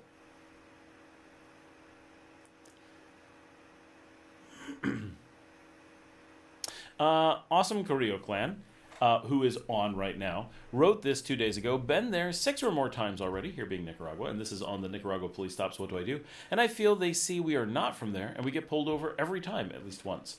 If you're driving around, awesome. Typically, you do get pulled over on a really regular basis. It depends how much you're driving, and if you go anywhere near San Juan del Sur, those up things a lot. But if you drive around with any regularity, it depends. Like, are you here for like 3 days? Are you here for like 6 months at a shot? Obviously, those things will vary a lot. But getting pulled over is, for locals, just a constant thing. You expect... I mean, I can get pulled over 5 times between here and Managua.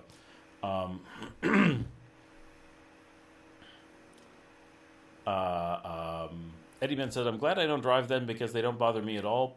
People and police here are friendlier and peaceful than in Miami. But, yeah, the police stops, I mean, it's hard to know, right? You'd have to give me a description. But a normal Nicaraguan gets pulled over if they're driving pretty frequently because it's just regular stops. I've been pulled over twice within 10 minutes on my block, right? Which is not a big deal because they're like, oh yeah, you live right there, like whatever. But like they don't even notice that they just pulled me over a few minutes before, right? It gets really weird. So it's I doubt that they're pulling. You know, some people had posted just a few hours ago. They felt like because they were foreigners, they never got pulled over, right? So the impression goes both ways.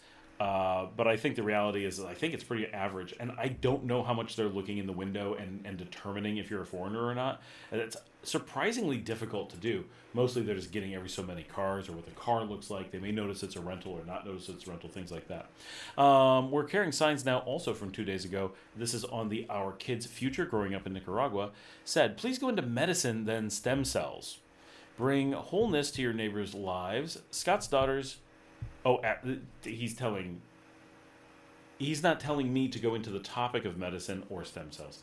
He is saying to my daughters, who are kids growing up in Nicaragua, they should go into medicine or stem cells, bring wholeness to your neighbor's lives, or go into something that will allow you to have side hobbies or interests that are different enough to not burn you out from being number one in your choice of careers. Best of luck in life, ladies. My kids definitely do not want to work in medicine. My daughter can't even take biology. She can't take like the concept. Very, very, which drives my wife crazy because she was a biologist. Janet, who was also on the video earlier, said it doesn't sound like they're really interested in those areas. You need real dedications to do medicine or any kind of research work. But I agree, best of luck for them in life. They are so lucky that Scott and Dominica care so much about developing their futures. My own parents were so committed to their work that I always say I grew up in a business, not in a family. My kids would probably agree with you that they are in the same boat, growing. constantly surrounded by the business. He says, I know very little about them, only been here a few weeks, don't want to pry into others' lives, especially kids. I just shot for the stars and beyond AI for them. I studied aerodynamics for a very short while.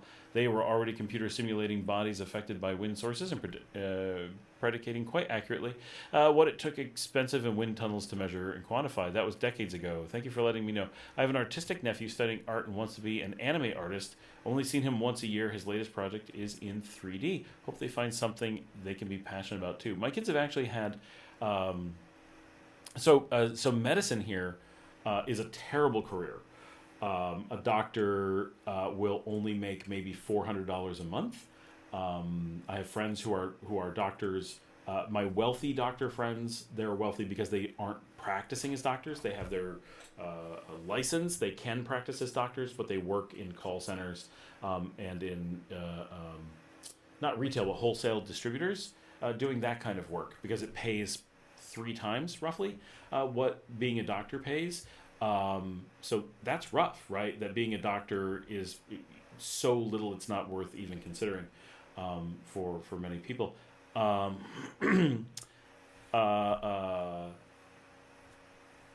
that doesn't really work from a career perspective, right? And this country is overrun with doctors. There's so many doctors that, like I said, my friends who are doctors that do well, they don't practice medicine. One of my best friends here is a doctor, and she just doesn't bother working because it's not worth it. And her brother's a doctor, and her father's a doctor, and it's just right. It's not a gainful career really. They're able to live, but you know her father, who's a doctor, lives in basically student housing to keep costs down. And my friend who's the trained doctor who doesn't work as one, his family owns housing facilities for doctors who can't afford normal apartments because being a doctor doesn't pay very well. So they actually have way too many doctors. So there's no need here for there to be more doctors. They need a lot of doctors, obviously, and they provide amazing healthcare. But they have a risk that it's kind of become a field people go into thinking they'll be guaranteed a job, and maybe they are, but because the government does place them. But so when you become a doctor, you get paid basically nothing, and you are forced to live at least 1 year in a faraway place where you kind of volunteer. I'm sure you get paid, but you have to go and like do a turn somewhere that no one wants to be, and then you get to maybe move back home or somewhere. So there's a lot of negatives that come with being a doctor, a lot of overhead that makes it difficult. And as foreigners, my kids are at a massive disadvantage for doing fields like that. Their Spanish isn't that complete fluent. Their bedside manner and stuff would be very difficult for Nicaraguans to deal with, right? So it would be much like in the U.S., the last thing you want, well, not necessarily the last thing you want, but a thing that we fear is having a doctor who is so culturally different and linguistically different from us that maybe they don't understand what we're telling them, and we can't understand what they're telling us. That's a dangerous situation. My kids would be that here, right? If they were to become good doctors, they would be a essentially worthless job. My housekeepers, right? I can pay them better than doctors. Doctors are so inexpensive here from a career perspective that we start kicking around ideas like maybe we should just hire a doctor to be full-time on staff. My business partner has had 2 strokes. Having a doctor who lives in the house and is always here for whatever we need is not a terrible idea. That provides a job that otherwise would not exist. Because if we use only the hospital system, that doctor will only see us for a few hours. Here, they could have a very relaxed lifestyle, have all kinds of advantages, wouldn't get paid more than they would at the hospital, but they would have to do a fraction of the work and have much more flexible hours. It would be a dream job for some doctors. So that's something that has been kicked around, right? That's not something you can do in the U.S., but here you can. It's because my children already own a company, they already have an income from the company so high that it makes careers like being a doctor impossible for them to consider in any meaningful way. But my kids have always had their career picked out. Their plan is to go into video game development, and they want to have their own video game studio, which of course we're already in the process of doing. They're way into that as a career already. So, and they've been planning for it basically their whole lives. Let's see if I can pronounce this. Nitanu Jawal, 1989. Just scrolling and found your live stream. Well, welcome. So I am an expat. I've lived in Nicaragua technically for 11 years. I live in Leon, and we do normally on Thursdays, but this is Wednesday. We're doing a live stream. We'll do another one tomorrow, where everyone can come on and talk about or ask questions about life here in Nicaragua, what it's like, what you need to do. A lot of people have a ton of questions, right? So it's a difficult topic to find good information on and extensive information on. So we try very hard to cover a lot of that. And I think it's a good time. It's a wonderful life here. We love living in Nicaragua, so it's very cool that everyone is here. Real quickly, we're at 4¼ hours. We're after 2 a.m. here in Leon. We're carrying signs now, says we're discussing life and living in Nicaragua. Welcome. It's not unusual to be loved by anyone. Haven't heard that in a while. Over 450 views, 13 people still online. The numbers are dwindling a little bit, and I am going to say it's been quiet for a little bit, so sorry to Nitanuja who just joined us, and for Onkcuff, who looks like they just joined us as well, or anyone else who's just popping on. We're down to 12. We're going to call it a night. Oh, have you done a show on drugs used chronically, like blood pressure, meds, cholesterol? I haven't. I don't like, no one I know uses anything much. That's not really true. My wife has, like, I gotta go. Yeah.